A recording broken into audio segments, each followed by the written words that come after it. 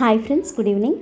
Welcome to LTX classes. ఈరోజు మనం ఈ వీడియోలో సెప్టెంబర్ 1 నుండి 7 వరకు PIBలో వచ్చినటువంటి ఇంపార్టెంట్ ఆర్టికల్స్ని డిస్కస్ చేద్దాం. If going to start the session today, ఒక important useful information from LTX classes ఏంటంటే, ఇప్పుడు మనం PIB అనాలిసిస్ అని చెప్పి చేసుకుంటున్నాం కదా every week.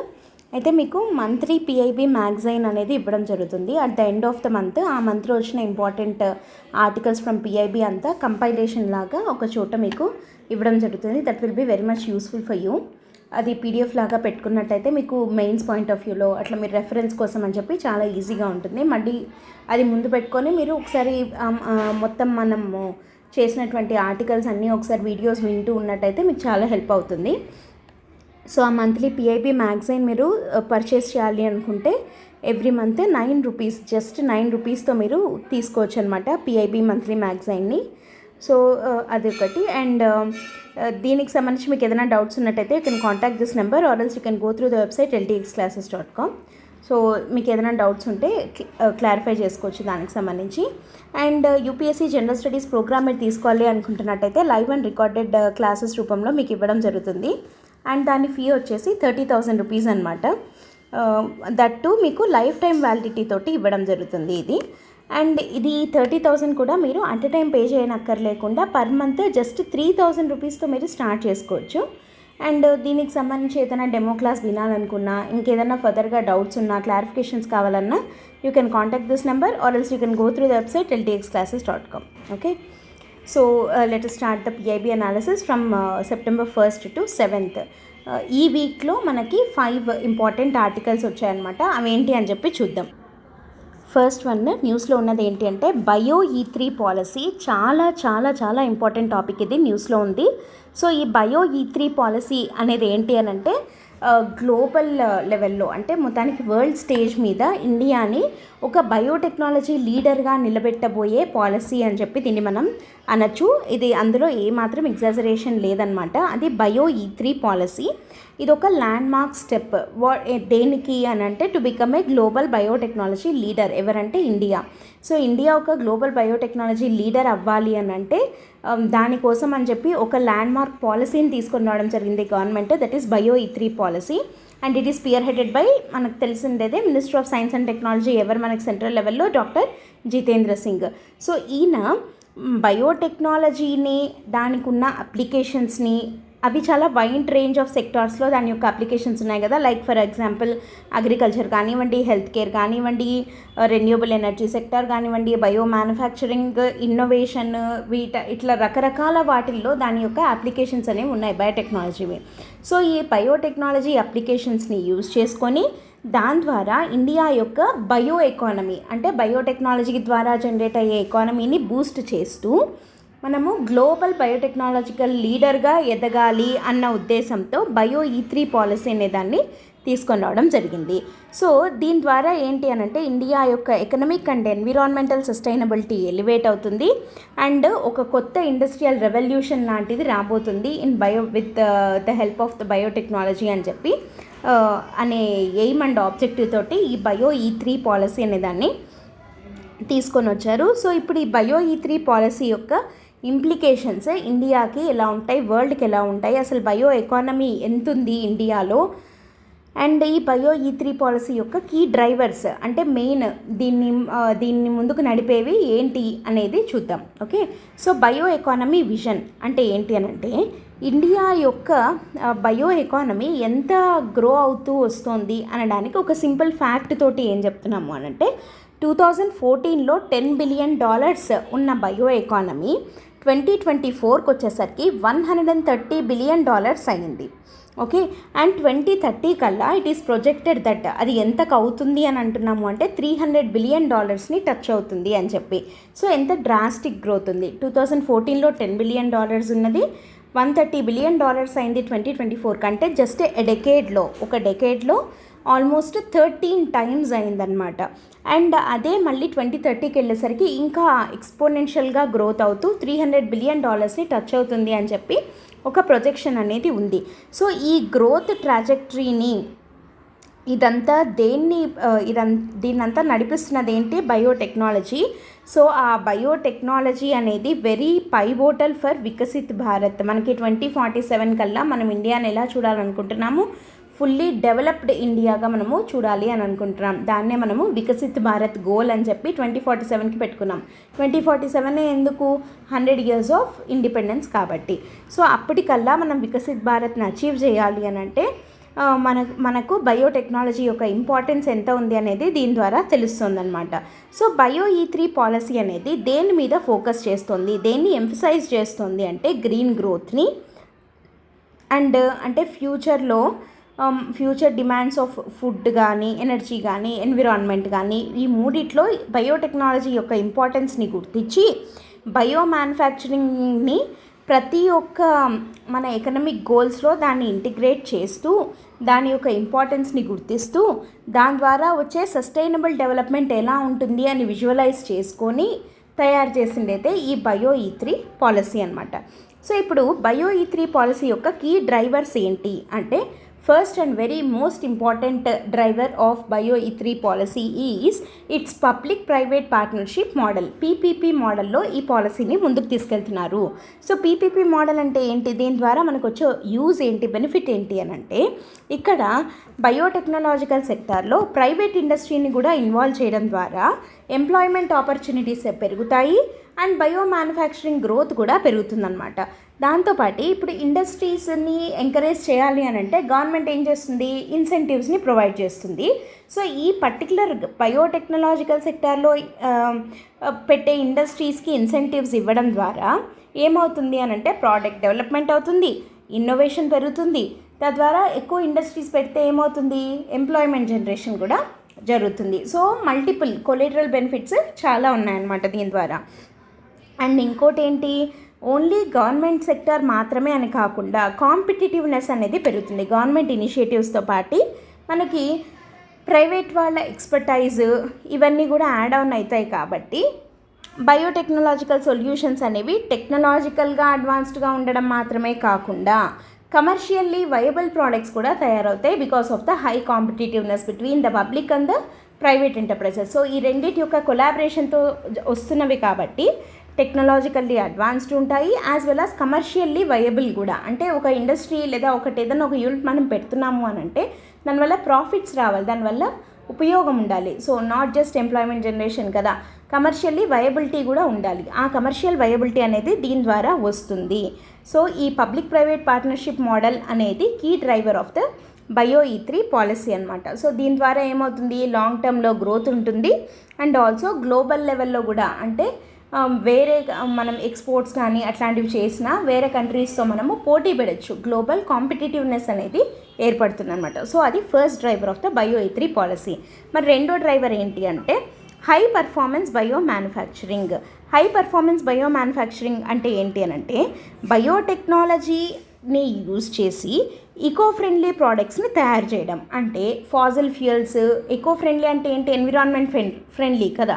So fossil fuels మీద రిలయన్స్ని తగ్గించడం, అంటే దాని మీద డిపెండెన్స్ని తగ్గించడము.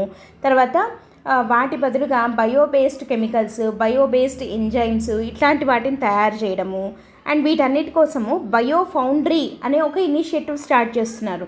దీని ద్వారా ఏమవుతుంది అంటే ఈ స్పేస్లో కటింగ్ ఎడ్జ్ టెక్నాలజీస్, అంటే కటింగ్ ఎడ్జ్ టెక్నాలజీస్ అంటే ఒకటి మనం తయారు చేసాము అంటే దాని యొక్క బెనిఫిట్స్ డిఫరెంట్ ఇంకా చాలా సెక్టార్స్లో దాని యొక్క అప్లికేషన్స్ ఉండే టెక్నాలజీస్ ఉంటాయి కదా, వాటిని మనం కటింగ్ ఎడ్జ్ టెక్నాలజీస్ అంటాం. సో అట్లాంటి వాటిల్లో రీసెర్చ్ కానీ తర్వాత ఏమంటారు ఇన్నోవేషన్స్ కానీ తీసుకొని రావడం ద్వారా ఈ ఫౌండరీ ఇనిషియేటివ్స్ ద్వారా ఈ బయోటెక్నాలజీ యొక్క అప్లికేషన్స్ రకరకాల సెక్టార్లో మనం వాడచ్చు.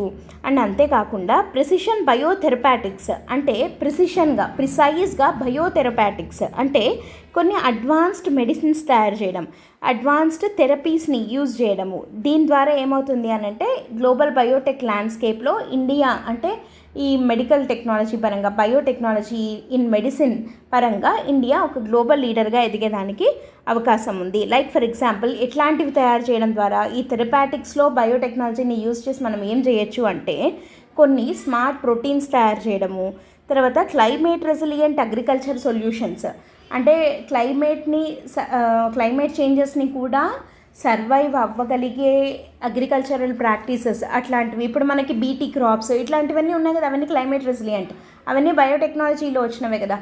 Genetically modified GMOs, genetical modified crops, ఇవన్నీ కూడా. సో అట్లాంటి వాటిని తయారు చేయడంలో, అట్లాంటి సొల్యూషన్స్ కల్పించడంలో ఈ బయోటెక్నాలజీ అనేది హెల్ప్ అవుతుంది. సో దాని ద్వారా ఏంటి, మనకు గ్లోబల్ ఫుడ్ సెక్యూరిటీ ఛాలెంజెస్ని మనము అడ్రస్ చేయొచ్చు అనమాట. అంటే నాట్ జస్ట్ ఫుడ్ సెక్యూరిటీ, అంటే ఇప్పుడు మనకి జీరో హంగర్ అనేది కూడా మనకు ఒక సస్టైనబుల్ డెవలప్మెంట్ గోల్ కదా. సో హంగర్ని అడ్రస్ చేయొచ్చు, as well as nutritional security కూడా మనకి వస్తుందన్నమాట. అంటే న్యూట్రిషనల్ సెక్యూరిటీ ఎట్లా, ఈ మాల్ న్యూట్రిషన్ వాటిని అడ్రస్ చేయడానికి ఈ స్మార్ట్ ప్రోటీన్స్ కానీ, తర్వాత ఇంకా ఈ ఫోర్టిఫైడ్ రైస్ ఇట్లాంటివి అంటాం కదా, వాటిని అన్నిటిని మనము తయారు చేయొచ్చు యూజింగ్ బయోటెక్నాలజీ. సో ఇదంతా కూడా మనకి దేని కిందకి వెళ్తుందంటే హై పర్ఫార్మెన్స్ బయో మ్యానుఫ్యాక్చరింగ్ అనే దాని కింద మనం దీన్ని చూడొచ్చు అనమాట. So it is the second driver of the bio E3 policy. Coming to the third one ఏమనుకున్నాం మనము, సస్టైనబిలిటీ అండ్ గ్రీన్ గ్రోత్. అంటే ఎట్లా మనకి సస్టైనబుల్ డెవలప్మెంట్ కోసం, అంటే రెన్యూవబుల్ ఎనర్జీస్ని హార్నెస్ చేయడానికి బయోటెక్నాలజీకి ఉన్న లింక్ ఏంటి అంటే, we're aligning the net zero targets. మనకి నెట్ న్యూట్రాలిటీ అని చెప్పి మనం గోల్ పెట్టుకున్నాం. అంటే whatever emissions we're emitting we need to offset it. అది మనం కార్బన్ న్యూట్రాలిటీ లేదా నెట్ జీరో ఎమిషన్స్ అంటాము. 2070కి గోల్ పెట్టుకున్నాం. సో దానికోసం అని చెప్పి మిషన్ లైఫ్ అని ఇట్లాంటివి మనం ఆల్రెడీ స్టార్ట్ చేసుకున్నాం, మిషన్ లైఫ్ స్టైల్ అని చెప్పి. సో అంటే ఇదొక సిటిజన్స్ అందరూ కలిసి యునైటెడ్గా, కొలాబరేటివ్గా వాళ్ళ యొక్క పార్టిసిపేషన్తో, లైక్ స్వచ్ఛ భారత్ మిషన్ ఇవన్నీ ఎట్లున్నాయో అట్లా. సో అట్లాంటి మిషన్ లైఫ్ తోటి, ఆ గవర్నమెంట్ తీసుకొని వచ్చిన మిషన్ లైఫ్ తోటి బయో E3 పాలసీని ఇంటిగ్రేట్ చేయడం ద్వారా ఏమవుతుంది అంటే, it emphasises the green growth through sustainable biotechnology solutions. బయోటెక్నాలజీని యూజ్ చేసి సస్టైనబుల్ సొల్యూషన్స్ని ప్రిపేర్ చేయాలి. అంటే like for example reducing the carbon emissions. So ఈ గ్లోబల్ క్లైమేట్ చేంజ్ని దృష్టిలో పెట్టుకొని సస్టైనబుల్ ఫార్మింగ్ ప్రాక్టీసెస్ కోసము, అంటే ఎట్లాంటి ఎన్విరాన్మెంటల్ కండిషన్స్నైనా విత్స్టాండ్ చేయగలిగే లాంటివి, తర్వాత కార్బన్ క్యాప్చర్ టెక్నాలజీస్ ఇట్లాంటివి, CCUS టెక్నాలజీస్ అంటాం కదా, carbon capture and utilisation solutions అని చెప్పి. సో అవి తయారు చేయడానికి, తర్వాత గ్రీన్ హౌస్ గ్యాసెస్ యొక్క ఇంపాక్ట్ని మిటిగేట్ చేయడానికి, మొత్తానికి in our fight with the climate change మనకి బయోటెక్నాలజీ అనేది చాలా హెల్ప్ అవుతుంది. సో సస్టైనబుల్ అండ్ గ్రీన్ గ్రోత్లో కూడా biotechnology plays a very key role. కాబట్టి అది మనం third driver of bio E3 policy కింద పెట్టుకున్నాం. అండ్ ఫోర్త్ వన్ ఏంటి అని అంటే, లెవరేజింగ్ ఇండియాస్ బయోడైవర్సిటీ. మనకందరికీ తెలిసిందే that India geographically very diverse country.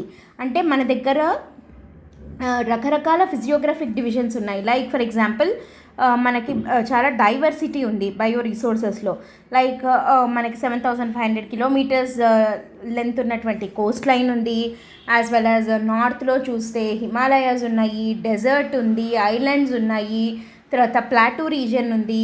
So ఇన్ని రకాల ఫిజియోగ్రఫిక్ డివిజన్స్ ఉన్నాయి. అంటే అంతకన్నా ఎక్కువ మనకి డైవర్సిటీ కూడా, బయోడైవర్సిటీ కూడా ఉన్నట్టే. అంటే రకరకాల ఫ్లోరా అండ్ ఫానా అనేది మనకి ఇండియాలో ఉన్నాయి.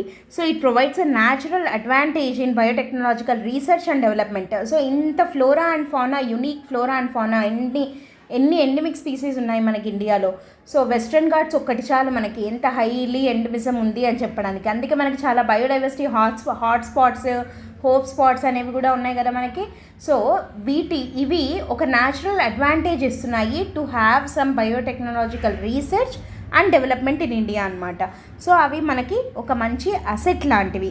అంటే దేనికి అంటే, ఈ బయో మ్యానుఫ్యాక్చరింగ్లో, అగ్రికల్చర్లో, హెల్త్ కేర్లో ఏమన్నా మనము రీసెర్చ్ అండ్ డెవలప్మెంట్ ఇన్నోవేషన్స్ ఏమైనా చేయాలి అంటే చాలా హెల్ప్ అవుతుంది. అండ్ ఆల్సో ఇంకా ఇక్కడ మనము ఇప్పటి వరకు పెద్దగా యూస్ చేయాల్సిందేది ఏంటి అంటే మెరైన్ బయోడైవర్సిటీ. సో అది ఈ పాలసీలో చాలా కీ రోల్ ప్లే చేస్తుంది. సో ఫైనల్గా ఈ bio E3 పాలసీస్లో 6 thematic focus areas ఉన్నాయన్నమాట. ఏంటవి అంటే ఫస్ట్ వన్ వచ్చేసి bio based chemicals and enzymes, అంటే ఎన్విరాన్మెంటల్లీ హార్మ్ఫుల్ కెమికల్స్ని రీప్లేస్ చేయడానికి వాటికి ఒక సస్టైనబుల్ ఆల్టర్నేటివ్స్ లాగా బయో బేస్డ్ కెమికల్స్ అండ్ ఎంజైమ్స్ని తయారు చేయడం అనేది ఫస్ట్ ఫోకస్ ఏరియా. రెండోది వచ్చేసి ఇందాక మనం అనుకున్నట్టు ఫుడ్ సెక్యూరిటీని అడ్రస్ చేయడం కోసం అని చెప్పి స్మార్ట్ ప్రోటీన్స్, తర్వాత న్యూట్రిషనల్ సొల్యూషన్స్, ఫుడ్ సెక్యూరిటీని ఎన్హాన్స్ చేయడానికి, హెల్త్ని ప్రమోట్ చేయడానికి అనేది రెండో ఫోకస్ ఏరియా. థర్డ్ వచ్చేసి ప్రెసిషన్ బయోథెరపాటిక్స్, ఇందాక మనం అనుకున్నట్టు మెడికల్ ట్రీట్మెంట్స్, డ్రగ్స్ ఇవి తయారు చేయడంలో బయోటెక్నాలజీని యూస్ చేయడం, అది థర్డ్ది. ఫోర్త్ది వచ్చేసి అగ్రికల్చర్ ఈల్డ్ని పెంచుతూ క్లైమేట్ చేంజ్ రెసిలియంట్గా ఉండేలాగా క్లైమేట్ రెసిలియంట్ అగ్రికల్చర్ని ప్రమోట్ చేయడం అనేది ఫోర్త్ ఫోకస్ ఏరియా. అయితే ఫిఫ్త్ది వచ్చేసి కార్బన్ ఎమిషన్స్ని క్యాప్చర్ చేసి యూటిలైజేషన్ చేసుకునేదానికి బయోటెక్నాలజీని యూజ్ చేయడము, సో అది fifth focus area. And sixth వచ్చేసి ఇందాక మనం అనుకున్నాం కదా ఇండియాలో హైలీ బయోడైవర్సిటీ ఉంది అని చెప్పి, సో ఇండియా యొక్క మెరైన్ బయో రిసోర్సెస్ని పర్టికులర్గా వాడుకొని దాని ద్వారా బయోటెక్నాలజీ రిలేటెడ్ అప్లికేషన్స్ని తయారు చేయడం అనేది సిక్స్త్ ఫోకస్ ఏరియా అనమాట. సో బయో E3 పాలసీ అంటే మనం రాయాల్సినవి ఈ 6 థిమాటిక్ ఫోకస్ ఏరియాస్ రాయాలి. అండ్ ఈ కీ డ్రైవర్స్ ఏంటి అంటే ఈ 4 కీ డ్రైవర్స్ని ఇంక్లూడ్ చేసి రాయాల్సి ఉంటుంది అనమాట. So this is the first article. Let us move on to the second article. Digital agriculture machine అని చెప్పి సెకండ్ ఆర్టికల్ మనకి న్యూస్లో ఉందన్నమాట. సో అదేంటి అంటే ఇండియాస్ డిజిటల్ అగ్రికల్చర్ మిషన్ అనేది మన కంట్రీలో ఉన్నటువంటి అగ్రికల్చర్ సెక్టార్లో మనకి డిజిటల్ టెక్నాలజీస్ని యూజ్ చేసి దాన్ని రెవల్యూషనైజ్ చేయడం అనమాట. సో దీనికి అవుట్లే ఎంత, అసలు దీని కింద ఏమేమి చేస్తారు, ఈ డిజిటల్ అగ్రికల్చర్ మిషన్ కింద ఉన్నటువంటి పిల్లర్స్ ఇట్లాంటివి ఉంటాయి కదా, దాని ఎయిమ్ అండ్ ఆబ్జెక్టివ్ ఏంటి, దాని విజన్ ఏంటి, అవన్నీ కూడా మనం ఇప్పుడు చూద్దాం. ఓకేనా. సో ఫస్ట్ ఆఫ్ ఆల్ ఇక్కడ ఒక కీ ఫ్యాక్ట్ ఏంటి అని అంటే ఇండియాస్ డిజిటల్ అగ్రికల్చర్ మిషన్ యొక్క లేఅవుట్ అప్రూవ్డ్ అవుట్లే ఎంత అని అంటే 2817 crores అప్రూవల్ అనేది రావడం జరిగింది. దీంట్లో సెంటర్ తర్వాత స్టేట్స్ యొక్క షేరింగ్ అనేది ఉంటుందన్నమాట. సెంట్రల్ షేర్ ఎంత అంటే 1940 crores సెంటర్ యొక్క షేర్ తోటి టోటల్గా 2817 crores అప్రూవల్ అనేది రావడం జరిగింది ఈ మిషన్కి, డిజిటల్ అగ్రికల్చరల్ మిషన్కి. ఓకేనా.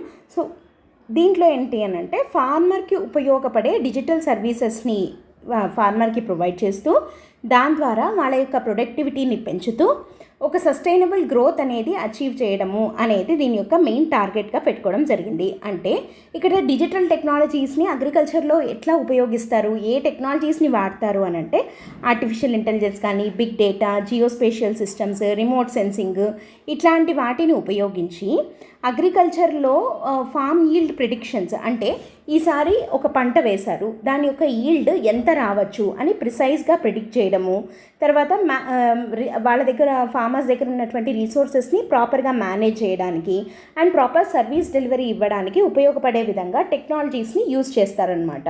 సో ఆ డిజిటల్ టెక్నాలజీస్ని యూజ్ చేయడం ద్వారా అగ్రికల్చర్ని ఇంప్రూవ్ చేయడం అనేది దీని యొక్క మెయిన్ ఇంటెన్షన్, అంటే మెయిన్ ఆబ్జెక్టివ్ అని చెప్పచ్చు. సో వీటి యొక్క కాంపోనెంట్స్ ఏంటి అవన్నీ ఇప్పుడు మనం చూద్దాము. ఆబ్జెక్టివ్స్ ఏంటి అని అంటే ఇండియా యొక్క అగ్రికల్చర్ సెక్టార్లో డిజిటల్ పబ్లిక్ ఇన్ఫ్రాని వాడడము అనేది దీని యొక్క ముఖ్య ఉద్దేశం.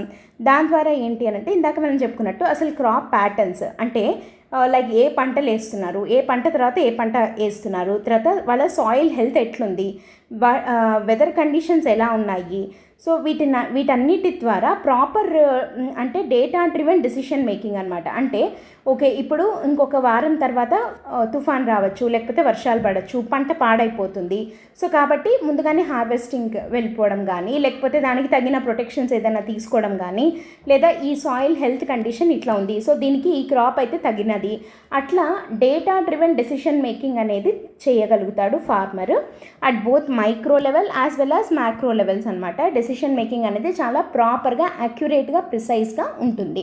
సో అట్లాంటి దానికోసం అని చెప్పి ఈ డిజిటల్ టెక్నాలజీస్ని యూజ్ చేసి రెవల్యూషనైజ్ చేయడము అనేది దీని యొక్క ముఖ్య ఉద్దేశం అనమాట.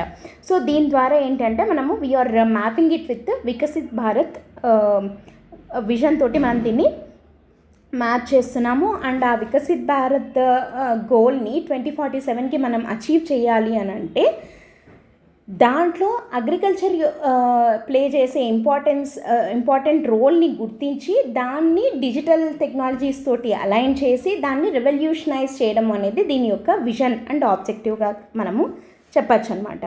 అండ్ ఈ మిషన్ యొక్క ప్రైమరీ ఆబ్జెక్టివ్స్ ఏంటి అంటే ఇందాక మనం చెప్పుకున్నట్టు crop estimation for yield productions and resource allocation. So అక్యురేట్గా క్రాప్ ఎస్టిమేషన్ ఎంత ఈల్డ్ ఎంత వస్తుంది, ఈల్డ్ ప్రిడిక్షన్స్ ఎంత ఈల్డ్ వస్తుంది అని చెప్పి ప్రిడిక్ట్ చేయడము. తర్వాత ఫార్మర్స్కి కావాల్సిన సర్వీసెస్ని ఎఫిషియెంట్గా డెలివరీ చేయడము. అండ్ అంతేకాకుండా బ్యూరోక్రాటిక్ ఇన్ఎఫిషియన్సీస్ అంటే లైక్ ఏదైనా వాళ్ళకి ఇన్పుట్ సబ్సిడీస్ ఏదైనా ప్రాపర్గా టైంకి అందుతున్నాయా లేదా అంటే మధ్యలో ఈ బ్యూరోక్రసీ వల్ల బ్యూరోక్రటిక్ ఇన్ఎఫిషియన్సీ వల్ల వాళ్ళకి ఆ ఇన్పుట్ సబ్సిడీస్ కానీ లేదంటే ఏమన్నా లేకపోతే సీడ్స్ తర్వాత ఫర్టిలైజర్స్ ఇట్లాంటివి ప్రాపర్గా టైంకి అందకపోవడము ఇట్లాంటివి అవుతూ ఉంటాయి. లేదా వాళ్ళకి ఏదైనా క్రాప్ లోన్స్ కానీ ఇట్లాంటివి ఏమైనా ఉంటాయి కదా, అవి టైంకి అందకపోవడము because of this bureaucratic inefficiencies అట్లా డిలే అయ్యి వాళ్ళు నష్టపోకుండా ఉండే విధంగా చూసుకునేదానికి ఇది హెల్ప్ అవుతుంది. అండ్ అంతేకాకుండా ఫార్మింగ్ ప్రాక్టీసెస్ అనేది క్లైమేట్ రెసిలియంట్గా తర్వాత సస్టైనబుల్ ఫార్మింగ్ ప్రాక్టీసెస్ ఉండే విధంగా మోడర్న్ టెక్నాలజీని యూజ్ చేసుకొని సో క్లైమేట్ రెసిలియంట్ అగ్రికల్చర్ని తీసుకొని రావడము. అండ్ అంతేకాకుండా రూరల్ యూత్లో ఇప్పుడు మామూలుగా మనకు తెలిసిండేది ఏంటి అని అంటే డిస్గైజ్డ్ అన్ఎంప్లాయ్మెంట్ అనేది ఎక్కువగా ఉందన్నమాట అగ్రికల్చర్లో. అంటే ఉండాల్సిన దానికన్నా ఎక్కువ మంది అనవసరంగా అగ్రికల్చర్ మీద డిపెండెంట్గా ఉన్నారు. దానివల్ల ఏమవుతుంది, మిగతా సెక్టర్స్లో లైక్ మ్యానుఫ్యాక్చరింగ్లో కానీ సర్వీసెస్లో కానీ ఎక్కువగా ఎంప్లాయ్మెంట్ అనేది ఉండట్లేదు. ఒక 10 మంది చేయాల్సిన పనిని అనవసరంగా 20 మంది అక్కడ ఉండడం. సో దాన్ని డిస్గైజ్డ్ అది మనకి అగ్రికల్చర్లో ఎక్కువగా మనం చూస్తుంటాం. సో అట్లా కాకుండా రూరల్ యూత్ని మనము ఈ అగ్రికల్చర్ వైపు అట్రాక్ట్ చేసే విధంగా దీన్ని యూస్ చేస్తే ఏమవుతుంది అని అంటే ఎంప్లాయ్మెంట్ జనరేషన్ అనేది బాగా జరుగుతుంది. అండ్ ఇక్కడ ఇంకొకటి మనం దీని యొక్క కొలేటరల్ బెనిఫిట్ కింద ఏం చూడొచ్చు అంటే రూరల్ యూత్ కనుక ఉన్న చోట వాళ్ళ ఊర్లోనే ఎంప్లాయ్మెంట్ కనుక వాళ్ళకు దక్కి వాళ్ళకి మంచి బెనిఫిషియల్గా వాళ్ళకి రిటర్న్స్ కనుక వస్తూ ఉంటే వాళ్ళు రూరల్ ఏరియాస్ నుంచి అర్బన్కి వెళ్ళాల్సిన అవసరం ఉండదు. సో ఇప్పుడు ఏమవుతుంది, ఆ మైగ్రేషన్ ఏదైతే ఉందో అది కంట్రోల్ అవుతుంది. అండ్ ఇప్పుడు ఏమవుతుంది, అర్బన్ ఏరియాస్ మీద ఉన్న ప్రెషర్ ఉంటుంది కదా అది తగ్గుతుందన్నమాట. అంటే అక్కడ పాపులేషన్ కంట్రోల్ కానీ సో అక్కడ రీసోర్సెస్ మీద ఉండే క్రంచ్ ఏదైతే ఉందో అది కంట్రోల్ అవుతుంది.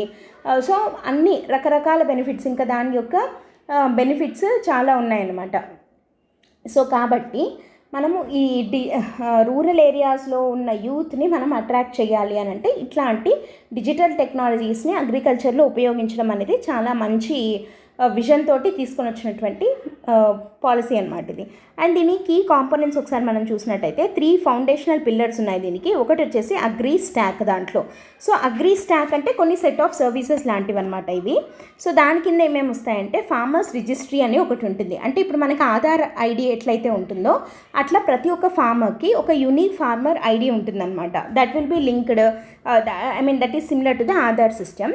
ఇప్పుడు ఆ ఫార్మర్ ఐడి అనేది అతని యొక్క ల్యాండ్ రికార్డ్స్తో తర్వాత అతని దగ్గర లైవ్ స్టాక్ అంటే లైక్ ఈ పశు సంపద అతని దగ్గర ఎంత అయితే ఉందో అతను లేదా ఆమె ఎంతైతే ఉందో అవన్నీ, అతను ఎంత పంట పండిస్తున్నాడు, అతనికి వస్తున్న బెనిఫిట్స్ ఏంటి, ఇవన్నీ కూడా ఆ ఫార్మర్ ఐడి తోటి లింక్ అయిపోయి ఉంటాయన్నమాట. సో సింపుల్గా చెప్పాలంటే ఇది one stop digital identity for farmers. So ఫార్మర్స్కి ఏదన్నా ఒకటి బెనిఫిషియరీగా ఒక ఫార్మర్ అందుకోవాలి అన్నా అతను ఏదైనా పొందాలి అన్నా ఒక ఫార్మర్ ఐడి అనేది ఉంటుంది. సో అగ్రి స్టాక్లో ఫార్మర్ రిజిస్ట్రీ అనేది ఒకటి. సో అట్లా ఫార్మర్ ఐడీస్ ఉంటాయి కదా అవన్నీ ఒక దగ్గర చేరిస్తే అదొక రిజిస్ట్రీ లాగా ఉంటుంది. అది ఫస్ట్ థింగ్. రెండోది ఏంటి అంటే జియో రెఫరెన్స్డ్ విలేజ్ మ్యాప్స్. అంటే ఈ మ్యాప్స్ ఏంటి అని అంటే ఒక పర్టికులర్ ఏరియాలో క్రాప్ డేటా ఏంటి, సాయిల్ ఎలాంటి సాయిల్ ఉంది, అక్కడ పండిస్తున్న పంటలు ఎట్లాంటివి, సో దాన్ని బట్టి మన ఇండియా యొక్క అగ్రికల్చరల్ ల్యాండ్స్కేప్ని మనము అర్థం చేసుకోవచ్చు అనమాట. సో జియో రెఫరెన్స్డ్ విలేజ్ మ్యాప్స్ అనేది అగ్రి స్టాక్లో ఉన్న రెండో పాయింట్. థర్డ్ది వచ్చేసి క్రాప్ జోన్ రిజిస్ట్రీ. అంటే మొబైల్ బేస్డ్ గ్రౌండ్ సర్వేస్ ద్వారా అసలు ప్రతి సీజన్లో ఏ పంటలు పండిస్తున్నారు అనేదాన్ని అంటే క్రాప్ ప్యాటర్న్స్ని తర్వాత ఏదైనా నష్టం జరుగుతుందా, జరిగితే ఎందుకు జరుగుతుంది, అది న్యాచురల్ దీనివల్ల నష్టమా లేకపోతే మ్యాన్ మేడ్ ఇష్యూనా ఏంటి అనేది, అంటే డ్యామేజ్ని అసెస్ చేయడము. తర్వాత దాన్ని బట్టి వీళ్ళకి ప్రధాన్ మంత్రి ఫసల్ బీమా యోజన ఇట్లాంటి వాటి కింద insurance, crop failure insurance schemes ఉంటాయి కదా, సో ఆ ఇన్సూరెన్స్ క్లెయిమ్స్ని అనలైజ్ చేయడానికి వాటికన్నిటికీ క్రాప్ జోన్ రిజిస్ట్రీ అని, ఫార్మర్ రిజిస్ట్రీ ఎట్లయితే ఉందో క్రాప్ జోన్ రిజిస్ట్రీ కూడా ఒకదాన్ని అట్లే మెయింటైన్ చేయడం. సో ఈ అగ్రి స్టాక్ ద్వారా సింపుల్గా చెప్పాలంటే పేపర్లెస్ మేనర్లో మొత్తం డిజిటలైజ్ చేసేయడం అనమాట సర్వీసెస్ని అన్నింటినీ. సో ఇది డిజిటల్ అగ్రికల్చర్ మిషన్లో ఫస్ట్ ఫౌండేషనల్ పిల్లర్. రెండోది వచ్చేసి KDSS అంటాం, అంటే Krishi decision support system. Decision support system అనేది దేనికి అని అంటే crops, soil health, weather patterns, water resources వీటినన్నిటి యొక్క డేటాని ఇంటిగ్రేట్ చేసి దాని ద్వారా డెసిషన్ తీసుకోవడం, డెసిషన్ సపోర్ట్ సిస్టమ్ అనమాట. అంటే వాటర్ రిసోర్సెస్ అంటే ఏమేమి వస్తాయి మనకి, ఒక పర్టికులర్ ఏరియాలో గ్రౌండ్ వాటర్ అవైలబిలిటీ ఎంత ఉంది, సర్ఫేస్ వాటర్ అవైలబిలిటీ ఎంత ఉంది, వీటిని ఇవన్నీ మనకి ఎట్లా తెలుస్తాయి, రిమోట్ సెన్సింగ్ టెక్నాలజీని యూజ్ చేసి అగ్రికల్చరల్ యాక్టివిటీస్ని మానిటర్ చేయడానికి. తర్వాత ఏమన్నా ఇప్పుడు సపోజ్ ఫర్ ఎగ్జాంపుల్ మొన్న మనకి రీసెంట్గా విజయవాడలో అక్కడ కృష్ణా రివర్కి వరదలు రావడము, ఫ్లడ్స్, క్రాప్ ఈల్డ్ దెబ్బతినింది. సో ఇట్లాంటి వాటిని అన్నిటిని ఏంటంటే రియల్ టైమ్ అడ్వైజరీస్ ఇస్తాయన్నమాట. వీటినన్నిటిని యూజ్ చేసి డెసిషన్ సపోర్ట్ సిస్టమ్ ఏం చేస్తుంది అని అంటే రియల్ టైంలో అలర్ట్స్ పంపించడం ఫార్మర్స్కి, లైక్ ఇట్లా రాబోతున్నాయి అంటే ఎప్పుడు మనము పంట పండించవచ్చు, ఎప్పుడు వాటిని ఇరిగేట్ చేయాలి, ఎప్పుడు హార్వెస్ట్ చేయాలి, ఇట్లా KDSS అంటాం, కృషి డెసిషన్ సపోర్ట్ సిస్టమ్ అని చెప్పి ఇక్కడ గవర్నమెంట్ ఏజెన్సీస్ అంటే ఇక్కడ up to date information on real time basis పంపిస్తూ ఉండడం అనమాట. దీని ద్వారా ఏమవుతుంది అని అంటే నష్టం అనేది కొంతవరకు మనము తగ్గించుకోవచ్చు. అండ్ ఆ క్రాప్ కండిషన్స్ని బట్టి తర్వాత ఎన్విరాన్మెంటల్ ఫ్యాక్టర్స్ని అన్నిటినీ కన్సిడర్ చేస్తూ, అంటే ఈసారి ఏమంటారు మాన్సూన్స్ ప్రిడిక్ట్ చేస్తాం కదా మనము, సో ఇంత పడవచ్చు, సో కాబట్టి ఈ టైప్ ఆఫ్ పంటలు వేసుకోవచ్చు, ఇవి తక్కువ వేసుకోవాలి, ఈ టైప్ ఆఫ్ సాయిల్కి అయితే ఇది వేయాలి, అట్లా అని చెప్పి ముందుగానే డెసిషన్ సపోర్ట్ సిస్టమ్ లాగా ఇది హెల్ప్ అవుతుందన్నమాట ఫార్మర్స్కి ఇన్ టేకింగ్ డెసిషన్. మనం ఇందాక అన్నాం కదా డేటా డ్రివెన్ డెసిషన్ మేకింగ్ అని, అది. అండ్ నెక్స్ట్ థర్డ్ వచ్చేసి సాయిల్ ప్రొఫైల్ మ్యాపింగ్. సేమ్ ఇందాక మనం అనుకున్నట్టే ఇదేంటి అని అంటే ఇది ఒక కోర్ ఆస్పెక్ట్ అనమాట ఈ మిషన్లో, థర్డ్ ఫౌండేషనల్ పిల్లర్ ఇది. ఇదేంటి అంటే ఇండియా యొక్క అగ్రికల్చరల్ సాయిల్స్ అన్నింటినీ ఒక డీటెయిల్డ్ ఇన్వెంటరీ లాగా అనమాట.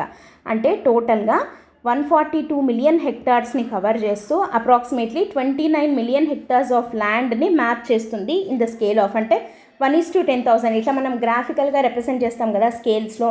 సో 29 మిలియన్ హెక్టార్స్ ఆఫ్ ల్యాండ్ని ఇది మ్యాప్ చేసింది. అండ్ దీని ద్వారా ఏంటి అంటే ఆ సాయిల్ యొక్క హెల్త్ ఎట్లుంది, ఫర్టిలిటీ ఎట్లా ఉంది, అండ్ దానికి సూట్ ఇరిగేషన్ సీడ్స్, ఇరిగేషన్ ఏంటి, సీడ్స్ ఏంటి, దాని ద్వారా ఫర్టిలైజర్స్ని అసలు ఎంత వాడచ్చు మనము, ఇట్లాంటివంతా యాక్యురేట్గా సాయిల్ ప్రొఫైల్ మ్యాపింగ్ చేసి ఇట్లుంది ఈ సాయిల్ ప్రొఫైలింగ్ చేయడం అనమాట. అంటే ఈ మట్టి ఇది, దీనికి ఇంత ఇరిగేట్ చేయాలి, దీన్ని ఇంతవరకు ఆపచ్చు, తర్వాత ఈ విత్తనాలు వేస్తే బాగుంటుంది, తర్వాత దీని ఫర్టిలిటీ ఇంత, ఓకే, సో ఏ టైంలో ఎంత ఇరిగేట్ చేయాలి అని చెప్పి వాటికి చెప్పడము, so that we can have a better crop yield and we can have a sustainable farming అనమాట. సో ఇది సాయిల్ ప్రొఫైల్ మ్యాపింగ్, అంటే అది కూడా డిజిటల్ అగ్రికల్చర్ మిషన్లో భాగంగా ఉంది. అండ్ నెక్స్ట్ వన్ వచ్చేసి digital general crop estimations survey, DGCES అంటామన్నమాట. డిజిటల్ అగ్రికల్చర్ మిషన్లో digital general crop estimation survey అనేది ఏం చేస్తుంది అని అంటే ఇవన్నీ కలుపుకున్నాం అనమాట. అంటే మొత్తానికి ఈ సర్వే అనేది ఇందాక చెప్పుకున్నవన్నీ కూడా 2025 కల్లా 400 డిస్ట్రిక్ట్స్లో ఇంప్లిమెంట్ చేస్తారు ఫస్ట్ పైలట్ బేసిస్ లాగా. అండ్ 2026 కల్లా మొత్తం ఇండియాలో ఉన్న ప్రతి ఒక్క జిల్లాకి ఇది ఎక్స్టెండ్ అయ్యే విధంగా. సో దీంట్లో ఇన్ఫార్మ్డ్ డెసిషన్స్ తీసుకోవడానికి ఉపయోగపడుతుంది రిగార్డింగ్ ఇందాక మనం చెప్పుకున్నామని క్రాప్ ప్రొడక్షన్ ప్లానింగ్ కానీ, తర్వాత మార్కెట్ సప్లై కానీ, తర్వాత ఇన్సూరెన్స్ వాళ్ళకి ఎంతెంత పే చేయాలి, ఇన్సూరెన్స్ ఫార్మర్స్ ఎంత నష్టపోయారో వాళ్ళకి ఎంత పే చేయాలి అని, లేదంటే రిసోర్స్ అలొకేషన్ కానీ, ఇవన్నీ కూడా ఏదైనా ఎక్స్ట్రీమ్ వెదర్ కండిషన్స్ ఉన్నా, న్యాచురల్ డిజాస్టర్స్ ఉన్నా, సప్లై చైన్స్ దెబ్బతినకుండా, ఇదంతా కూడా digital general crop estimation survey అనే దాని కింద వస్తుంది. That will be implemented in 400 districts only by 2025. 2026 కల్లా అన్ని జిల్లాలకి ఇది ఎక్స్టెండ్ అవుతుంది. ఇది కూడా డిజిటల్ అగ్రికల్చర్ మిషన్ కింద ఉంది. అండ్ ఇందాక మనం చెప్పుకున్నట్టు దీని ద్వారా వచ్చే ఉపయోగం ఏంటి అని అంటే it can generate significant employment opportunities. ఇందాక మనం అనుకున్నాం కదా, పర్టికులర్గా రూరల్ యూత్లో. సో ఎంతమంది అని అంటే almost it will employ around 2.5 lakh trained youth వీటి కోసం అని చెప్పి. సో అంటే క్రాప్ సర్వేస్ చేయడానికి, తర్వాత గ్రౌండ్ డేటా కలెక్ట్ చేయడానికి, రిమోట్ సెన్సింగ్ ఆపరేషన్స్ కోసము, ఇట్లాంటి వాటికి అన్నిటి కోసము 2.5 lakh ట్రైన్డ్ యూత్ అనేది అవసరం ఉంది. సో దీని ద్వారా కృషి సఖీస్ అని చెప్పి అగ్రికల్చర్ వర్కర్స్ ఇట్లా కొత్త కొత్త ఎంప్లాయ్మెంట్ ఆపర్చునిటీస్ వస్తాయి. అండ్ మనం ఆల్రెడీ చూస్తున్నాము దట్ లాస్ట్ వీడియోస్లో పిఐబి దాంట్లో కూడా చెప్పుకున్నాము ఏంటి డ్రోన్ దీది అని చెప్పి. సో అగ్రికల్చర్లో టెక్నాలజీని యూజ్ చేస్తే మనము వీ కెన్ రెవల్యూషనరైజ్ ద అగ్రికల్చర్ అనమాట. దాని ద్వారా దాని ఈల్డ్ పెరుగుతుంది, ప్రొడక్టివిటీ పెరుగుతుంది, ఫార్మర్స్ యొక్క ఇన్కమ్ డబల్ ఇంకా ఈవెన్ మోర్ అయ్యేదానికి కూడా అవకాశం ఉంది. అండ్ కొలేటరల్గా మనకి బెనిఫిట్ ఏంటి అని అంటే క్లైమేట్ రెసిలియంట్ అగ్రికల్చర్ వస్తుంది, ప్లస్ ఎంప్లాయ్మెంట్ జనరేట్ అవుతుంది, ఫుడ్ సెక్యూరిటీ పెరుగుతుంది, న్యూట్రిషనల్ సెక్యూరిటీ వస్తుంది, అన్ని బెనిఫిట్సే ఉన్నాయి మనకి. సో జీరో హంగర్ని మనం అడ్రస్ చేయొచ్చు, గుడ్ హెల్త్ని అడ్రస్ చేయొచ్చు, ఈ సస్టైనబుల్ డెవలప్మెంట్ గోల్స్ అన్నింటిని మనం అచీవ్ చేయొచ్చు అనమాట. సో డిజిటల్ అగ్రికల్చర్ మిషన్ అనేది మన ఇండియన్ అగ్రికల్చర్ని మొత్తానికి ఇట్లా చేంజ్ చేయబోతోంది. సో వికసిత్ భారత్ 2047 కల్లా అది అచీవ్ చేయడంలో, మన ఎకానమీని డెవలప్ చేయడంలో అగ్రికల్చర్ సెక్టర్ ప్రైమరీ సెక్టర్ కదా, సో అది చాలా కీ రోల్ ప్లే చేస్తుంది. దాంట్లో we're integrating the digital technologies through this mission అనమాట. సో ఇది వెరీ వెరీ ఇంపార్టెంట్ స్కీమ్ లేదా మిషన్ లేదా పాలసీ అని చెప్పి మనం చెప్పచ్చు. Okay, this is the second article. Let us move on to the third one. Third ఏంటి అంటే gig and platform workers social సెక్యూరిటీకి సంబంధించి ఒక ఆర్టికల్ వచ్చింది. సో ఇది మనకు ఆల్రెడీ తెలిసిందేదే ఏంటంటే జిగ్ వర్కర్స్ అంటాం. జిగ్ వర్కర్స్ అంటే ఏంటి అని అంటే లైక్ ఫర్ ఎగ్జాంపుల్ చెప్పాలి అంటే ఇప్పుడు మనకి స్విగ్గీ డెలివరీ బాయ్స్ లాగా, జొమాటో డెలివరీ బాయ్స్, ఓలా, ఊబేర్ ఇట్లాంటి డ్రైవర్స్ ఉంటారు. వీళ్ళని అందరినీ మనం ఏమంటాము అని అంటే జిగ్ వర్కర్స్ అని చెప్పి అంటారనమాట. సో అదే చెప్తున్నాం ఇక్కడ. వాళ్ళకి సంబంధించిన సోషల్ సెక్యూరిటీకి సంబంధించి ఒక ఆర్టికల్ ఇది. ఏంటది అని అంటే మనకి ఇండియాలో జిగ్ ఎకానమీ అనేది విపరీతంగా పెరిగిపోయింది. ఎంత పెరిగిపోయింది అని అంటే for example like companies like Uber కానీ, జొమాటో, ఓలా, స్విగ్గీ ఇవన్నీ కూడా ఫ్లెక్సిబుల్ వర్క్ ఆపర్చునిటీస్ ఇచ్చాయి. దీనివల్ల ఎందుకు ఇది ఇండియాలో ఎంత పెరిగింది అని అంటే ఇది చాలా ఫ్లెక్సిబుల్ వర్క్ ఆపర్చునిటీస్ ఉన్నాయన్నమాట. కొన్ని మిలియన్స్ ఆఫ్ ఇండివిజువల్స్ వీటిల్లో వర్క్ చేస్తున్నారు because of the flexibility in work అనమాట. Like for example ride hailing అని, ఫుడ్ డెలివరీ అని, లాజిస్టిక్స్లో అమెజాన్, ఫ్లిప్కార్ట్ ఇట్లాంటివన్నీ ఉన్నాయి కదా. వీళ్ళంతా లాజిస్టిక్స్లో, తర్వాత personal services like urban clap అని ఇట్లా అంటే లైక్ ఇంటికి వచ్చి సర్వీసెస్ చేసేవాళ్ళు, ఇట్లా వీళ్ళందరూ జిగ్ వర్కర్స్ అని అంటాం మనం వీళ్ళని కదా. సో ఎందుకు ఈ ఎకానమీ ఇంత డెవలప్ అయింది అని అంటే ఫ్లెక్సిబిలిటీ ఉంది. అంటే ఒక పర్టికులర్ వర్కింగ్ కండిషన్స్ అని అంటే నువ్వు ఇక్కడే కూర్చోవాలి, ఈ టైం నుండి ఈ టైం వరకు ఉండాలి, ఇట్లాంటిది ఏమీ లేదు. ఒక ఫ్లెక్సిబిలిటీ ఉంది, యాజ్ వెల్ అస్ ఇన్కమ్ కూడా బాగానే ఎర్న్ చేస్తున్నారు. ఓకే, డీసెంట్ ఇన్కమ్ అనేది ఎర్న్ చేయగలుగుతున్నారు. కాబట్టి జిగ్ ఎకానమీ విపరీతంగా ఇండియాలో పెరిగిందనమాట.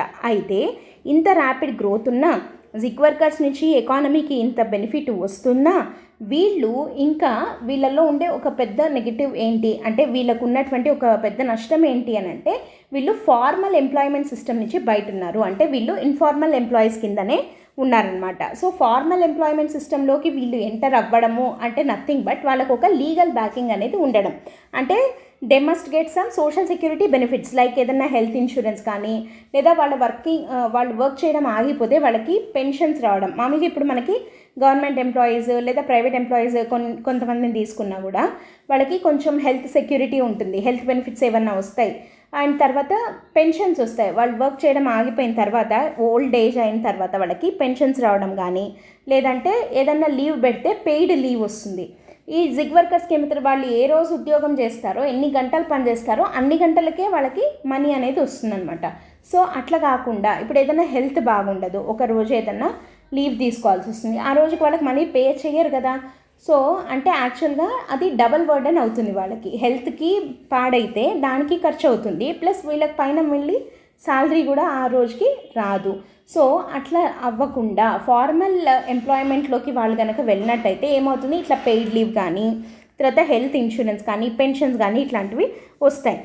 సో అట్లా వీళ్ళు ఇంత కంట్రిబ్యూట్ చేస్తున్నా ఇంకా వాళ్ళు ఫార్మల్ ఎంప్లాయ్మెంట్ కింద లేరు అనే గ్యాప్ని గుర్తించి ఇండియన్ గవర్నమెంట్ ఏం చేసింది అని అంటే వీళ్ళను కూడా కొన్ని సోషల్ సెక్యూరిటీ స్కీమ్స్ కిందకి తీసుకొని వచ్చే ప్రయత్నం చేసింది.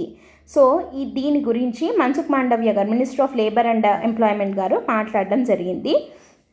సో ఈయన ఏం చెప్తున్నారు అని అంటే వీళ్ళకి కోడ్ ఆన్ సోషల్ సెక్యూరిటీ కిందికి వీళ్ళని తీసుకొని రావడం, ఫార్మల్లీ వీళ్ళని రికగ్నైజ్ చేయడము యాజ్ అఫీషియల్ ఫార్మల్ ఎంప్లాయీస్ అనమాట. సో దీని కింద ఏంటి అంటే for the first time gig and platform workers are now defined within the India's legal system. అంటే వీళ్ళ యొక్క రోల్ని గుర్తించి వీళ్ళని ఇండియాస్ లీగల్ సిస్టమ్ కింద వీళ్ళకు ఒక డెఫినేషన్, అంటే వీళ్ళని అప్పటి వరకు గ్రే జోన్లో ఉన్న వీళ్ళని, అంటే సెల్ఫ్ ఎంప్లాయిడ్గా లేదా ఇండిపెండెంట్ కాంట్రాక్ట్ వర్కర్స్ కింద అట్లా చూసిన వీళ్ళకి ఎట్లాంటి బెనిఫిట్స్ లేని వీళ్ళని ఒక సాలరీడ్ ఎంప్లాయీస్కి ఎట్లయితే వస్తాయో, రిటైర్మెంట్ తర్వాత పెన్షన్స్ ఎట్లా వస్తాయో, హెల్త్ కేర్ ప్రొవిజన్స్ ఎట్లుంటాయో, తర్వాత ఏదైనా యాక్సిడెంట్ అయితే వాళ్ళకి ఇన్సూరెన్స్ కవరేజ్ ఎట్లుంటుందో అట్లాంటి దాంట్లోకి తీసుకొని వచ్చే ప్రయత్నం అనేది చేయడం జరిగిందనమాట. సో ఆ ప్రయత్నంలో భాగంగా పడిన ఫస్ట్ స్టెప్ ఏంటి అంటే ఈ శ్రమ్ పోర్టల్ గురించి మనం ఆల్రెడీ పిఐబిలో ఇంతకుముందు చెప్పుకున్నాము. మళ్ళీ ఒకసారి చూద్దాము. ఈ శ్రమ్ పోర్టల్ అంటే ఏంటి అని అంటే ఇది ఒక ఆన్లైన్ పోర్టల్ సర్వీసెస్, అంటే ఒక నేషనల్ డేటాబేస్ అనుకోవచ్చు. ఇందాక మనం చెప్పుకున్నాం కదా ప్రతి ఒక్క ఫార్మర్కి ఒక ఫార్మర్ ఐడి ఉంటుంది అని చెప్పి, సేమ్ అలాగే ఇది కూడా ఒక రిజిస్ట్రీ, ఫార్మర్ రిజిస్ట్రీ లాగా ఇది ఒక జిగ్ వర్కర్స్ యొక్క రిజిస్ట్రీ అనుకోవచ్చు. అంటే దీంట్లో ఏంటి అంటే ఈ ఇన్ఫార్మల్ సెక్టార్లో ఉన్నటువంటి వర్కర్స్, అంటే జిగ్ అండ్ ప్లాట్ఫామ్ వర్కర్స్ అందరూ ఈ డేటాబేస్లో వాళ్ళని ఈ శ్రమ్ పోర్టల్ అనే దాంట్లో వీళ్ళని వాళ్ళు రిజిస్టర్ చేసుకుంటారనమాట. అంటే వాళ్ళకు ఒక డిజిటల్ ప్రొఫైల్ అనేది క్రియేట్ అవుతుంది. సో దాని ద్వారా ఏంటి అని అంటే రకరకాల గవర్నమెంట్ వెల్ఫేర్ స్కీమ్స్ వేటికైతే వాళ్ళు ఎలిజిబుల్ ఉంటారో అది ఆటోమేటిక్గా మ్యాపింగ్ చేసుకుంటారనమాట. సో బేసిక్ డీటెయిల్స్ ఏమేమి ఇవ్వాలి, వాళ్ళు ఆధార్ కార్డు ఇవ్వాలి, బ్యాంక్ అకౌంట్ ఇన్ఫర్మేషన్, తర్వాత వాళ్ళు ఏం వర్క్ చేస్తున్నారు, ఆక్యుపేషన్ డీటెయిల్స్, ఇట్లాంటివన్నీ ఇచ్చి ఆ ఈ శ్రమ్ పోర్టల్లో రిజిస్టర్ చేసుకోవాలి. అప్పుడు వాళ్ళకి ఏం బెనిఫిట్స్ వస్తాయి అని అంటే యాక్సిడెంట్ ఇన్సూరెన్స్, తర్వాత పెన్షన్ వస్తుంది, తర్వాత హెల్త్ కవరేజ్ ఉంటుంది. ఇవన్నీ వాళ్ళకి వచ్చే బెనిఫిట్స్ అనమాట. ఇవన్నీ వాళ్ళు క్లెయిమ్ చేసుకోవచ్చు. అండ్ ఇంకా ఉమెన్కి అనుకోండి పెయిడ్ లీవ్, తర్వాత మెటర్నిటీ బెనిఫిట్స్ వస్తాయి. ఇవన్నీ ఇంతకుముందు జిగ్ వర్కర్స్కి లేవు, అవి ఇప్పుడు వస్తాయి. సో ఈ శ్రమ్ పోర్టల్లో ఏమేమి ఉన్నాయి అని అంటే డిజిటల్ రిజిస్ట్రేషన్, ఇందాక మనం అన్నట్టు ఒక ఐడి లాంటిది క్రియేట్ చేసుకుంటారు, ఒక డిజిటల్ ఐడెంటిటీని క్రియేట్ చేసుకుంటారు. తర్వాత సోషల్ సెక్యూరిటీ యాక్సెస్, అంటే హెల్త్ ఇన్సూరెన్స్, పెన్షన్ కంట్రిబ్యూషన్స్ వస్తాయి. తర్వాత ఈ శ్రమ్ పోర్టల్ అనేది ఒక single centralised repository of gig workers, అంటే ఒక యూనిఫైడ్ డేటాబేస్, నేషనల్ లెవెల్లో ఒక పెద్ద డేటాబేస్ ఆఫ్ జిగ్ వర్కర్స్ లాగా అనుకోవచ్చు. అంటే ఒక చోట మొత్తం అందరివి అందులో ఉన్నట్టు. అండ్ ఇక్కడ ఇంకోటి ఏంటి అని అంటే దీనికి ఈ అగ్రిగేటర్స్ ఉంటారు కదా, అగ్రిగేటర్స్ అంటే ఎవరు, ఓలా, ఊబర్, ఇట్లా అంటే వీళ్ళు ఏం చేస్తున్నారు, అగ్రిగేట్ చేస్తున్నారు. దాని కింద అంటే ఇప్పుడు ఓలా అని ఒక కంపెనీ ఉంది, ఇదేం చేస్తుంది క్యాబ్స్ అన్నిటినీ దాని కింద అటాచ్ చేసుకుంటుంది. సో అట్లా లేదా ర్యాపిడో ఇట్లాంటివన్నీ ఉంటాయి కదా, ఇట్లాంటి అగ్రిగేటర్స్ కూడా వాళ్ళ యొక్క కంపెనీస్లో పనిచేసే ఎంప్లాయర్స్ ఎవరైతే ఉంటారో వాళ్ళని రిజిస్టర్ చేయొచ్చు అనమాట ఈ శ్రమ్ పోర్టల్లో. సో వర్కర్స్ వెల్ఫేర్ కోసం వాళ్ళు కూడా హెల్ప్ చేయొచ్చు. సో దీని ద్వారా ఏమవుతుంది అంటే the government has indicated that an online window will be created for the aggregators. దేనికోసము అంటే రిజిస్ట్రేషన్ ప్రాసెస్ ఇంకా స్మూత్గా మూవ్ అవ్వడానికి. సో ఎలాంటి బ్యూరోక్రటిక్ హర్డిల్స్ లేకుండా వాళ్ళ దగ్గర పనిచేసే వర్కర్స్ని మినిమం డిలేతో అందులో రిజిస్టర్ చేయించచ్చు. అండ్ ఇదొక మంచి స్టెప్ అవుతుంది to bring all the zig workers in the country into under the social security net. దీని ద్వారా ఏమవుతుంది అని అంటే వాళ్ళు కూడా ఒక ఫార్మల్ ఎంప్లాయీస్ లాగా, అంటే బోత్ వాళ్లకు కూడా రావాల్సిన హెల్త్ బెనిఫిట్స్ కానీ, యాక్సిడెంట్ కవరేజ్ కానీ, ఇన్సూరెన్స్ కవరేజ్ కానీ ఇట్లాంటివన్నీ కూడా అందుతాయి. అండ్ దాని ద్వారా ఏమవుతుందంటే ఇంక్లూసివ్ గ్రోత్ని మనము అచీవ్ చేయొచ్చు. ఎట్లా అంటే హెల్త్ ఇన్సూరెన్స్ వస్తుంది, రెండోది పెన్షన్ కంట్రిబ్యూషన్స్ వస్తాయి, మూడోది యాక్సిడెంట్ ఇన్సూరెన్స్, నాలుగోది మెటర్నిటీ బెనిఫిట్స్. సో వీటన్నిటి ద్వారా ఏమవుతుందంటే ఒక లెవెల్ ప్లేయింగ్ ఫీల్డ్ అనేది క్రియేట్ అవుతుంది, లేబర్ మార్కెట్ ఇంప్రూవ్ అవుతుంది, ఎంప్లాయ్మెంట్ ఇంకా పెరుగుతుంది. సో ఇంకా జిగ్ ఎకానమీ అనేది ఇంప్రూవ్ అవుతుంది. అండ్ అన్నిటికన్నా ముఖ్యంగా ఈ వర్కర్స్కి లీగల్ ప్రొటెక్షన్ దొరుకుతుంది కాబట్టి వాళ్ళకంటూ కొన్ని రైట్స్ వస్తాయి, such as right to health care, pension benefits, accident insurance. ఇట్లా అంటే they are no more subjects of charity అనమాట. They are no more objects of charity, they are subject to some rights. వాళ్ళకంటూ అంటే ఏదో పోన్లే పాపం అన్నట్టు కాకుండా, చారిటీ లాగా కాకుండా వాళ్ళకంటూ కొన్ని హక్కులు ఉన్నాయి, హక్కుల్ని వాళ్ళు సాధించుకోగలుగుతారు. సో ఇది జిగ్ ఎకానమీ దీని ద్వారా ఇంప్రూవ్ అవుతుంది. అండ్ వీళ్ళు ఎకనామిక్ ప్రోగ్రెస్లో అంటే ఇండియా వీళ్ళ వల్ల ఎకానమీ డెవలప్ అవుతుంది, కానీ వీళ్ళు మాత్రం they are being left behind. అట్లా కాకుండా ఒక ఇంక్లూజివ్ గ్రోత్ని మనం అచీవ్ చేయొచ్చు. అండ్ ఇన్కమ్ ఇన్ఈక్వాలిటీస్ని కూడా దీని ద్వారా తగ్గించినట్టు అవుతుంది. Out of pocket expenditure, health వాటికి అట్లాంటి వాటికి పడే ఖర్చును కూడా రెడ్యూస్ చేసినట్టు అవుతుంది. గవర్నమెంట్ మీద కూడా కొంత బర్డన్ పెరిగినా ఎంప్లాయ్మెంట్ పెరుగుతుంది, ఎకానమీ డెవలప్ అవుతుంది కాబట్టి అట్లా కంపెన్సేట్ కూడా అయినట్టు అవుతుంది అనమాట. సో జిగ్ వర్కర్స్ని సోషల్ సెక్యూరిటీ నెట్ కిందికి తీసుకొని రావడము is a major step in the name of e Shram portal. Okay, so this is the article. Next వచ్చేసి ఎకనామిక్ టైమ్స్ వాళ్ళ వరల్డ్ లీడర్స్ ఫోరంలో పిఎం మోడీ గారి అడ్రస్కి సంబంధించి అయితే మనం ఇది ఎందుకు చూస్తున్నాము అని అంటే దీని మీద క్వశ్చన్స్ వస్తాయా అంటే దీంట్లో ఉండే కొన్ని ఫ్యాక్ట్స్ని మనము ఆన్సర్స్లో యూజ్ చేయొచ్చు అనమాట. సో ఇక్కడ మోడీ మాట్లాడుతూ ఏమన్నారు అని అంటే ఇండియా యొక్క రిమార్కబుల్ ప్రోగ్రెస్ గురించి మాట్లాడడం జరిగింది. Particularly in the last decade అంటే 2014 నుంచి 2024 వరకు హౌ అవర్ కంట్రీ ట్రాన్స్ఫార్మ్డ్, మన ఎకానమీ ఎలా ట్రాన్స్ఫార్మ్ అయ్యింది అన్నది చెప్తూ మన ఫ్యూచర్ విజన్ ఎలా ఉంది అన్నది మాట్లాడడం జరిగిందనమాట. సో దాంట్లో ఆయన కొన్ని ఫ్యాక్ట్స్ని చెప్పారు, అవి మనకి చాలా హెల్ప్ అవుతాయి. ఫస్ట్ ఎకనామిక్ గ్రోత్ గురించి మాట్లాడుతూ ఏమన్నారంటే గ్లోబల్ ఎకానమీ 35% మాత్రమే గ్రో అయింది బిట్వీన్ 2014 to 2024. వెరాజ్ ఇండియా ఎకానమీ చూస్తే ఎంత గ్రో అయింది, గ్లోబల్ ఎకానమీ 35% గ్రో అయితే India out performed it with 90% growth. మొత్తం ప్రపంచమంతా 35% గ్రో అయితే మనం మాత్రము 90% గ్రో అయ్యాము అని చెప్తున్నారు. అండ్ అది ఫస్ట్ ఫ్యాక్ట్ దీనికి సంబంధించి.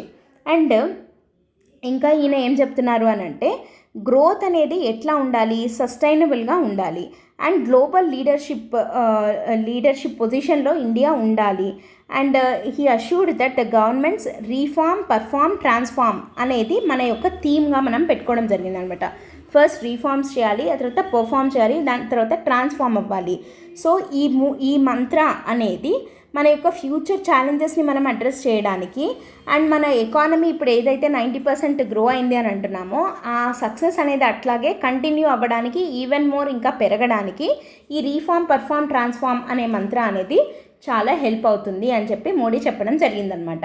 సో ఇట్లాంటివి ఉన్నాయి కదా, రీఫార్మ్, పర్ఫార్మ్, ట్రాన్స్ఫార్మ్, ఇట్లాంటి కొన్ని క్యాచీ లైన్స్ ఏవైతే ఉంటాయో ఇట్లాంటివి you can use it in your essay side headings లాగా అట్లా పెట్టి రాస్తే మంచి వాల్యూ ఎడిషన్ ఉంటుంది ఎస్సేకి కానీ, లేదంటే జిఎస్ ఆన్సర్స్లో స్కోప్ ఉంటే అక్కడైనా రాయొచ్చు.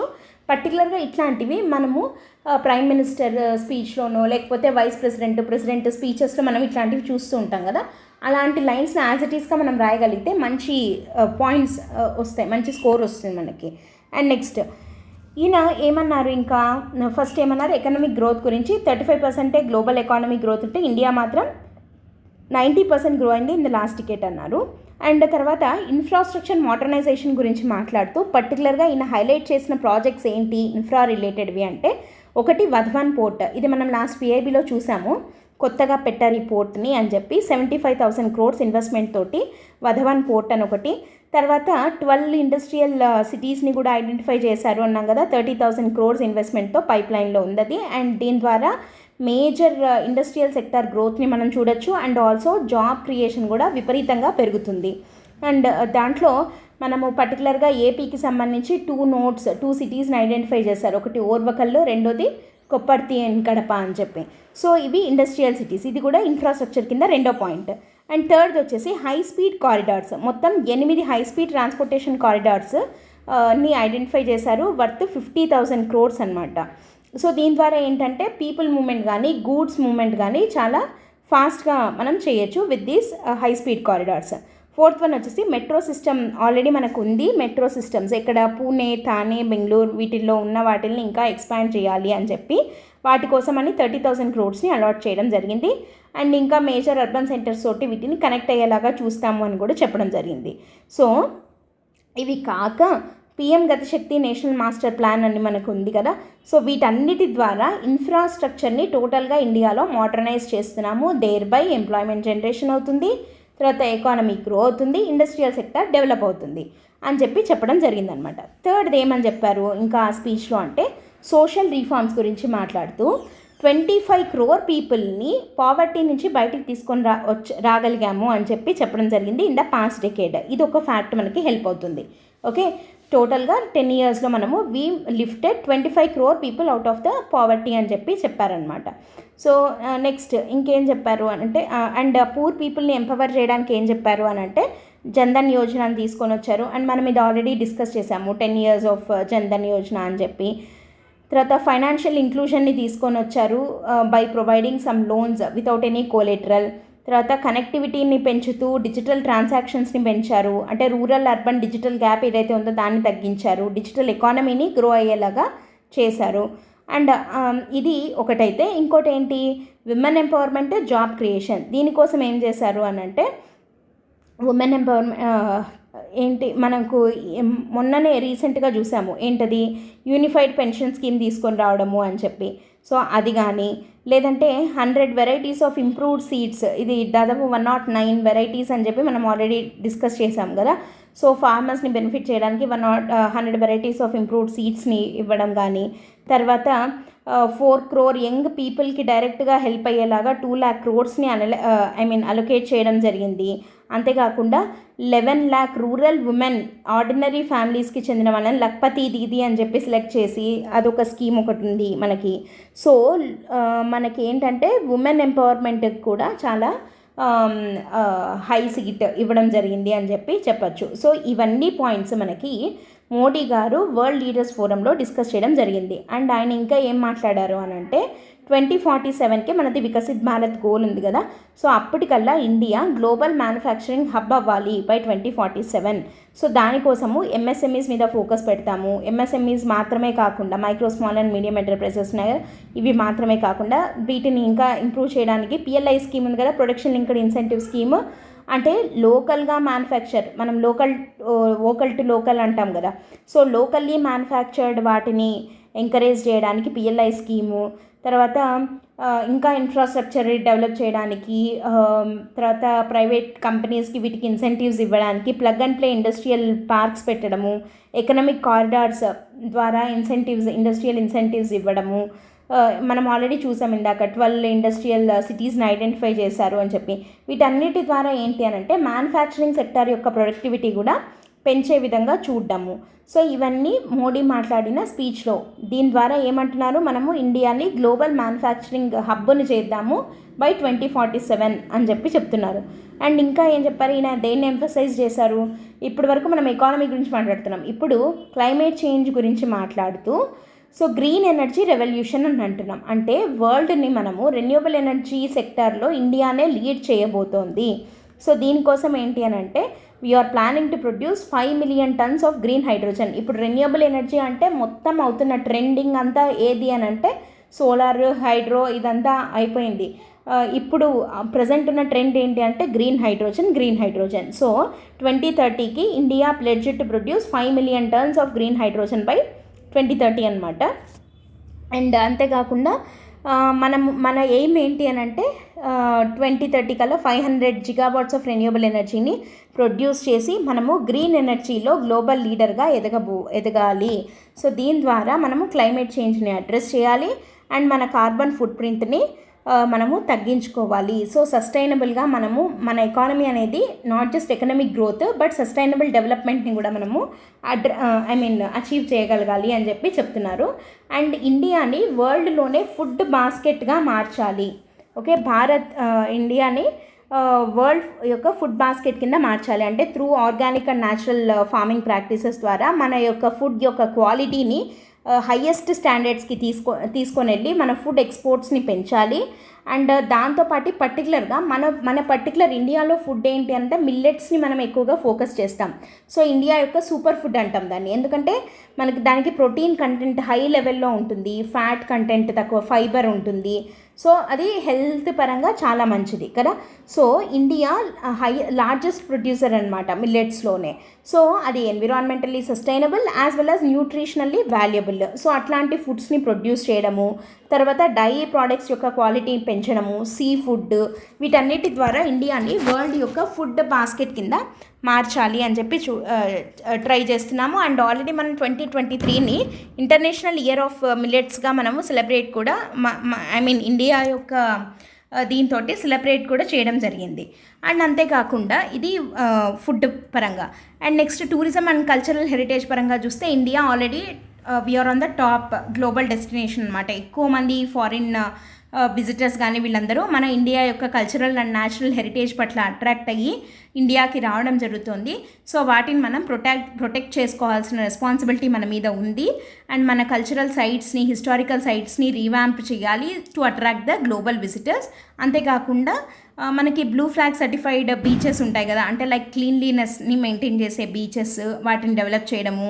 తర్వాత మనం పర్టికులర్గా ఈ మధ్య మనం చూస్తున్నాం మాల్దీవ్స్ ఇట్లాంటి వాటికి పోటీగా మన లక్షద్వీప్ ఐలాండ్స్ని డెవలప్ చేయడము, స్మాల్ ఐలాండ్స్ని డెవలప్ చేస్తూ ఎకో టూరిజంని, అడ్వెంచర్ టూరిజంని, హెరిటేజ్ టూరిజంని, మన కల్చరల్ టూరిజంని ప్రమోట్ చేయడము. వీటన్నిటి ద్వారా ఇక్కడ ఏమని చెప్తున్నాం, దేకో అప్నా దేశ్, పీపుల్స్ చాయిస్ అని చెప్పి సిటిజన్స్కే ఒక ఛాన్స్ ఇస్తున్నారు to vote for their favourite tourist destinations అనమాట. సో ఆ ఓటింగ్ ద్వారా హై ప్రయారిటీ ఓట్స్ వచ్చిన వాటిని డెవలప్ చేయడము, అట్లా పీపుల్ని కూడా వాటిల్లో ఇన్వాల్వ్ చేయడం అనమాట. సో ఈ అన్ని పిల్లర్స్ మీద ఇండియా 2047కి ఒక గ్లోబల్ లీడర్గా ఎదగడము అనేది డిపెండ్ అయి ఉంది అని చెప్పి చెప్తున్నారు. అంతేకాకుండా ఇంటర్నేషనల్ కోఆపరేషన్ విషయానికి వస్తే ఇండియా G20కి ఆల్రెడీ మనం ప్రిసైడ్ చేయడం జరిగింది. అండ్ గ్లోబల్ సౌత్లో ఇండియా లీడర్గా మారబోతోంది, ఆల్రెడీ మారింది. సో మనం ప్రయారిటైజ్ చేసుకోవాల్సిన అవసరం ఉంది ఇంక్లూజివ్ డెవలప్మెంట్ని అండ్ ఇంటర్నేషనల్ కోఆపరేషన్ని for the benefit of the global south. So దాంట్లో ఇండియా కీ రోల్ ప్లే చేస్తుంది. And we're committed to innovation, inclusion and international partnerships అని చెప్పి చెప్తున్నాం అనమాట.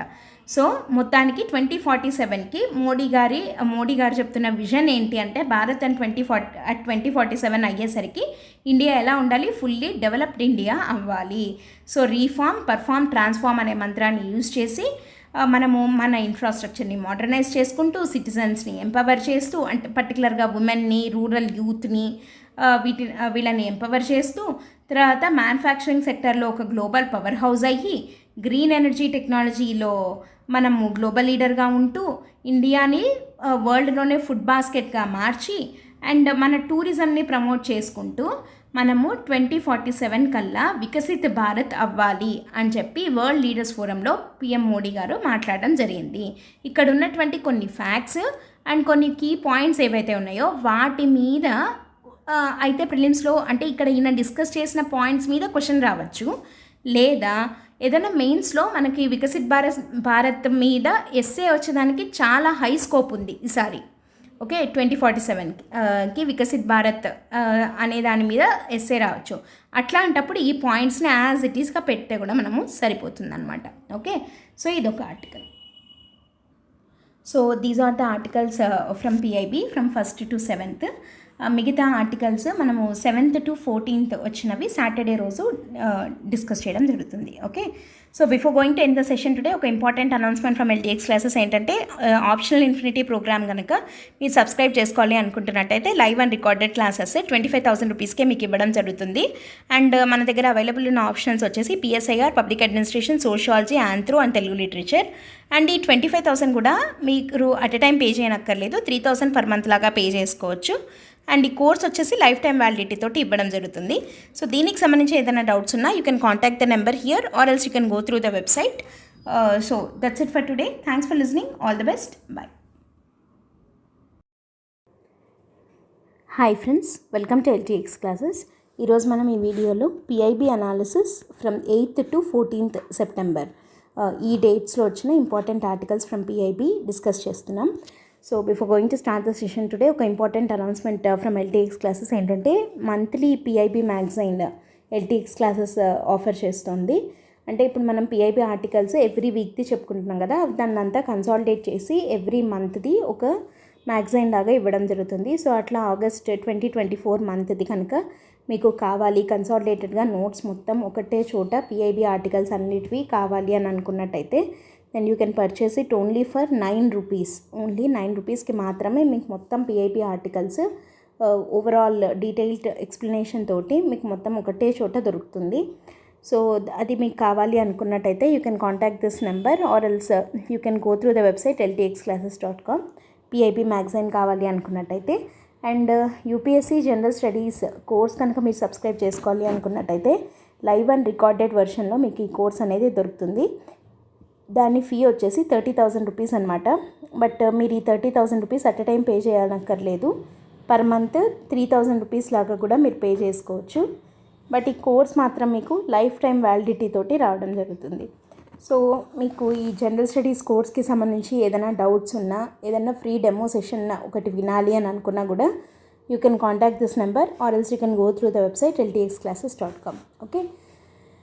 సో PIB అనేది వెరీ ఇంపార్టెంట్ సోర్స్ అయిపోయింది క్వశ్చన్స్కి. ఎందుకంటే చాలా questions directly picked from PIB అనమాట. స్టేట్మెంట్స్ PIBలో నుంచి పిక్ చేసి ఇస్తున్నారు. సో కాబట్టి PIB వెరీ ఇంపార్టెంట్ సోర్స్ అయింది ప్రిలిమ్స్కి కానీ మెయిన్స్కి కానీ. ఎస్పెషల్లీ APPSC కండక్ట్ చేసే ఎగ్జామ్స్ అంటే స్టేట్ పబ్లిక్ సర్వీస్ అయినా UPSC అయినా చాలా ఇంపార్టెంట్ సోర్స్ అయిందనమాట PIB అనేది. సో కాబట్టి మనము ఎవ్రీ వీక్ ఆ వీక్లో వచ్చిన ఆర్టికల్స్ని అన్నింటినీ ఒకసారి చూసి వాటిల్లో మనకి ఎగ్జామ్కి రిలవెంట్గా ఉన్న PIB ఆర్టికల్స్ ఏమున్నాయి అని చెప్పి పిక్ చేసుకొని దాని బ్యాక్డ్రాప్లో మనం ఏం చదవాలి అంటే జస్ట్ ఊరికే అది న్యూస్లో ఉన్నది మాత్రమే చెప్పడం కాకుండా దాని బ్యాక్గ్రౌండ్లో మనం చదవాల్సిన ఇంపార్టెంట్ టాపిక్ ఏంటి అనేది కూడా మనం ఈ PIB అనాలిసిస్లో డీటెయిల్డ్గా డిస్కస్ చేస్తున్నాం. సో దానికి సంబంధించిన మ్యాగజైన్ కావాలి అంటే ఇందాక చెప్పినట్టు 9 రూపీస్కి మీరు పర్చేస్ చేయొచ్చు. సో ఈరోజు మనము ఈ వీడియోలో 8th సెప్టెంబర్ నుండి 14th సెప్టెంబర్ వరకు వచ్చినటువంటి ఇంపార్టెంట్ ఆర్టికల్స్ అన్నింటినీ ఒకసారి చూద్దాం వన్ బై వన్.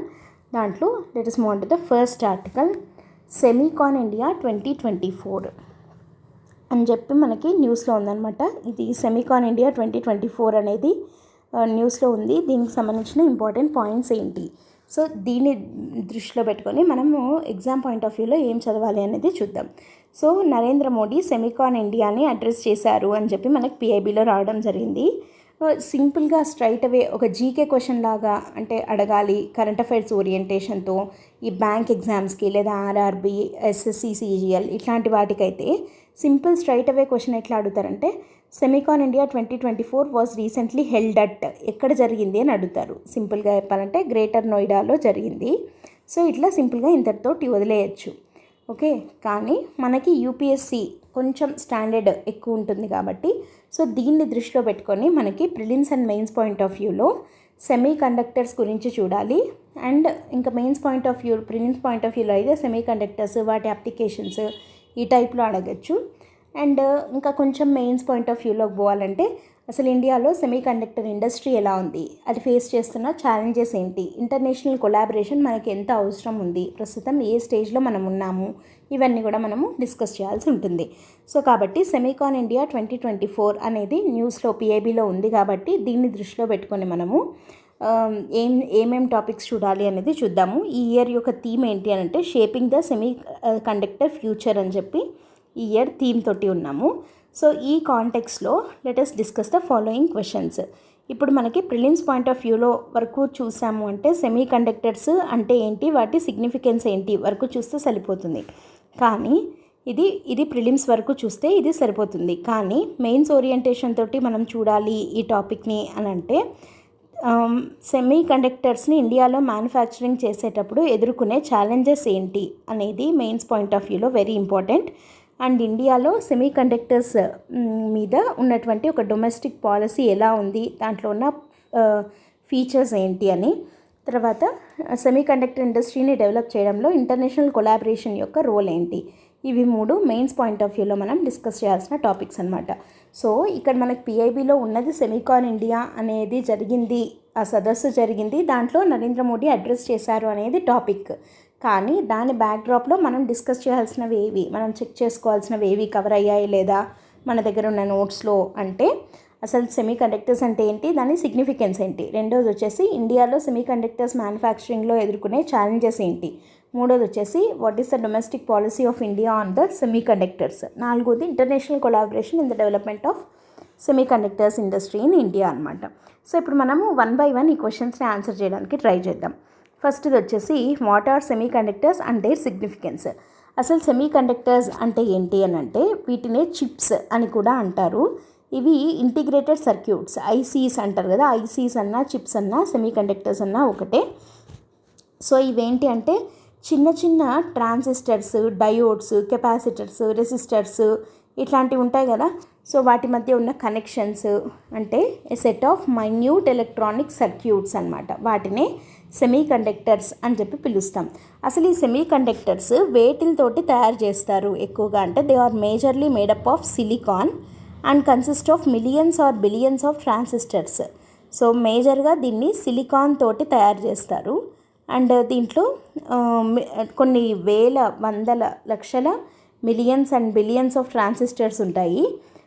సో ఇవి రకరకాల వాటిని ప్రాసెస్ చేయడానికి యూజ్ అవుతాయి అన్నమాట. Like images, radio waves, sounds వీటిని ప్రాసెస్ చేయడంలో ఇవి హెల్ప్ అవుతాయి. So semi conductors are made up of which material majorly అంటే సిలికాన్ అనమాట.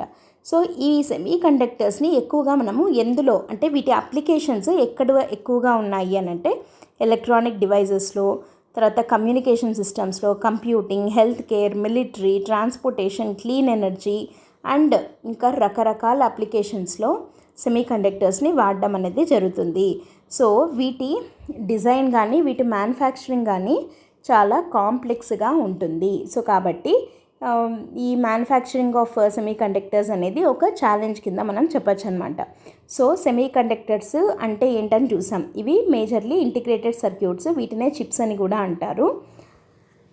సో వీటిని ఎక్కువగా ఇది మేడప్ ఆఫ్ సిలికాన్ అనమాట. వీటిని ఎలక్ట్రానిక్ డివైజెస్లో, కమ్యూనికేషన్స్లో, కంప్యూటింగ్, హెల్త్ కేర్, ఇట్లా మిలిటరీ సిస్టమ్స్లో వీటన్నిట్లలో సెమీ కండక్టర్స్ యొక్క అప్లికేషన్స్ అనేవి చాలా ఉన్నాయి and very important role play చేస్తాయి సెమీ కండక్టర్స్ అనేవి. సో ఇప్పుడు సెకండ్ క్వశ్చన్, ఇప్పుడు ఇండియాలో సెమీ కండక్టర్ ఇండస్ట్రీకి ఉన్న ఛాలెంజెస్ ఏంటి? What are the challenges associated with the manufacturing of semi conductors in India? Okay, so ఇండియాలో ఉన్న ఇష్యూస్ ఏమేమి ఉన్నాయి అంటే ఇండియాలో సెమీ కండక్టర్స్ని మ్యానుఫ్యాక్చరింగ్ చేయడంలో మనం ఎదుర్కొనే ఛాలెంజెస్ ఏంటి అంటే ఫస్ట్ వచ్చేసి capital intensive industry.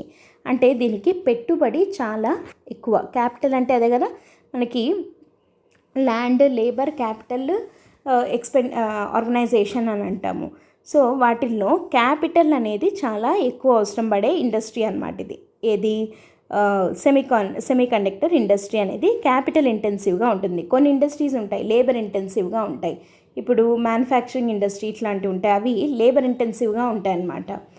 Service sector అనుకోండి, సర్వీస్ సెక్టార్లో ఉండే వాటిల్లో క్యాపిటల్ ఇంటెన్సివ్ ఉంటాయి, అవి లేబర్ ఇంటెన్సివ్గా ఉండవు. అంటే లేబర్ ఎక్కువ అవసరం పడదు, వాటికి పెట్టుబడే ఎక్కువ అవసరం ఉంటుంది. అట్లాంటి టైప్దే సెమీ కండక్టర్ ఇండస్ట్రీ అంటే. ఇది క్యాపిటల్ ఇంటెన్సివ్ సెక్టార్ అనమాట. And no other industry has a similar level of investment in both R&D, capital expenditure, thereby making it extremely capital intensive business with high entry barriers. So ఇక్కడ వీటికి అంటే ఇవి పెట్టడంలో research and డెవలప్మెంట్కి అయ్యే ఖర్చు కానీ, తర్వాత మామూలుగా ఇనీషియల్గా పెట్టుబడి కానీ రెండు ఇవి ఈ సెమీ కండక్టర్ ఇండస్ట్రీ పెట్టడానికి అయ్యే ఖర్చు అసలు వేరే దేనికి అవ్వదు. అంత హెవీ క్యాపిటల్ ఇంటెన్సివ్ ఇండస్ట్రీ అన్నమాట ఇది. సో కాబట్టి దీంట్లోకి ఎవరన్నా హై ఎంట్రీ బ్యారియర్స్ అంటే అసలు ముందు మనం ఒక ఇండస్ట్రీ పెట్టాలి అంటేనే కొంచెం భయపడేలాగా, వెనక్కి తగ్గేలాగా ఉంటుంది. Because of the high capital investment, ఎక్కువ ఖర్చు పెట్టాల్సి ఉంటుంది కాబట్టి. అండ్ అది ఫస్ట్ ఛాలెంజ్. రెండో ఛాలెంజ్ ఏంటి? Limited access to technology. అంటే పోనీ ఇక్కడ టెక్నాలజీ అన్నా యాక్సెసిబిలిటీ బాగుందా అని అంటే సెమీ కండక్టర్స్ మ్యానుఫ్యాక్చరింగ్కి ఏ టెక్నాలజీ అవసరం పడుతుందో దానికి ఫ్రీ యాక్సెస్, ఓపెన్ యాక్సెస్ ఉందా అంటే అది కూడా లేదు. So limited access to technology is another challenge here. The global semi conductor industry is dominated by some countries. మనకి ఇండియాలో అంత టెక్నాలజీ కూడా లేదు, ఓన్లీ కొన్ని కంట్రీసే ఈ ఇండస్ట్రీని డామినేట్ చేస్తున్నాయి. లైక్ ఎగ్జాంపుల్ చూస్తే Taiwan, south Korea most famous players అనమాట ఇండస్ట్రీలో. They makeup about 80% of the global foundry base for chips. అంటే టోటల్గా ఎన్ని సెమీ కండక్టర్స్, ఇప్పుడు సపోజ్ ఒక ఓవరాల్గా వరల్డ్లో 100 సెమీ కండక్టర్లు తయారవుతున్నాయి అని అంటే దాంట్లో 80 semi conductors Taiwan, south Korea నుంచే వస్తున్నాయి. అంటే ఎంత డామినేటింగ్ ప్లేయర్స్గా ఉన్నాయి ఇవి రెండు అనేది అర్థమవుతుంది. సో చెప్పాలి అంటే ఇది నియర్లీ క్లోజ్డ్ ఎకోసిస్టమ్ అని అనొచ్చు. అంటే ఓన్లీ ఆ రెండిట్లోనే ఇంకా మొత్తం ఆ 2 కంట్రీస్లోనే ప్రొడ్యూస్ అవుతుంది. సో వాటి యొక్క టెక్నాలజీకి మనకి లిమిటెడ్ యాక్సెస్ ఉంది. సో వాళ్ళు ఎట్లా వాడుతున్నారు, ఏం చేసి తయారు చేస్తున్నారు అనేది మనకి ప్రాపర్గా తెలియట్లేదు. సో టెక్నాలజీకి లిమిటెడ్ యాక్సెస్ ఉండడము అనేది ఓన్లీ 2 కంట్రీలే డామినేట్ చేయడం అనేది రెండో ఛాలెంజ్ కింద మనం చెప్పచ్చు. థర్డ్ ఛాలెంజ్ ఏంటి అంటే complexity of the manufacturing process. పోనీ టెక్నాలజీకి యాక్సెస్ వచ్చిందని అనుకుందాం, కానీ మ్యానుఫ్యాక్చరింగ్ ప్రాసెస్ చాలా కాంప్లెక్స్గా ఉంటుంది. ఎందుకు అని అంటే ఓవరాల్గా మ్యానుఫ్యాక్చరింగ్ ప్రాసెస్లో నియర్లీ 500 to 1500 స్టెప్స్ మధ్యలో ఫాలో అవ్వాల్సి ఉంటుంది. ఓకే, సో దాంట్లో మళ్ళీ రకరకాల కెమికల్స్, స్పెషాలిటీ కెమికల్స్, ఇంకా కొన్ని ఇన్ఫ్రాస్ట్రక్చర్ ప్రీరిక్విజైట్స్, అంటే కొన్ని క్లీన్ వాటర్ సప్లైయే ఉండాలి, అన్ఇంటరప్టెడ్ పవర్ సప్లై ఉండాలి, సిలికాన్ అవైలబిలిటీ ఉండాలి. సో ఇవన్నీ ఉండి నియర్లీ 500 to 1500 స్టెప్స్ ఫాలో అయితే తప్ప మ్యానుఫ్యాక్చరింగ్ అనేది ప్రాపర్గా జరగదు. So highly complex manufacturing system అనేది ఇన్వాల్వ్ అయి ఉందన్నమాట దీంట్లో. సో కాబట్టి అదొక ఛాలెంజ్ కింద చెప్పచ్చు. ఫోర్త్ వచ్చేసి lakh of talent pool. Lakh of talent pool అంటే ఏంటి? ఇక్కడ skilled talent that can work on factory floors on fabrication plant is still hard to come by. అంటే ఇక్కడ పోనీ టెక్నాలజీ కూడా ఉంది అని అనుకున్నా, ఈ తయారు చేయడంలో డిజైన్ ఇంజనీర్స్, ఈ చిప్ కంపెనీస్ చిప్స్ తయారు చేయడంలో ఈ సెమీకండక్టర్ చిప్స్ని తయారు చేసేందుకు కావలసిన టాలెంట్ అంటే స్కిల్స్ అనేవి ఇండియాలో ఉన్న వాళ్ళకి కొంచెం తక్కువ ఉన్నాయి అని చెప్పచ్చు. So lack of talent pool is the fourth challenge. ఫిఫ్త్ది ఏంటి? Lack of R&D, research and development. So ఇండియాలో R&D అంటే దీని మీద చేస్తున్న సెమీకండక్టర్ డిజైన్ మీద R&D కోసం అని చేస్తున్నది చాలా తక్కువ. And next apprehensions of the major players. అంటే ఇక్కడ ఏంటి అని అంటే ఇక్కడ మనకి ఇండియాలో పాలసీ స్టెబిలిటీ కొంచెం తక్కువ. అంటే ఇప్పుడు గవర్నమెంట్ మారుతూ ఉంటే పాలసీస్ అనేవి చేంజ్ అవుతూ ఉంటాయి కదా. సో పాలసీ స్టెబిలిటీ తక్కువ కాబట్టి మిగతా ప్లేయర్స్ ఇండియా పట్ల కొంచెం డౌట్ఫుల్గా ఉన్నారనమాట. మీకు పాలసీ స్టెబిలిటీ కొంచెం తక్కువ కదా అన్నట్టుగా ఉన్నారు. సో ఈ 6 ఛాలెంజెస్ ఆఫ్ సెమీ కండక్టర్స్, అంటే సెమీ కండక్టర్ ఇండస్ట్రీ ఇండియాలో ఎందుకు అంత బాగా డెవలప్ అయ్యి లేదు అని అంటే ఇవి 6 ఛాలెంజెస్ అనమాట. సో ఒకసారి ఛాలెంజెస్ ఏమేమి ఉన్నాయి? ఒకటి క్యాపిటల్ ఇంటెన్సివ్ కాబట్టి, రెండోది టెక్నాలజీ క్యాపిటల్ ఉంది అనుకున్నా టెక్నాలజీ లిమిటెడ్గా ఉంది. పోనీ టెక్నాలజీ కూడా ఉంది అనుకున్నా మ్యానుఫ్యాక్చరింగ్ చాలా కాంప్లెక్స్గా ఉంది. సో అట్లా మ్యానుఫ్యాక్చరింగ్ కాంప్లెక్స్గా ఉన్నా పర్లేదు అని అనుకున్నా టాలెంట్ పూల్ తక్కువగా ఉంది ఇండియాలో. అండ్ ఎందుకు తర్వాత రీసెర్చ్ అండ్ డెవలప్మెంట్ మీద మనం తక్కువ ఖర్చు పెడుతున్నాము. అండ్ ఆల్సో ఇండియాలో పాలసీ స్టెబిలిటీ లేదు అనే ఒక అప్రహెన్షన్ కూడా మేజర్ ప్లేయర్స్ దగ్గర ఉంది కాబట్టి. So these 6 are the challenges that are being faced by semiconductor industry in India అనమాట. సో ఈ ఛాలెంజెస్ ఉన్నాయి. అయితే అసలు ఇండియా యొక్క డొమెస్టిక్ పాలసీ ఎలా ఉంది సెమీకండక్టర్స్కి సంబంధించి అని అంటే the government of India not only acknowledges the economic and geopolitical importance of the semiconductor industry, but it also recognizes the shortcomings. As a result, several steps have been taken అనమాట. అంటే మన ఈ semiconductor ఇండస్ట్రీని develop చేయడానికి India దాంట్లో ఉన్న ఛాలెంజెస్ని recognise చేసి ఆ షార్ట్ కమింగ్స్ ఏమేమి ఉన్నాయి అని ఐడెంటిఫై చేసి వాటిని ఓవర్కమ్ చేయడానికి కొన్ని స్టెప్స్ని అయితే తీసుకునింది. సో ఏంటి ఆ స్టెప్స్ అనేది మనం 1 by 1 చూద్దాము. ఫస్ట్ ఇది చూడండి. In February the cabinet approved semiconductor related projects adding up to investments of about 1.26 lakh crore. So cabinet 1.26 lakh crore worth ఇన్వెస్ట్మెంట్స్ని అప్రూవ్ చేయడం జరిగింది. And also government announced a partnership between Tata group and Taiwan's power chip semiconductor manufacturing corporation, PSMC అంటాము.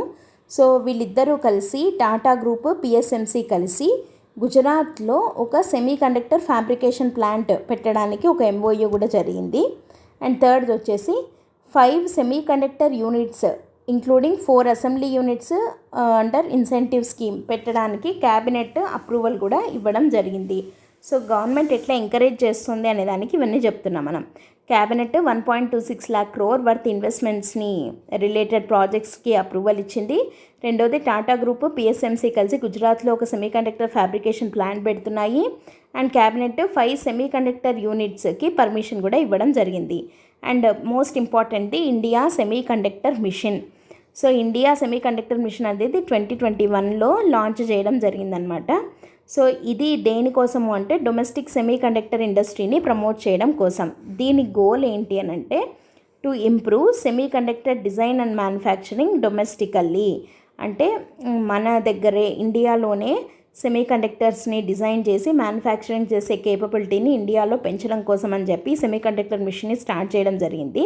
So ఇది ఏ ministry కిందికి వెళ్తుంది అంటే mighty, ministry of electronics and information technology కిందికి వెళ్తుంది. ఓకే, సో ఇది సెమీకండక్టర్ మిషన్కి సంబంధించి. నెక్స్ట్ వచ్చేసి సెమికాన్ ఇండియా ప్రోగ్రామ్. ఇది యాక్చువల్గా ఇప్పుడు మనకు న్యూస్లో ఉన్నది. సో సెమికాన్ ఇండియా ప్రోగ్రామ్ అనేది 76,000 crore తోటి అవుట్లే తోటి లాంచ్ చేసినటువంటి ప్రోగ్రామ్ అనమాట. ఇది దేనికి అని అంటే ఈ సెమీకండక్టర్ ఇండస్ట్రీస్లో ఇన్వెస్ట్ చేసే కంపెనీస్కి ఫైనాన్షియల్గా సపోర్ట్ ఇవ్వడం కోసం సెమికాన్ ఇండియా ప్రోగ్రామ్ అనేది స్టార్ట్ చేయడం జరిగింది. సో దీని కింద 4 స్కీమ్స్ ఉన్నాయి. ఒకటి వచ్చేసి modified scheme for setting up of semiconductor fabs, modified scheme for setting up of display fabs, modified scheme for setting up of compound semiconductors, silicon photonics, sensor fabs and semiconductor assembly testing marking and packaging, ATMP అంటారు సింపుల్గా చెప్పాలంటే, assembly testing marking packaging and OSAT facilities in India. Semicon India future design, ఇది వచ్చేసి design linked incentive scheme. మామూలుగా మనకి PLI scheme అని ఉంది కదా, ఒకటి ప్రొడక్షన్ లింక్డ్ ఇన్సెంటివ్ అని, ఇది అట్లాగే డిజైన్ లింక్డ్ ఇన్సెంటివ్ స్కీమ్ అనమాట. సో ఈ 4 స్కీమ్లని కలిపి మెర్జ్ చేసి సెమికాన్ ఇండియా ప్రోగ్రామ్ అనే దాన్ని స్టార్ట్ చేయడం జరిగింది. సో సెమీకండక్టర్ ఇండస్ట్రీస్ని ఎంకరేజ్ చేయడం కోసం ఏమేం చేస్తున్నామంటే, ఒకటి Semicon India program with total outlay of 76,000 crores and India semiconductor mission అని, తర్వాత 5 సెమీకండక్టర్ యూనిట్స్కి అప్రూవల్ ఇచ్చింది. అంతేకాకుండా టాటా పిఎస్ఎంసి కలిసి గుజరాత్లోనే ఒక ఫ్యాబ్రికేషన్ ప్లాంట్ పెడుతున్నాయి. And cabinet 1.26 lakh crore worth ప్రాజెక్ట్స్కి అప్రూవల్ ఇవ్వడం జరిగిందనమాట. సో ఇండియాలో డొమెస్టిక్ పాలసీ సెమీకండక్టర్స్ పట్ల ఎట్లా ఉంది అంటే ఇన్ని రకాలుగా సపోర్ట్ అనేది ఇస్తుంది. నెక్స్ట్, ఇంత చేస్తున్న what is the role of international collaboration. So India వేరే కంట్రీస్తో ఎట్లా కొలాబరేట్ అవుతోంది రిగార్డింగ్ దిస్ ఇండస్ట్రీ అని అంటే 2024 September 9th India US partnership అని చెప్పి జరిగింది. యుఎస్ ఏం చేసింది అని అంటే ఒక కొత్త పార్ట్నర్షిప్ని సైన్ చేసుకునింది to explore semiconductor supply chain opportunities. Okay, so దీని ప్రకారము ఇండియా యొక్క సెమీకండక్టర్ ఎకోసిస్టమ్ని కాంప్రహెన్సివ్గా అసెస్ చేసి ఇక్కడ మన దగ్గర ఉన్న రెగ్యులేటరీ ఫ్రేమ్వర్క్ని, వర్క్ ఫోర్స్ని, ఇన్ఫ్రాస్ట్రక్చర్ నీడ్స్ని ఐడెంటిఫై చేసి ఇండియా యుఎస్ ఒక ఎంఓయూని సైన్ చేసుకోవడం జరిగింది on semiconductor supply chain. Okay, so ఇండియాకి యుఎస్కి మధ్య సెమీకండక్టర్ సప్లై చైన్ రిలేటెడ్ ఒక పార్ట్నర్షిప్ కుదిరింది. ఇది ఇంటర్నేషనల్ కొలాబరేషన్లో రీసెంట్గా వచ్చినటువంటి డెవలప్మెంట్. అంతకన్నా ముందే ఇండియా సింగపూర్ తోటి ఒక ఒప్పందం చేసుకునింది, ఒక ఎంఓయూ చేసుకునింది రిగార్డింగ్ సెమీకండక్టర్ ఎకోసిస్టమ్ పార్ట్నర్షిప్. తర్వాత ఇండియా ఈయూ తోటి కూడా ఒక సెమీకండక్టర్ ప్యాక్ట్ చేసుకోవడం జరిగింది. అండ్ ఇండియా జపాన్ తోటి ఒక India Japan chip supply chain పార్ట్నర్షిప్ని కూడా ఒకటి సైన్ చేసుకోవడం జరిగింది. ఇండియా తైవాన్తో కూడా ఒకటి చేసుకునేది. తైవాన్ది అంటే ఇందాకే చెప్పుకున్నాం కదా మనము, టాటా పిఎస్ఎంసి కలిసి అని చెప్పి. సో అదనమాట. సో ఇంటర్నేషనల్ కొలాబరేషన్స్తో మనము ఏ కంట్రీస్ తోటి కొలాబరేట్ అయ్యాము, Japan, Taiwan, EU European union తోటి, సింగపూర్ తోటి, యుఎస్ తోటి. దీంట్లో ఇండియా యుఎస్ పార్ట్నర్షిప్ అనేది లేటెస్ట్ పార్ట్నర్షిప్ అనమాట మనకి రిగార్డింగ్ సెమీకండక్టర్స్. సో ఓవరాల్గా చెప్పాలి అంటే మనకి ఇక్కడ న్యూస్లో ఉన్నది సెమికాన్ ఇండియా 2024 అనేది గ్రేటర్ నోయిడాలో జరిగింది. దీన్ని దృష్టిలో పెట్టుకొని అసలు ఇండియాలో సెమీకండక్టర్స్ ఇండస్ట్రీ ఎట్లా ఉంది అనేది మనకు తెలియాలి. దానికన్నా ఫస్ట్ అసలు సెమీకండక్టర్స్ అనేవి ఏంటి, వాటి యొక్క అప్లికేషన్స్ ఎక్కడెక్కడ వాడతాము అనేది చూసాం. అది ఫస్ట్ క్వశ్చన్. రెండో క్వశ్చన్ ఏంటి, ఇండియాలో సెమీకండక్టర్ ఇండస్ట్రీ పెద్దగా డెవలప్ అవ్వకపోవడానికి ఉన్నటువంటి ఛాలెంజెస్ ఏంటి అనేది రెండోది చూసాము. ఏవేవని, లైక్ ఫర్ ఎగ్జాంపుల్ ఏమని చెప్పుకున్నాము, కాంప్లెక్స్ మ్యానుఫ్యాక్చరింగ్ సిస్టమ్ అని చెప్పుకున్నాము. తర్వాత లిమిటెడ్ యాక్సెస్ టు టెక్నాలజీ అని చెప్పుకున్నాము. తర్వాత హైలీ క్యాపిటల్ ఇంటెన్సివ్ సెక్టార్ కదా ఇది, సో కాబట్టి ఎక్కువగా లేవు అనుకున్నాము. తర్వాత R&D మీద తక్కువ స్పెండింగ్ ఉంది, టాలెంట్ పూల్ తక్కువ ఉంది, అప్రహెన్షన్స్ ఆఫ్ మేజర్ ప్లేయర్స్, ఇట్లా రకరకాల ఛాలెంజెస్ని మనం చూసాం. ఆ తర్వాత ఏంటి, సరే ఛాలెంజెస్ని పక్కన పెట్టేసిన ఇండియాలో మన డొమెస్టిక్ పాలసీ ఎట్లా ఉంది అంటే పాలసీ సపోర్ట్ ఏ విధంగా ఉంది సెమీకండక్టర్ ఇండస్ట్రీస్కి అనేది చెప్పుకున్నాము. మెయిన్లీ అక్కడ మనం డిస్కస్ చేయాల్సింది సెమీకాన్ ఇండియా ప్రోగ్రామ్ ఒకటి, ఇండియా సెమీకండక్టర్ మిషన్ అని ఉంది కదా, ఇవి రెండు very very important exam point of వ్యూలో. ఈ మధ్య కాలంలో ఎక్కువగా న్యూస్లో ఉన్నవి అండ్ క్వశ్చన్ రావడానికి ఆస్కారం ఉన్న టాపిక్స్ ఏవి అని అంటే SNT పర్టికులర్గా సైన్స్ అండ్ టెక్నాలజీకి సంబంధించి ఒకటి సెమీకండక్టర్ మిషన్, ఇంకోటి సూపర్ కంప్యూటింగ్, తర్వాత quantum technology, quantum computing machine ఉంది కదా, national quantum computing machine, super computing machine, semiconductor machine, ఈ మూడు ఎక్కువగా న్యూస్లో ఉన్నాయి. సో ఈ మూడిట్లో ఏదో ఒకటి మెయిన్స్లో వచ్చేదానికి చాలా హ్యూజ్ ఛాన్సెస్ ఉన్నటువంటి టాపిక్స్ అనమాట ఈ మూడు. ఓకే, సో అవి డొమెస్టిక్ పాలసీ కింద అవి చూసాము. అండ్ ఇంటర్నేషనల్ కొలాబరేషన్స్ మనం ఏ కంట్రీతోటి అవుతున్నాయి అనేది డిస్కస్ చేయడం జరిగింది. ఓకేనా, so this is the first topic. Let us move on to the second one. Second topic ఏంటి అంటే 5 successful years of Pradhan Mantri Kisan Maandhan Yojana, PMKMY, Pradhan Mantri Kisan Maandhan Yojana programme start చేసి 5 years కంప్లీట్ అయింది అని చెప్పి మనకు న్యూస్లో ఉంది. సో ఇది స్కీమ్ ఇట్లాంటి ఏమంటారంటే ఒక ల్యాండ్మార్క్ ఇయర్స్ లాంటివి కదా, 5 years, 10 years of Pradhan Mantri Jan Dhan Yojana అని చూసాము అట్లా. సో ఇది 5 years కంప్లీట్ అయింది కాబట్టి దీని గురించి చూద్దాము. అసలు PMKMY అంటే ఏంటి, కిసాన్ మాన్ధాన్ యోజన, పేరులోనే ఉంది కిసాన్ అని, అంటే ఫార్మర్స్కి. సో ఏ ఫార్మర్స్ ఎలిజిబుల్ అని అంటే ఇక్కడ ఫస్ట్ బెనిఫిషరీస్ గురించి క్వశ్చన్ రావచ్చు. ఎవరు అంటే అప్ టు 2 hectares, ఎవరి ల్యాండ్ హోల్డింగ్స్ అయితే అప్ టు 2 hectares. ఇక్కడ సింపుల్గా ఒకసారి ఏం చేశారు, ఈ పర్టికులర్ స్కీమ్ అని కాదు, వేరే స్కీమ్ ఏదో, దానికి ఏం మార్చారు అంటే ఇక్కడ హెక్టార్స్ అనే దాని బదులు ఏకర్స్ అని ఇచ్చారు. ఎకరాలు వేరే, హెక్టార్లు వేరే కదా. సో ఎకరాల కన్నా హెక్టార్ అంటే పెద్దది. So land holdings of up to 2 hectares. So ఏదైనా స్టేట్ లేదా యూటీకి సంబంధించిన ల్యాండ్ రికార్డ్స్లో ఒక రైతు పేరు మీద 2 hectares కన్నా ఎక్కువ లేకపోతే, అట్లాంటి రైతులు ఉంటారు కదా, అంటే small and marginal farmers. So as of August 1, 2019 2 hectares కన్నా అప్ టు 2 hectares వరకు ఉన్న రైతులందరూ ఎలిజిబుల్ అండర్ ది స్కీమ్, ఏది ప్రధాన్ మంత్రి కిసాన్ మాన్ధాన్ యోజన అనమాట. సో దీని ప్రకారము ఎన్రోల్ చేసుకున్న వాళ్ళు ఈ స్కీమ్లో ఎంతమంది అని అంటే as of August 6, 2024 total 23.38 lakh farmers have joined the scheme అనమాట. దాంట్లో ఎక్కువగా రిజిస్ట్రేషన్స్ జరిగిండేది బీహార్లో 3.4 lakh మంది, అండ్ సెకండ్ ర్యాంక్లో వచ్చేసి జార్ఖండ్ ఉంది, 2.5 lakh రిజిస్ట్రేషన్స్ జరిగాయి అండర్ ప్రధాన్ మంత్రి కిసాన్ మాన్ధాన్ యోజన. సో ఒకసారి దీని సేలియన్ ఫీచర్స్ ఏంటి అనేది చూద్దాము. దీని ప్రకారం ఏంటంటే స్మాల్ అండ్ మార్జినల్ ఫార్మర్స్ అంటే less than 2 hectares of land ఉన్న వాళ్ళని స్మాల్ అండ్ మార్జినల్ అంటాం కదా. సో వీళ్ళకి సోషల్ సెక్యూరిటీ కల్పించడం కోసం అని చెప్పి తీసుకొని వచ్చినటువంటి స్కీమ్ ఇది. అంటే దీని కింద ఏమి ఇస్తారు, సోషల్ సెక్యూరిటీ అంటే నథింగ్ బట్ పెన్షన్ లాగా, ఒక ఫిక్స్డ్ పెన్షన్. ఎంత అంటే 3,000 rupees will be provided to all the small and marginal farmers. And ఇది ఒక voluntary and contribution based pension scheme. ఇది voluntary and contribution based pension scheme, అంటే voluntary compulsory కాదు, join అవ్వాలి అనుకుంటే అవ్వచ్చు. అండ్ కంట్రిబ్యూషన్ బేస్డ్ అని ఎందుకు అంటున్నామో చెప్తాను. The pension will be paid to the farmers from A pension fund managed by LIC.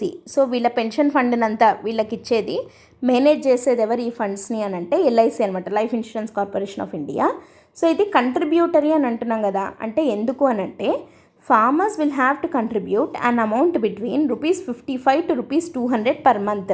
నెలకి మినిమం 55 rupees నుంచి 200 rupees వరకు వాళ్ళు కట్టుకోవచ్చు. Till they reach the retirement age, that is the age of 60 years. అయితే central government ఏం చేస్తుంది, వీళ్ళు ఎంతైతే కట్టారో అంతే ఈక్వల్గా సెంట్రల్ గవర్నమెంట్ కూడా కడుతుంది పెన్షన్ ఫండ్కి. అంటే ఇప్పుడు సపోజ్ ఒక రైతు 200 రూపాయల లాగా పర్ మంత్ కట్టుకుంటూ వచ్చాడు అనుకోండి వాలంటరీగా. సో రైతు 200 rupees పే చేస్తే సెంట్రల్ గవర్నమెంట్ కూడా 200 rupees కంట్రిబ్యూట్ చేస్తుంది. ఒకవేళ అతను 100 చేస్తే సెంట్రల్ గవర్నమెంట్ కూడా 100 చేస్తుంది. So the central government will also make an equal contribution of the same amount in the pension fund. And 18 years above ఉన్న వాళ్ళు అప్ టు 40 ఇయర్స్ దీంట్లో జాయిన్ అవ్వడానికి ఎలిజిబిలిటీ ఉంది, 18 to 40 మధ్య వాళ్ళు. అండ్ 60 ఇయర్స్ వరకు వీళ్ళు కట్టుకుంటూ వెళ్తారనమాట. సో ఇట్లా వీళ్ళకి ఏంటి అని అంటే ప్రధాన్ మంత్రి కిసాన్ సమ్మాన్ నిధి పిఎం కిసాన్ స్కీమ్ కూడా ఉంది. సో ఇది కూడా స్మాల్ అండ్ మార్జినల్ ఫార్మర్స్ కోసము తీసుకొని వచ్చినటువంటి స్కీమే. ఓవరాల్గా చెప్పాలి అని అంటే ప్రధాన్ మంత్రి కిసాన్ మాన్ధన్ యోజన ఏంటి అని అంటే వీళ్ళకు ఒక సోషల్ సెక్యూరిటీని కల్పించడం కోసము. సో ఓవరాల్గా దీని కింద 23.3 lakh 8 ఫార్మర్స్ రిజిస్టర్ చేసుకున్నారు యాజ్ ఆఫ్ ఆగస్ట్ 2024 వరకు. అండ్ హైయెస్ట్ బీహార్, సెకండ్ వచ్చేసి జార్ఖండ్. ఇది వాలంటరీ, ఇట్లాంటివి కొంచెం మార్చి అడుగుతారు కంపల్సరీ అని. అంటే కంపల్సరీగా ప్రతి ఒక్క ఫార్మర్ కట్టాలనా అంటే అట్లేం లేదు, వాలంటరీ అనమాట. ఎంత కట్టచ్చు అంటే మినిమం 55 to maximum 200 రూపీస్ వరకు వీళ్ళు కట్టుకోవచ్చు. అండ్ కంట్రిబ్యూటరీగా ఉంటుంది, వీళ్ళు ఎంత పే చేస్తే గవర్నమెంట్ కూడా అంతే పే చేస్తుంది. ఈ ఫండ్స్ని అంతా మేనేజ్ చేసేది ఎవరు అని అంటే LIC, లైఫ్ ఇన్సూరెన్స్ కార్పొరేషన్ వాళ్ళు మేనేజ్ చేయడం జరుగుతుంది అనమాట. ఓకేనా. సో ఇది second article. Let us move on to the third article. Exercise యుద్ధ అభ్యాస్ 2024. ఈ యుద్ధ అభ్యాస్ 2024 ఈ మిలిటరీ ఎక్సర్సైజ్ అనేది ఇండియాకి US మధ్య జాయింట్ మిలిటరీ ఎక్సర్సైజ్ అనమాట. సో ఇది ఎక్కడ జరుగుతోంది అని చెప్పి సింపుల్గా అడుగుతారు. ఎక్కడ అంటే మహాజన్ ఫీల్డ్ ఫైరింగ్ రేంజెస్, రాజస్థాన్లో జరుగుతోంది. సింపుల్గా చెప్పాలంటే యుద్ధ అభ్యాస్ 2024 ఈ ఇయర్ ఎక్కడ జరుగుతోంది, రాజస్థాన్లో. సో ఇది 9th నుంచి 22nd సెప్టెంబర్ వరకు జరుగుతుందన్నమాట. అండ్ ఇది ఇండియాకి USకి మధ్య జరుగుతున్నటువంటి అతిపెద్ద largest running joint military training and defence cooperation exercise. India US మధ్య జరుగుతున్న అతిపెద్ద మిలిటరీ ఎక్సర్సైజ్ ఏది అని అంటే యుద్ధ అభ్యాస్ 2024 అనమాట. సో ఇక్కడ ఏమని చెప్పచ్చు అని అంటే ఈ ఎక్సర్సైజ్ ఆల్టర్నేటివ్గా ఒకసారి ఇండియాలో జరిగితే ఇంకోసారి USలో జరుగుతుంది. సో ఈసారి రాజస్థాన్లో జరుగుతుంది. సో నెక్స్ట్ టైం USలో జరుగుతుంది అనమాట. ఇది దేనికోసము అంటే రెండు ఆర్మీస్ పట్ల అండర్స్టాండింగ్, కోఆపరేషన్, ఇంటర్ఆపరబిలిటీ, ఎవరికి అవసరం పడితే వాళ్ళు ఇంకొకళ్ళకి హెల్ప్ చేసేదానికి వీలుగా ఇట్లాంటి జాయింట్ ఆపరేషన్స్ అనేవి జరుగుతూ ఉంటాయి.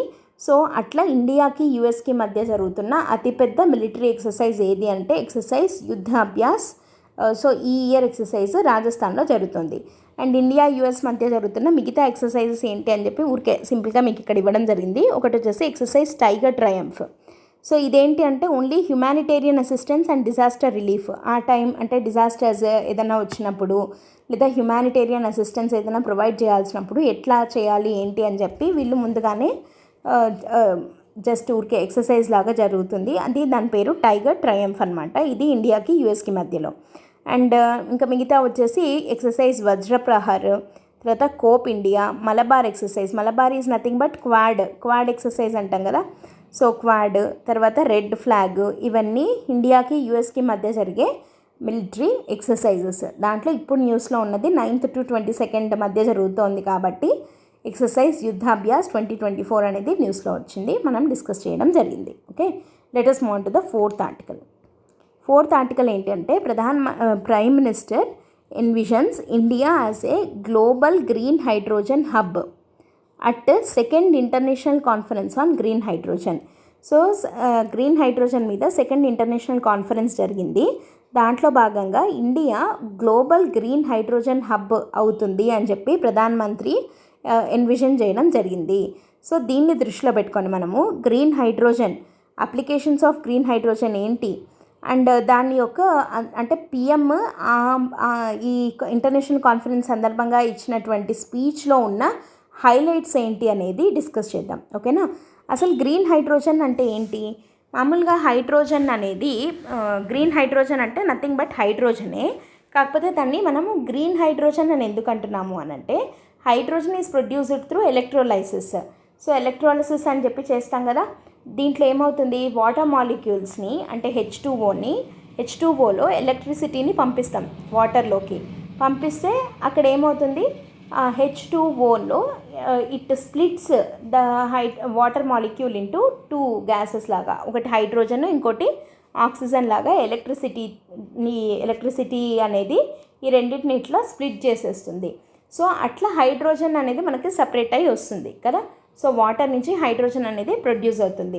అయితే ఇప్పుడు అట్లా ప్రొడ్యూస్ అయిన హైడ్రోజన్ని మనము గ్రీన్ హైడ్రోజన్ అని ఎందుకు అంటున్నాము అని అంటే, because we are using what ever electricity we are using to pass through the water is produced from renewable sources అయితే. సో మనం ఏ ఎలక్ట్రిసిటీని అయితే పంపిస్తున్నామో ఆ ఎలక్ట్రిసిటీ రెన్యూవబుల్ సోర్స్ నుంచి వచ్చిండేది అయితే, అంటే ఇట్ కుడ్ బి సోలార్ లేదా విండ్ లేదా హైడ్రో ఏదైనా కావచ్చు. ఒక రెన్యూవబుల్ సోర్స్ ఆఫ్ ఎనర్జీ నుంచి ప్రొడ్యూస్ అయిన ఎలక్ట్రిసిటీని ఎలక్ట్రాలసిస్కి వాడడం ద్వారా మనము వాటర్ నుంచి హైడ్రోజన్ని తయారు చేస్తే, అంటే ఇక్కడ ఎక్కడా కూడా మనకు ఎమిషన్స్ అనేవి సున్నా కదా. సో కాబట్టి ఇక్కడ మనం ఏమంటాము అంటే దీన్ని అట్లా ప్రొడ్యూస్ అయిన హైడ్రోజన్ని గ్రీన్ హైడ్రోజన్ అని చెప్పి పిలుస్తాము. So this green hydrogen can also be produced from biomass. ఎట్లా అంటే ఆ బయోమాస్ని గ్యాసిఫికేషన్ చేసి కూడా హైడ్రోజన్ని ప్రొడ్యూస్ చేయొచ్చు. సో అట్లాంటి దాన్నే మనము గ్రీన్ హైడ్రోజన్ అని అంటాం. అండ్ గ్రీన్ హైడ్రోజన్ యొక్క అప్లికేషన్స్ అంటే ఎక్కడైనా వాడచ్చు, లైక్ ఎలక్ట్రిక్ వెహికల్స్లో, ఏవియేషన్లో, మ్యారిటైమ్ ఇండస్ట్రీలో, తర్వాత షిప్పింగ్, పవర్ జనరేషన్. మనకి ఇప్పుడు ప్రజెంట్ ఫాజిల్ ఫ్యూయల్స్ వాడుతున్న ప్రతి ఒక్క చోట ఆల్టర్నేటివ్గా మనము ఈ గ్రీన్ హైడ్రోజన్ని వాడచ్చు. సో గ్రీన్ హైడ్రోజన్ అనేది ఇప్పుడు నెక్స్ట్ మన ఫ్యూచర్ అంతా ఏంటి అంటే గ్రీన్ హైడ్రోజన్ అని చెప్పి చెప్తున్నారు. ఇప్పుడు మనకి రెన్యూవబుల్ సోర్సెస్లో నెక్స్ట్ మేజర్ రెన్యూవబుల్ సోర్స్ ఏది అని అంటే సోలార్, హైడ్రో, వీటికన్నా కూడా green hydrogen is the next big thing for India in its fight against climate action అని చెప్పి అంటున్నాం మనం. సో ఎందుకు ఆ ఇంటర్నేషనల్ కాన్ఫరెన్స్లో మోడీ గారు ఇచ్చిన స్పీచ్లో ఉన్నటువంటి కొన్ని పాయింట్స్ని కీ పాయింట్స్ని మనం చూద్దాం. ఎందుకంటే ఆ పాయింట్స్ని మనము ఎక్కడైనా ఆన్సర్స్లో మనం యూజ్ చేసుకోవచ్చు అనమాట. సో మోడీ మాట్లాడుతూ ఏమన్నారు, ఫస్ట్ పాయింట్ ఏంటంటే urgency of climate action. So ఇక్కడ క్లైమేట్ చేంజ్ విపరీతంగా పెరిగిపోతుంది. So all over the world ఈ క్లైమేట్ చేంజ్ వల్ల ఎఫెక్ట్ అవుతుంది కదా. ఎందుకంటే విపరీతంగా ఎక్స్ట్రీమ్ వెదర్ ఈవెంట్స్ వస్తున్నాయి, rising temperatures, disruptions in ecosystem, ఇవన్నీ మనము ఇప్పుడు ప్రజెంట్ టైము చూస్తూనే ఉన్నాము. లైక్ ఈ వాయనాడ్ ల్యాండ్ స్లైడ్స్ కానీ, తర్వాత మనకి అరేబియన్ సీలో సైక్లోన్స్ ఎక్కువ అవ్వడము, ఎక్స్ట్రీమ్ వెదర్ ఈవెంట్స్ అంటే హీట్ వేవ్స్ కానీ ఏదైనా ఎక్స్ట్రీమ్గానే అవుతున్నాయి. హీట్ వేవ్స్ అంటే అయితే వేడి విపరీతంగా ఉంటుంది, లేదా వర్షాలు, క్లౌడ్ బర్స్ట్లు, తర్వాత టెంపరేచర్స్ విపరీతంగా పెరగడము, సీ లెవెల్ రైజ్ అవ్వడము. అరేబియన్ సీలో comparative to Bay of Bengal Arabian సీలో సైక్లోన్స్ తక్కువ ఫామ్ అవుతాయి, కానీ ఇప్పుడు కేసు రివర్స్ అవుతుంది. సో ఇవన్నీ దేనివల్ల అనంటే క్లైమేట్ చేంజ్ యొక్క ఇంపాక్ట్ అని చెప్పి మనం చెప్పచ్చు. సో మనము చాలా ఫీల్ అవుతున్నాం ఈ ఇంపాక్ట్ యొక్క ఈ క్లైమేట్ చేంజ్ యొక్క ఇంపాక్ట్ని. సో కాబట్టి there is an urgent and immediate need for the climate action. So దాంట్లో వేయాల్సిన ఫస్ట్ స్టెప్ ఏంటి అని అంటే గ్లోబల్ ఎనర్జీ ట్రాన్సిషన్. అంటే మనము రెన్యూవబుల్ ఎనర్జీ వైపు షిఫ్ట్ అవ్వాల్సిన అవసరం ఉంది. సో ఇది అర్జెన్సీ ఆఫ్ క్లైమేట్ యాక్షన్ కింద మనం చెప్తున్న ఫస్ట్ పాయింట్. రెండోది ఏంటి, global shift to sustainability. The mention of energy transition and sustainability becoming central to the global policy indicates a major paradigm shift. అంటే ఓవరాల్గా మన కార్బన్ ఫుట్ ప్రింట్స్ని, అంటే మనము రిలీజ్ చేస్తున్న కార్బన్ డైఆక్సైడ్ ఏదైతే ఉందో ఆ కార్బన్ ఫుట్ ప్రింట్ అంటాం కదా దాన్ని. సో దాన్ని మనం తగ్గించుకోవాలి. మనము ఫాజిల్ ఫ్యూయల్స్ మీద రిలై అయ్యేదాన్ని తగ్గించుకొని క్లీన్ ఎనర్జీ సోర్సెస్ వైపు అర్జెంటుగా మారాల్సిన అవసరం, టైం అనేది ఇమీడియట్గా వచ్చేసింది. So traditional energy like coal, oil దగ్గర నుంచి రెన్యూవబుల్ సోర్సెస్కి షిఫ్ట్ అవ్వాల్సిన అవసరం వచ్చింది. లైక్ సోలార్, విండ్, హైడ్రోజన్ ఇట్లాంటివి మారాల్సిన టైం వచ్చింది. So there is an immediate need of global shift to sustainability అనమాట. సో అది ఒకటి. సెకండ్ పాయింట్ ఏంటి, ఇంక ఇండియా విషయానికి వద్దాం. India's leadership in green energy గురించి మాట్లాడుతూ ఇండియా ప్యారిస్ కమిట్మెంట్స్ని ఫుల్ఫిల్ చేయడానికి ఇది అంటే మనము 2030 టార్గెట్గా పెట్టుకోవడం జరిగింది కదా. So as a global leader India is positioned as a global leader in climate action. So by achieving its Paris agreement commitments 9 years ahead of the 2030 target. So Paris అగ్రిమెంట్లో మన కమిట్మెంట్స్ ఏంటి అని అంటే నాన్ ఫాజిల్ ఫ్యూయల్ కెపాసిటీని 300% increase చేసుకుంటాము అని అన్నాం. In a decade 300% increase in non fossil fuels. అంటే ఫాజిల్ ఫ్యూయల్స్ కానివి అంటే రెన్యూవబుల్ ఎనర్జీ సోర్సెస్వి, అంటే like wind, hydrogen, nuclear power ఇవన్నీ. సో ఇండియా యొక్క ఎనర్జీని డైవర్సిఫై చేయాల్సిన అవసరం వచ్చింది. కోల్ అండ్ ఆయిల్ మీద డిపెండెన్సీని తగ్గించి మనం ఎమిషన్స్ని లోవర్ చేసుకోవాల్సిన పని పడిందనమాట. సో అదొకటి. రెండోది ఏంటి, సోలార్ ఎనర్జీలో 3000% గ్రోత్ రేట్ ఉంది ఇండియాలో. The staggering increase in solar energy capacity showcases the rapid adoption of solar technologies. So India solar ఎనర్జీలో గ్లోబల్ లెవెల్లో టాప్ మోస్ట్ పొజిషన్లో ఉందన్నమాట. So solar power plays a crucial role. So ఇప్పుడు ఈ remote ఏరియాస్కి లేదా carbon ఫుట్ ప్రింట్ని తగ్గించడంలో సోలార్ ఎనర్జీ అనేది చాలా చాలా కీ రోల్ ప్లే చేస్తుంది అనమాట. And focus on the green hydrogen. ఇప్పుడు అసలు మ్యాటర్కి వస్తే ఏంటి, green hydrogen is highlighted as a critical solution for the industries that are difficult to decarbonize using conventional renewable energy sources, like for example refineries, fertilizers, steel, heavy duty transport, energy storage for renewables. ఇట్లాంటివి ఏంటి అని అంటే మామూలు conventional renewable energy sources. Conventional renewable energy sources అంటే మళ్ళీ solar, hydro, wind ఇట్లాంటివి అనమాట. So ఇవి ఏంటి అని అంటే కొన్ని ఇండస్ట్రీస్ ఉన్నాయి, వాటిని డీకార్బనైజ్ చేయలేకపోతున్నాయి. అంటే ఇప్పుడు మామూలుగా వాటి ప్లేస్లో ఫాజిల్ ఫ్యూయల్స్ ప్లేస్లో ఇవి ఆ ఇండస్ట్రీస్లో ఉపయోగించలేని పరిస్థితిలో ఉన్నారు. ఫర్ ఎగ్జాంపుల్ రీఫైనరీస్ అట్లాంటివి అనమాట. సో అట్లాంటి వాటిల్లో కూడా యూజ్ చేయదగినది అంటే green hydrogen. So hydrogen can be used in the production of ammonia. So దీని ద్వారా ఏంటి అని అంటే న్యాచురల్ గ్యాస్ మీద డిపెండ్ అయి ఉన్నది తగ్గుతుంది. సో హైడ్రోజన్ ఇక్కడ హెల్ప్ అవుతుంది. And steel industry is the largest carbon dioxide emitter అనమాట. సో హైడ్రోజన్ బేస్డ్ ప్రొడక్షన్ని కనుక తీసుకుంటే కోల్ మీద డిపెండెన్సీ అనేది తగ్గుతుంది కదా. సో అప్పుడేమవుతుంది, ఈ CO2 ఎమిషన్స్ అనేవి తగ్గుతాయన్నమాట. సో రీఫైనరీస్లో, ఫర్టిలైజర్స్లో, స్టీల్ ఇండస్ట్రీలో అండ్ హెవీ డ్యూటీ ట్రాన్స్పోర్ట్లో. సో హెవీ డ్యూటీ ట్రాన్స్పోర్ట్లో కూడా మనము హైడ్రోజన్ని క్లీన్ ఫ్యూయల్ ఆల్టర్నేటివ్ కింద యూస్ చేయొచ్చు. అండ్ ఎనర్జీ స్టోరేజ్ కింద it also energy storage solution. అంటే రెన్యూబుల్ సోర్సెస్ లైక్ సోలార్ కానీ, విండ్ కానీ ఇట్లాంటి వాటిల్లో స్టోరేజ్ ఇష్యూస్ ఉన్నాయి ఇట్లాంటి రెన్యూబుల్ ఎనర్జీ. కానీ green hydrogen can be stored అనమాట. సో కాబట్టి ఇట్లాంటి వాటిల్లో అంటే హార్డ్ టు ఎలక్ట్రిఫై ఇండస్ట్రీస్ లాంటి అంటే like refineries, fertilisers, steel, heavy duty transport ఇట్లాంటి వాటిల్లో కూడా మనం గ్రీన్ హైడ్రోజన్ని ఈజీగా యూజ్ చేయొచ్చు అని చెప్పి చెప్తున్నారు. And next India's national green hydrogen mission 2023. So 2023లో మనం గ్రీన్ హైడ్రోజన్ మిషన్ని స్టార్ట్ చేసాము. ఇది కూడా వెరీ వెరీ ఇంపార్టెంట్ టాపిక్, ఇది నేషనల్ గ్రీన్ హైడ్రోజన్ మిషన్ అని చెప్పి. సో దీని యొక్క కీ ఆబ్జెక్టివ్ ఏంటి అని అంటే to position India as a global hub for green hydrogen production, utilisation and export. So ఇండియాని ఒక గ్లోబల్ హబ్గా మార్చాలి ఫర్ గ్రీన్ హైడ్రోజన్ అనేది ఈ మిషన్ యొక్క కీ ఆబ్జెక్టివ్. ఓకే, సో మన రెన్యూబుల్ పొటెన్షియల్ని వాడుకొని, మనకి India tropical country, so solar power మనకి చాలా ఎక్కువ ఉంటుంది. సో ఆ సోలార్ అండ్ విండ్ పవర్ని యూజ్ చేసుకొని తర్వాత మనకి కోస్ట్ లైన్ కూడా ఎక్కువే, సో టైడల్ ఎనర్జీని కూడా మనం యూజ్ చేసుకోవచ్చు. సో ఇట్లాంటి రెన్యూబుల్ సోర్సెస్ని యూజ్ చేసి గ్రీన్ హైడ్రోజన్ని కాంపిటిటివ్ కాస్ట్కి ప్రొడ్యూస్ చేసి మనము యూటిలైజ్ చేసుకోవచ్చు, ఎక్స్పోర్ట్ చేసుకోవచ్చు. సో ఓవరాల్గా వరల్డ్లో ఇండియాని గ్లోబల్ గ్రీన్ హైడ్రోజన్ హబ్గా మనం ఇండియాని పొజిషన్ చెయ్యాలి అన్నది నేషనల్ గ్రీన్ హైడ్రోజన్ మిషన్ యొక్క ఆబ్జెక్టివ్ అన్నమాట.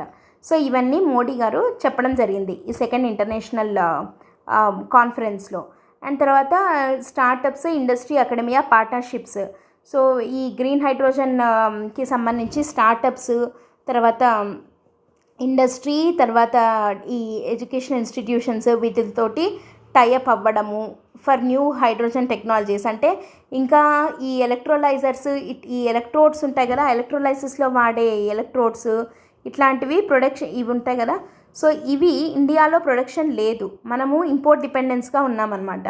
సో ఇట్లాంటి స్టార్టప్స్ ద్వారా ఏంటి అంటే ఈ ఎలక్ట్రోడ్స్ని ఇండియాలో ప్రొడ్యూస్ చేయడము, తర్వాత ఇంకా వాటి ఎఫిషియన్సీ పెంచే విధంగా చేయడము, ఇంకా హైడ్రోజన్ యొక్క అప్లికేషన్స్ ఇంకా ఫర్దర్గా ఏమున్నాయి అని ఎక్స్ప్లోర్ చేయడము, ఇవన్నీ చేయాల్సిన అవసరం ఉంది అని చెప్పి ఆయన పిలుపు ఇవ్వడం జరిగింది. అండ్ అంతేకాకుండా వీటన్నిటి ద్వారా ఏంటి అని అంటే గ్రీన్ జాబ్స్ అనేవి ఏర్పడతాయి. So green jobs are nothing but ఇట్లాంటి రెన్యూబుల్ వాటి నుంచి వచ్చే జాబ్స్ అనమాట. So it refers to the creation of jobs in the sectors like renewable energy సెక్టార్లో, హైడ్రోజన్ ప్రొడక్షన్లో, అంటే మ్యానుఫ్యాక్చరింగ్లో, రీసెర్చ్, ఇన్ఫ్రాస్ట్రక్చర్, ఇట్లా ప్రతి ఒక్క స్టేజ్లో కూడా ఎంప్లాయ్మెంట్ అనేది జనరేట్ అవుతుంది కదా వీటి ద్వారా. సో వాటికి సంబంధించిన స్కిల్ డెవలప్మెంట్ చేసి వర్క్ ఫోర్స్ని రెడీగా ఉంచే విధంగా చేయాలి ఫర్ ఎమర్జింగ్ హైడ్రోజన్ ఎకానమీ అని చెప్పి మోడీ గారు చెప్పడం జరిగింది. సో ఇక్కడ మనకి ఇది న్యూస్లో ఉన్నది దేనికి అని అంటే ఎందుకుంది ఇది అని అంటే Modi prime minister envisions India as a global green hydrogen hub at second international conference on green hydrogen. So green hydrogen మీద ఒక ఇంటర్నేషనల్ కాన్ఫరెన్స్ జరిగింది, దాంట్లో పిఎం ఇచ్చినటువంటి స్పీచ్. అయితే మనము దీన్ని దృష్టిలో పెట్టుకొని మనం చూడాల్సింది ఏంటి అని అంటే green hydrogen is the new buzzword in renewable sector ఇప్పుడు కదా. సో కాబట్టి దీని మీద క్వశ్చన్ వస్తుంది. సో మనం ఏమేం టాపిక్స్ డిస్కస్ చేసాము, అసలు గ్రీన్ హైడ్రోజన్ అంటే ఏంటి, దాని అప్లికేషన్స్ ఏంటి, ఇండియాలో గ్రీన్ హైడ్రోజన్ పరిస్థితి ఎలా ఉంది, దాంట్లో ఉన్నటువంటి ఛాలెంజెస్ ఏంటి, సో గ్రీన్ హైడ్రోజన్ మీద మనం డిపెండ్ అవ్వడం వల్ల దానివల్ల వచ్చే ఉపయోగాలు ఏంటి, అప్లికేషన్స్, యూజెస్ ఏంటి అనేది చూసాము. సో ఎంప్లాయ్మెంట్ కానీ, తర్వాత ఎన్విరాన్మెంటల్లీ సస్టైనబుల్ కానీ, ఎకనామికల్గా వచ్చే బెనిఫిట్ కానీ, అండ్ ఇండియాకున్న అడ్వాంటేజ్ ఏంటి ఈ గ్రీన్ హైడ్రోజన్ ప్రొడక్షన్లో అనేవన్నీ కూడా మనం ఇక్కడ డిస్కస్ చేయడం జరిగిందనమాట. నెక్స్ట్ 5th వన్ న్యూస్లో ఉన్నది ఏంటి అని అంటే క్యాబినెట్ అప్రూవ్స్ మిషన్ మౌసమ్ అని చెప్పి ఒక దాన్ని అప్రూవ్ చేసింది టు క్రియేట్. దేనికోసము అంటే సింపుల్గా ఇక్కడే ఉంది మొత్తం. ఏంటది అని అంటే a more weather ready and climate smart Bharat with outlay of 2000 crore over 2 years. So ఈ మిషన్ మౌసమ్ అనే దాని టోటల్ అవుట్లే ఎంత అంటే 2000 కోట్లు 2 years కోసము. సో దేనికోసం ఈ మిషన్ మౌసమ్ పేర్లోనే ఉంది కదా, మౌసమ్ అంటే మాన్సూన్ అనే దానికి ఒక వర్డ్ లాగా. సో మిషన్ మౌసమ్ అనేది దేనికోసము అని అంటే to make India more weather ready and climate smart Bharat. ఈ మధ్య ప్రతి ఒక్క దానికి క్లైమేట్ స్మార్ట్ అనేది ఒక ప్రిఫిక్స్ లాగా యాడ్ చేస్తున్నాం, క్లైమేట్ స్మార్ట్ అగ్రికల్చర్ అని అట్లా. సో క్లైమేట్ స్మార్ట్ భారత్ కింద మార్చడానికి, ఇండియాని తయారు చేయడానికి మిషన్ మౌసమ్ అనేది హెల్ప్ అవుతుంది అని అంటున్నాం. అంటే ఎందుకు, ఎట్లా అది అని అంటే సో దీనికి టోటల్ అవుట్లే 2000 crores అన్నాము. దీని ద్వారా ఏం చేస్తుంది అని అంటే ఏమవుతుంది అని అంటే ఇండియా యొక్క ఎబిలిటీ పెరుగుతుంది. దేంట్లో పెరుగుతుంది ability? To predict and respond to extreme weather events. మనం ఇందాకే చెప్పుకున్నాం క్లైమేట్ చేంజ్ అనే దానివల్ల ఈ మధ్య ఎక్స్ట్రీమ్ వెదర్ ఈవెంట్స్ ఎక్కువ అవుతున్నాయి అని చెప్పి. సో ఈ ల్యాండ్ స్లైడ్స్, తర్వాత తుఫాన్లు, వరదలు, క్లౌడ్ బర్స్ట్లు, ఇవన్నీ ఎక్స్ట్రీమ్ వెదర్ ఈవెంట్సే కదా. సో వాటిని ఇంకా అక్యురేట్గా ప్రిడిక్ట్ చేయడానికి అండ్ వాటికి తగినట్టు మనం ప్రాపర్గా రెస్పాండ్ అవ్వడంలో హెల్ప్ చేయడం కోసం అని చెప్పి దాంట్లో అంటే ఆ ప్రిడిక్షన్లో కానీ ఆ రెస్పాన్స్ కానీ ఇంకా బెటర్గా ఉండే విధంగా చేయడం కోసము ఈ మిషన్ మౌసమ్ అనే ప్రోగ్రామ్ని తీసుకొని రావడం జరిగింది. అండ్ క్లైమేట్ చేంజ్ యొక్క ఇంపాక్ట్ని ఇంకా ప్రాపర్గా అనలైజ్ చేసేందుకు ఇది హెల్ప్ అవుతుంది అని చెప్తున్నారు. సో దీని ద్వారా ఏం జరుగుతుంది అని అంటే ఇంకా మంచి రాడార్స్, శాటిలైట్స్ ఇట్లాంటి వాటిని యూజ్ చేసి ప్రాపర్ ఫోర్కాస్ట్ అనేది చేస్తారు. సో వెదర్ ఫోర్కాస్టింగ్ అనేది ఇంకా బెటర్ అవ్వడానికి ఈ మిషన్ మౌసమ్ హెల్ప్ అవుతుంది. సో దీని ద్వారా ఏంటి అంటే ఎక్స్ట్రీమ్ వెదర్ ఈవెంట్స్ని బెటర్గా మేనేజ్ చేయొచ్చు, క్లైమేట్ చేంజ్ యొక్క ఇంపాక్ట్ని మిటిగేట్ చేయడానికి అండ్ కమ్యూనిటీస్ ఎఫెక్ట్ అవ్వకుండా ఉండేందుకు, సిటిజన్స్ దెబ్బతినకుండా ఉండేందుకు చాలా హెల్ప్ అవుతుందన్నమాట. సో దీంట్లో ఉండే కాంపోనెంట్స్ ఏంటి అని అంటే next generation radars and satellite సిస్టమ్ని యూజ్ చేస్తారు విత్ అడ్వాన్స్డ్ సెన్సార్స్. సో మంచి సెన్సార్స్, శాటిలైట్స్, రాడార్స్ని యూజ్ చేయడము, తర్వాత ఎర్త్ సిస్టమ్ మోడల్స్ని ఎన్హాన్స్డ్ ఎర్త్ సిస్టమ్ మోడల్స్ని డెవలప్ చేయడము అండ్ అంతేకాకుండా GIS based automated decision support system for real time data sharing. అంటే రియల్ టైంలో అంటే యాజ్ ఇట్ ఈస్గా మన క్లైమేట్ చేంజ్ ఎట్లా మారుతోంది ఏంటి అని గ్యాప్ లేకుండా రియల్ టైంలో మనకి ఆ రిపోర్ట్స్ అన్నీ రావడం ద్వారా we can analyse the climate change. So ఇప్పుడు ఫర్ ఎగ్జాంపుల్ వాయనాడ్లో ల్యాండ్ స్లైడ్స్ అవుతాయి అని చెప్పి మనకి ముందుగా కనుక ఇన్ఫర్మేషన్, ఆ ప్రిడిక్షన్ కనుక వచ్చి ఉండుంటే మేబీ ఆ ఏరియాస్లో ఉన్న వాళ్ళని వేరే చోటికి తరలించడం కానీ ఇట్లా ఏదన్నా ఒక we would be in a position to manage it properly కదా. సో ఆ ప్రిడిక్షన్ అనేది ఇంకా అక్యురేట్గా ఉండేందుకు, ఇంకా బెటర్గా మేనేజ్ చేయడం కోసము ఈ మిషన్ మౌసం లాంటివి హెల్ప్ అవుతాయి అన్నమాట. సో ఇది ఎవరు ఇంప్లిమెంట్ చేస్తున్నారు ఈ ప్రోగ్రామ్ని అంటే ఇండియా మెటీరియలాజికల్ డిపార్ట్మెంట్ ఐఎండి వాళ్ళు.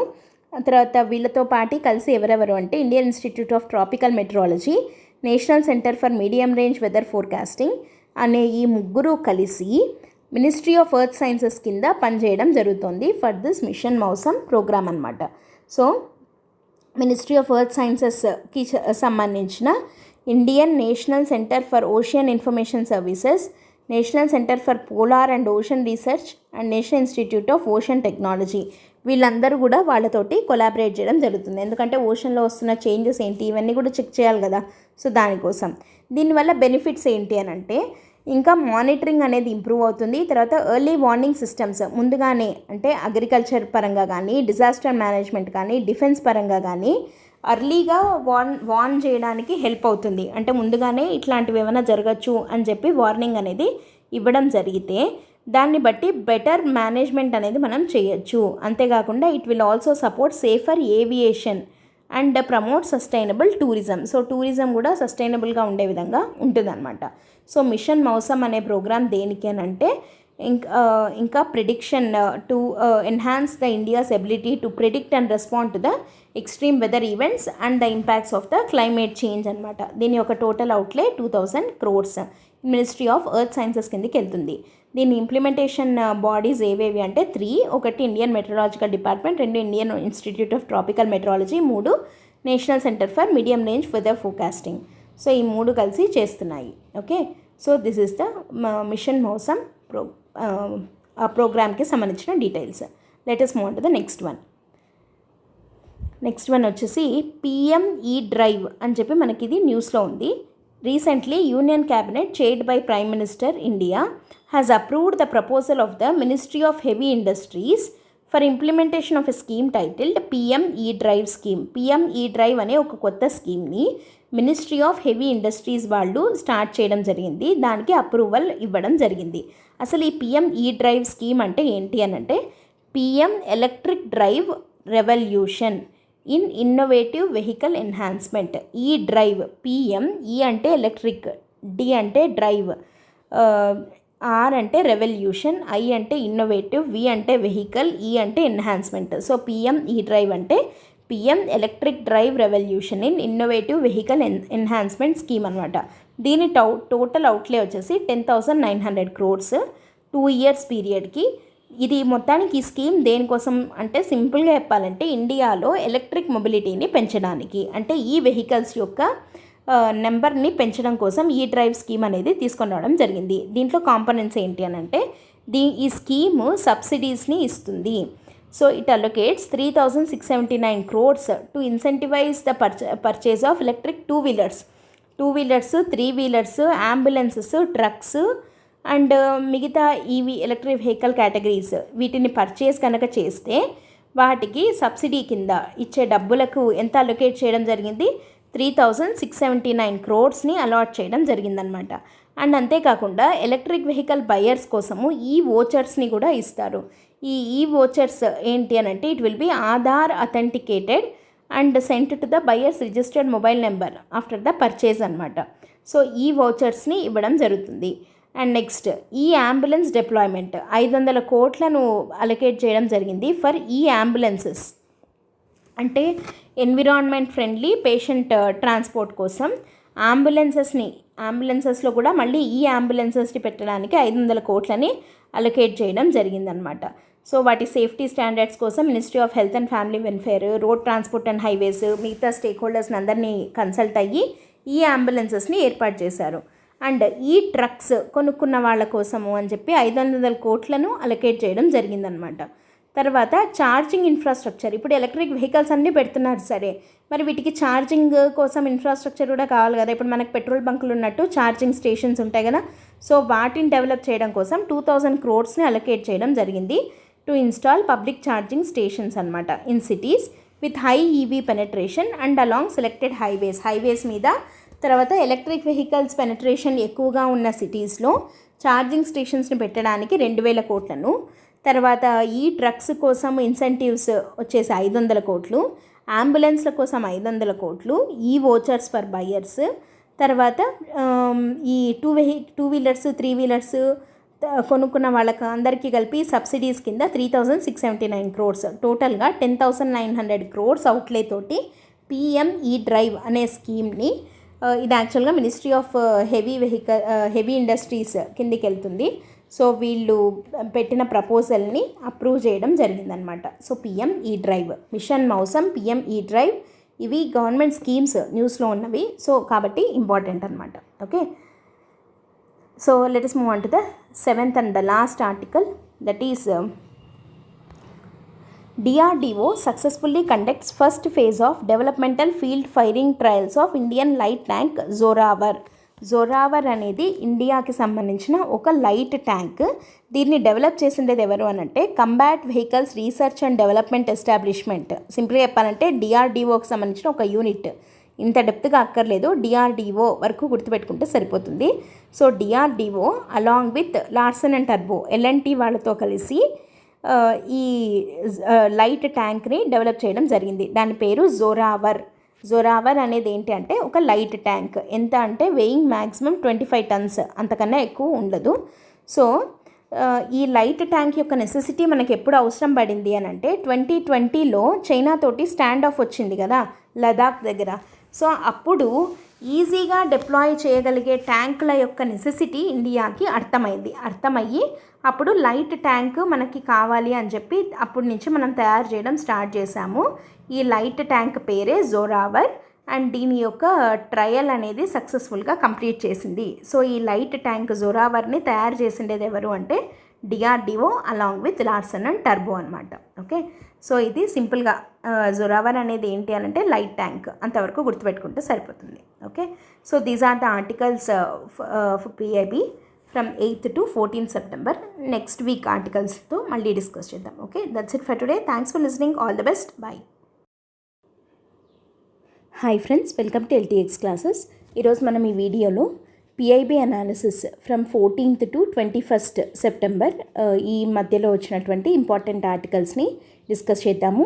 Before going to start the session today ఒక important announcement from LTX classes ఏంటంటే, ఇప్పుడు మనం పిఐబి అనాలిసిస్ చేసుకుంటున్నాం కదా, సో దాని రిలేటెడ్ పిఐబి మంత్లీ మ్యాగజైన్ అనేది ఇష్యూ చేయడం జరుగుతుందన్నమాట. సో ఎవ్రీ మంత్ మొత్తం కంప్లీట్ అయిన తర్వాత ఆర్టికల్స్ అన్నీ ఆ మంత్ అంతా కలిపి ఒక మ్యాగజైన్ లాగా మొత్తం కన్సాలిడేటెడ్ నోట్స్ అంతా మీకు ఇవ్వడం జరుగుతుంది. డీటెయిల్డ్ నోట్స్ ఉంటుంది దాంట్లో. సో మీరు ఆ మ్యాగజైన్ కనుక తీసుకోవాలి అనుకుంటున్నట్టయితే just for 9 rupees you can get it from LTX classes.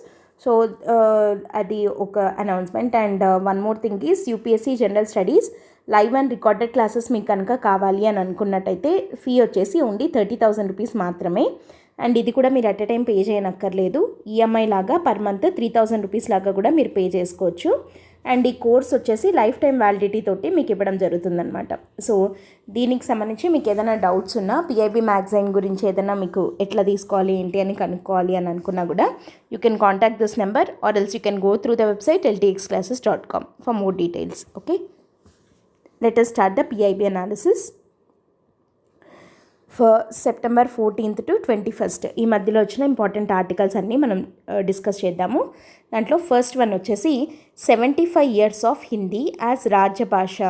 So Hindi Diwas సందర్భంగా వచ్చినటువంటి న్యూస్ అనమాట ఇది. యాక్చువల్గా మనము September 14th హిందీ దివస్గా సెలబ్రేట్ చేయడం జరుగుతుందన్నమాట. హిందీ దివస్ ఇప్పుడు మనకి లాస్ట్ ఆగస్ట్ 29th మనము గిడుగు రామ్మూర్తి గారి జయంతి రోజు తెలుగు భాషా దినోత్సవం అని చెప్పి సెలబ్రేట్ చేసుకున్నాము అని అన్నాము. లైక్వైజ్ ఈరోజు హిందీ దివస్ అనమాట. September 14th హిందీ దివస్ అని అంటాము. సో ఇది దేనికి సెలబ్రేట్ చేస్తారు? డేట్ ఆఫ్ సెలబ్రేషన్ వచ్చేసి Hindi Diwas the September 14th. Purpose ఏంటి అని అంటే it celebrates and promotes the Hindi language across the ఇండియాలో హిందీ లాంగ్వేజ్ని ప్రమోట్ చేయడం కోసం ఇట్లా హిందీ దివస్ అని లేదా తెలుగు భాషా దినోత్సవం అని ఆ లాంగ్వేజ్కి ఉన్న ఇంపార్టెన్స్ని గుర్తించి దాన్ని ప్రమోట్ చేయడం కోసం ఇట్లాంటి స్పెషల్ డేస్ అనేవి ఉంటాయి కదా. సో అయితే ఈ 2024కున్న స్పెషాలిటీ ఏంటి అని అంటే హిందీని అఫీషియల్ లాంగ్వేజ్గా రాజ్యభాషగా డిక్లేర్ చేసి 75 ఇయర్స్ అయిందనమాట. అంటే సిల్వర్ జూబ్లీ సెలబ్రేషన్స్ అంటాం కదా అది.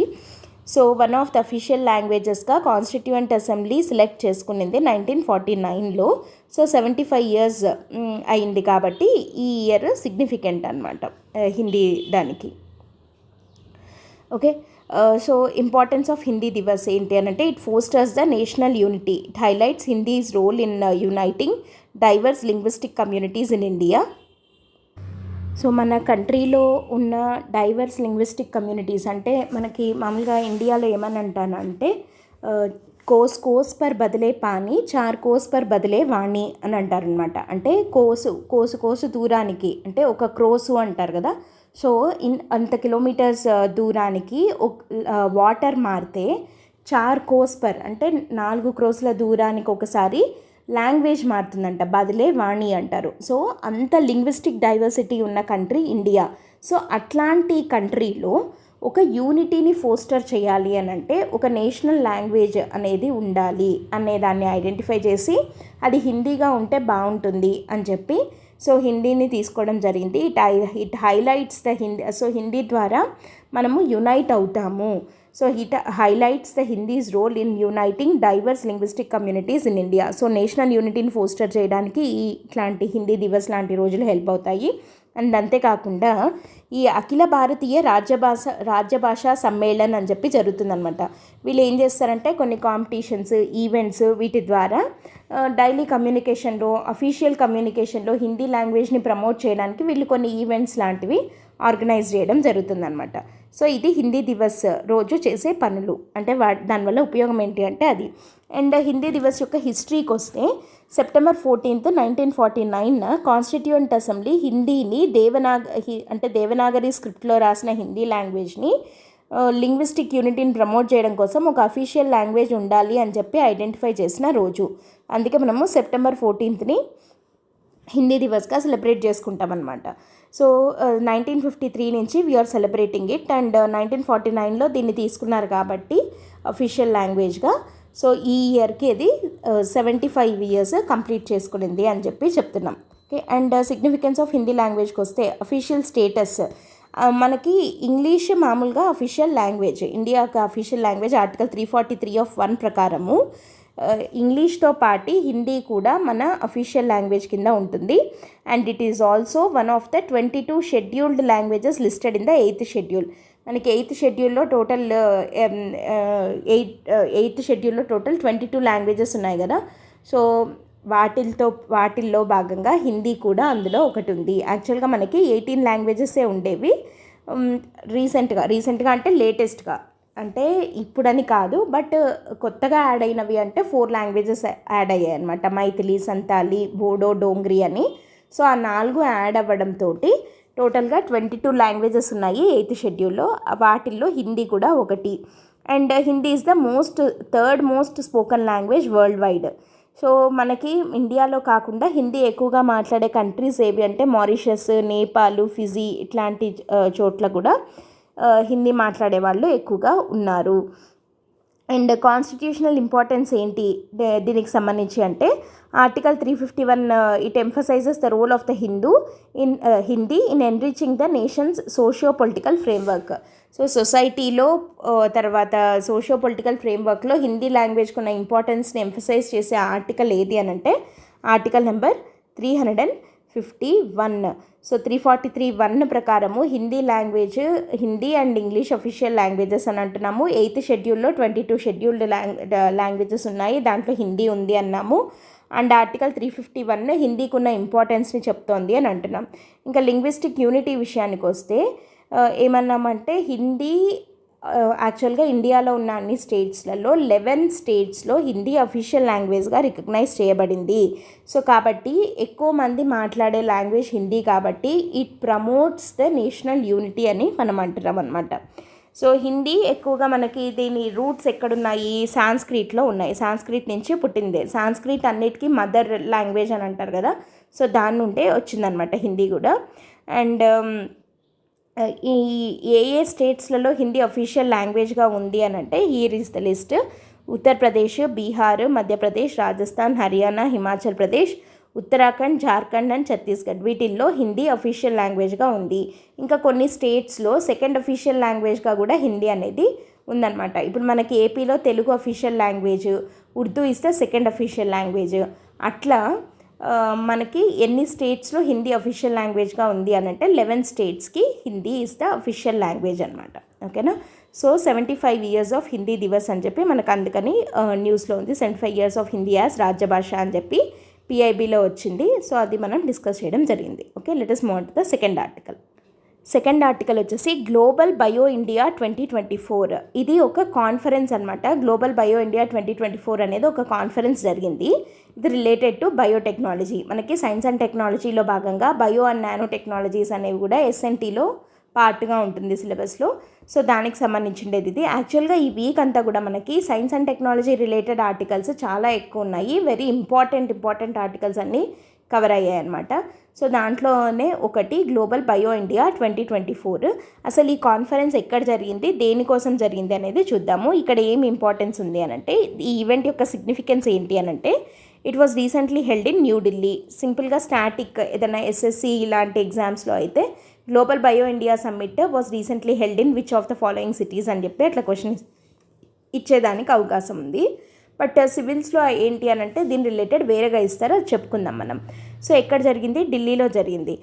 ఇది దేనికోసము అంటే వాట్ ఇట్ హైలైటెడ్, ఈ ఈవెంట్ యొక్క సిగ్నిఫికెన్స్ ఏంటి అని అంటే, it highlighted India's rapidly growing bio economy, biotechnology related economy, bio economy ఇండియాలో ఎలా గ్రో అవుతోంది అన్నది చెప్తూ ఈ ఈవెంట్లో భాగంగానే ఒక రిపోర్ట్ని రిలీజ్ చేయడం జరిగింది. That is India bio economy report IBER 2024. దీంట్లో కొన్ని ఫ్యాక్ట్స్ ఉన్నాయి which is very important. So ఇండియాలో how bio economy is growing అనేది ఈ IBER రిపోర్ట్లో చెప్పడం జరిగిందనమాట. అండ్ ఈ ఈవెంట్లో భాగంగానే 30 ఇన్నోవేటివ్ స్టార్టప్స్ వాళ్ళ బయోటెక్నాలజీ రిలేటెడ్ స్టార్టప్స్ వాళ్ళ ఇన్నోవేషన్స్ని షోకేస్ చేయడం జరిగిందనమాట. So global bio India 2024 summit is very important conference where IBER report was released. So అసలు దీన్ని ఆర్గనైజ్ చేసిండేది ఎవరు అని అంటే, biotechnology industry research assistance council BIRAC అనేవాళ్ళు. It comes under department of biotechnology. ఈ BIRAC అనేది డిపార్ట్మెంట్ ఆఫ్ బయోటెక్నాలజీ కింద ఉంటుంది. సో వీళ్ళు ఈవెంట్ని ఆర్గనైజ్ చేయడం జరిగింది.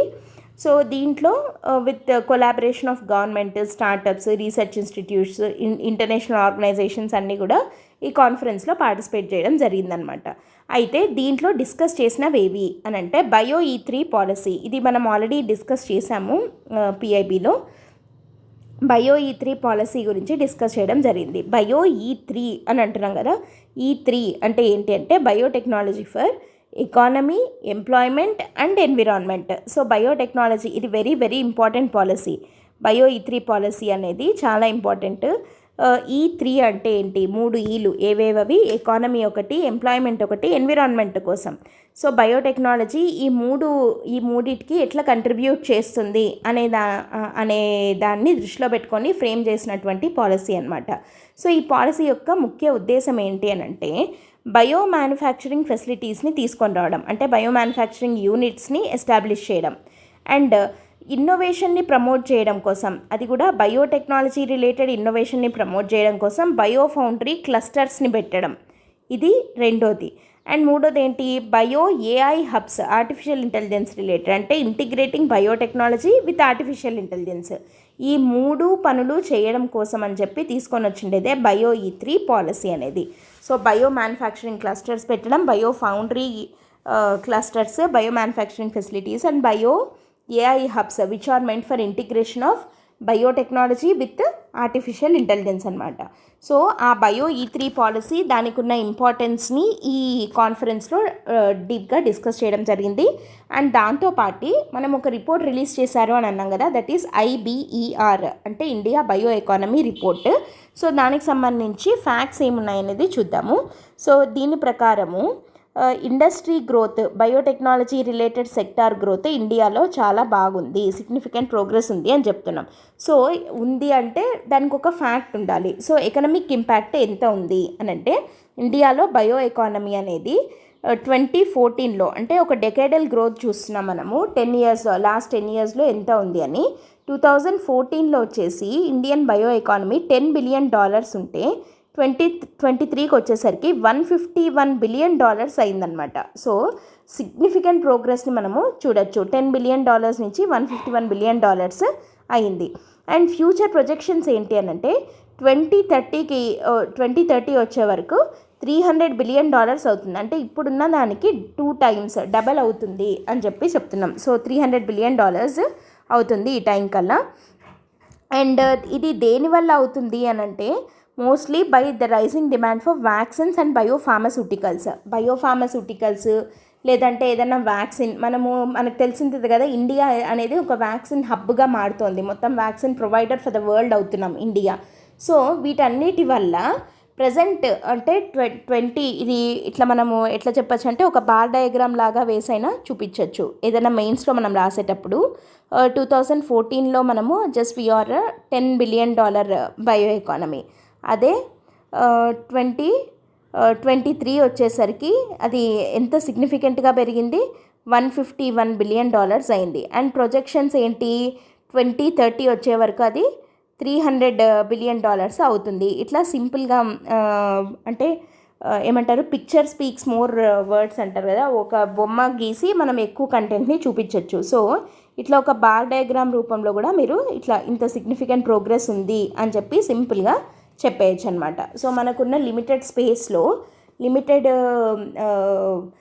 వర్డ్ లిమిట్ తోటి అంటే మనం వర్డ్ లిమిట్ని తగ్గించుకోవాలి అని అంటే ఇట్లా ఎక్కువగా పిక్టోరియల్ రిప్రజెంటేషన్స్ చూపిస్తే ఎగ్జామినర్కి కరెక్షన్ చేసే వాళ్ళకి కూడా కొంచెము ఈజీగా అర్థమవుతుంది, మీరు చెప్పాలనుకున్నది క్లియర్గా తెలిసిపోతుంది అనమాట. సో ఇక్కడ ఇయర్స్ రాసేసి 2014, ఇది వచ్చేసి 2023, ఇది వచ్చేసి 2030. ఇక్కడ యాక్చువల్గా ఇది ఇంకా సైజ్ తగ్గించి ప్రాపర్గా వేయండి, ఇంకా బాగుంటుంది అనమాట. ఓకేనా. సో ఇట్లా IBR రిపోర్ట్ ఇలాంటి ప్రొజెక్షన్స్ ఇవ్వడం జరిగింది about bio economy in India అనమాట. అండ్ జీడిపికి ఎంత కంట్రిబ్యూట్ చేసింది అంటే as of 2023 Indian bio economy contributed for 4.25% to India's GDP. అంటే అది నెంబర్లో చూస్తే $3.55 ట్రిలియన్. సో ఇండియా జీడిపిలో 4.25% కంట్రిబ్యూట్ చేస్తుంది. ఈ రెండిట్లో మీకు ఏ నెంబర్ ఏది మెమరైజ్ చేసుకోవడం ఈజీ అయితే అది గుర్తుపెట్టుకోండి. ఈదర్ జస్ట్ జీడిపికి యాజ్ పర్సంటేజ్గా గుర్తుపెట్టుకుంటారా లేదంటే నెంబర్లలో గుర్తుపెట్టుకుంటారా అనేది మీ చాయిస్, ఏదో ఒకటి రాసినా సరిపోతుంది. ఓకేనా. సో IBR రిపోర్ట్ అంటే 2014లో ఎంత ఉన్నింది, 2023లో లేదా 24లో ఎంత ఉంది, and projected growth rate to 2030 ఎంత ఉంది అనేది మూడింటిని ఇట్లా బార్ డయాగ్రామ్ లాగా చూపిస్తాము. అండ్ జీడిపికి ఎంత కంట్రిబ్యూట్ చేస్తుంది అనేది కూడా చెప్పేస్తే సరిపోతుంది అనమాట. సో ఈ కాన్ఫరెన్స్లో జరిగిండేది అది. సో ఇప్పుడు మనం ఇది చెప్పుకుంటున్నాం కాబట్టి బయోటెక్నాలజీ రిలేటెడ్ ఇనిషియేటివ్స్ ఇంకేమేమి ఉన్నాయి అని అంటే బయోటెక్నాలజీ స్ట్రాటజీ, డెవలప్మెంట్ స్ట్రాటజీ అని 2020-25 మధ్య ఒక రోడ్ మ్యాప్ని ఇవ్వడం జరిగింది. అండ్ నేషనల్ బయోఫార్మా మిషన్ అనేది ఒకటి ఉంది. బయోటెక్ కిసాన్ స్కీమ్ అని చెప్పి, ఇదేంటంటే కిసాన్ స్కీమ్ కదా, ఫార్మర్స్ కోసం, ఫార్మర్స్కి బయోటెక్నాలజీ ద్వారా ఎట్లాంటి హెల్ప్ ఉంటుంది అనేది చూడడం కోసం. అండ్ అటల్ జై అనుసంధాన్ బయోటెక్ మిషన్ అని చెప్పి, అంటే ఇది బయోటెక్నాలజీలో రీసెర్చ్ అండ్ ఇన్నోవేషన్ కోసం అన్నమాట. అండ్ అంతేకాకుండా బయోటెక్నాలజీ స్టార్టప్స్ అండ్ ఇండస్ట్రీస్ పెట్టుకోవడం కోసం అని చెప్పి బయోటెక్ పార్క్స్, మనకి ఇప్పుడు food parks, textile parks, PM Mitra parks అని ఇట్లా చెప్పుకున్నాం కదా, same in the way Biotech parks అనమాట. అంటే బయోటెక్నాలజీ రిలేటెడ్ స్టార్టప్స్ అన్నిటికీ కావాల్సిన ఇన్ఫ్రా అంతా ఒక చోట ఇచ్చి వాళ్ళని ఎంకరేజ్ చేయడం అక్కడ పెట్టుకునేదానికి. సో ఇవన్నీ బయోటెక్నాలజీని ఇండియాలో ప్రమోట్ చేయడానికి గవర్నమెంట్ తీసుకున్నటువంటి ఇనిషియేటివ్స్ ఏంటి అని అంటే ఇవన్నీ చెప్తాం. So global bio India summit 2024 అనేది ఏం షోకేస్ చేసింది, ఎక్కువగా it highlighted the importance of the bio E3 policy. అంటే ఎకానమీ, ఎంప్లాయ్మెంట్ అండ్ ఎన్విరాన్మెంట్ అన్నాం కదా, సో దానికోసం బయోటెక్నాలజీ ఎట్లా హెల్ప్ అవుతుంది అనే దానికోసం మ్యానుఫ్యాక్చరింగ్ ఫెసిలిటీస్ పెట్టడం, బయో ఫౌండరీ క్లస్టర్స్ పెట్టడము, అండ్ AI తోటి బయోటెక్నాలజీని ఇంటిగ్రేట్ చేసి ఎట్లా AI హబ్స్ని ఏర్పాటు చేయడము. సో ఇవి కాక IBR రిపోర్ట్ అని చెప్పి దాంట్లో బయోటెక్నాలజీ ఎంత ప్రోగ్రెస్ ఉంది ఇండియాలో అనేది హైలైట్ చేశారు.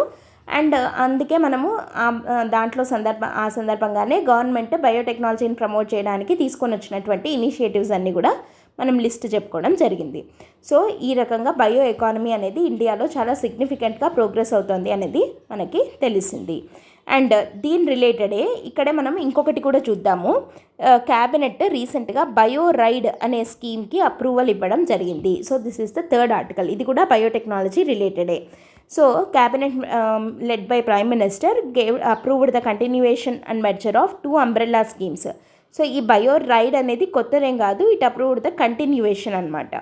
And merger of 2 umbrella schemes అంటే department of biotechnology into a unified scheme called bio ride అని పేరు. Bio ride. రైడ్ అంటే ఏంటి అని అంటే 2-3 స్కీమ్స్ని కలిపి ఒకదాని కిందకి తీసుకొని రావడం జరిగింది. That is bio ride scheme అనమాట. రైడ్ అంటే ఏంటంటే బయో అంటే బయోటెక్నాలజీ, రైడ్ అంటే research, innovation and entrepreneurship development. యాక్చువల్గా డిఈ, ఇక్కడ ఈడీ, అది పలకడానికి ఈజీగా ఉండడం కోసం అట్లా పెట్టేశారనమాట. సో బయోటెక్నాలజీలో రీసెర్చ్ అండ్ ఇన్నోవేషన్ని ప్రమోట్ చేయడానికి అండ్ ఆంటర్ప్రెన్యూర్షిప్ని డెవలప్ చేయడానికి, అంటే మనం ఇందాక చూసాం కదా స్టార్టప్స్ని ఎంకరేజ్ చేయడానికి బయోటెక్ పార్క్స్ అని అట్లాంటివి.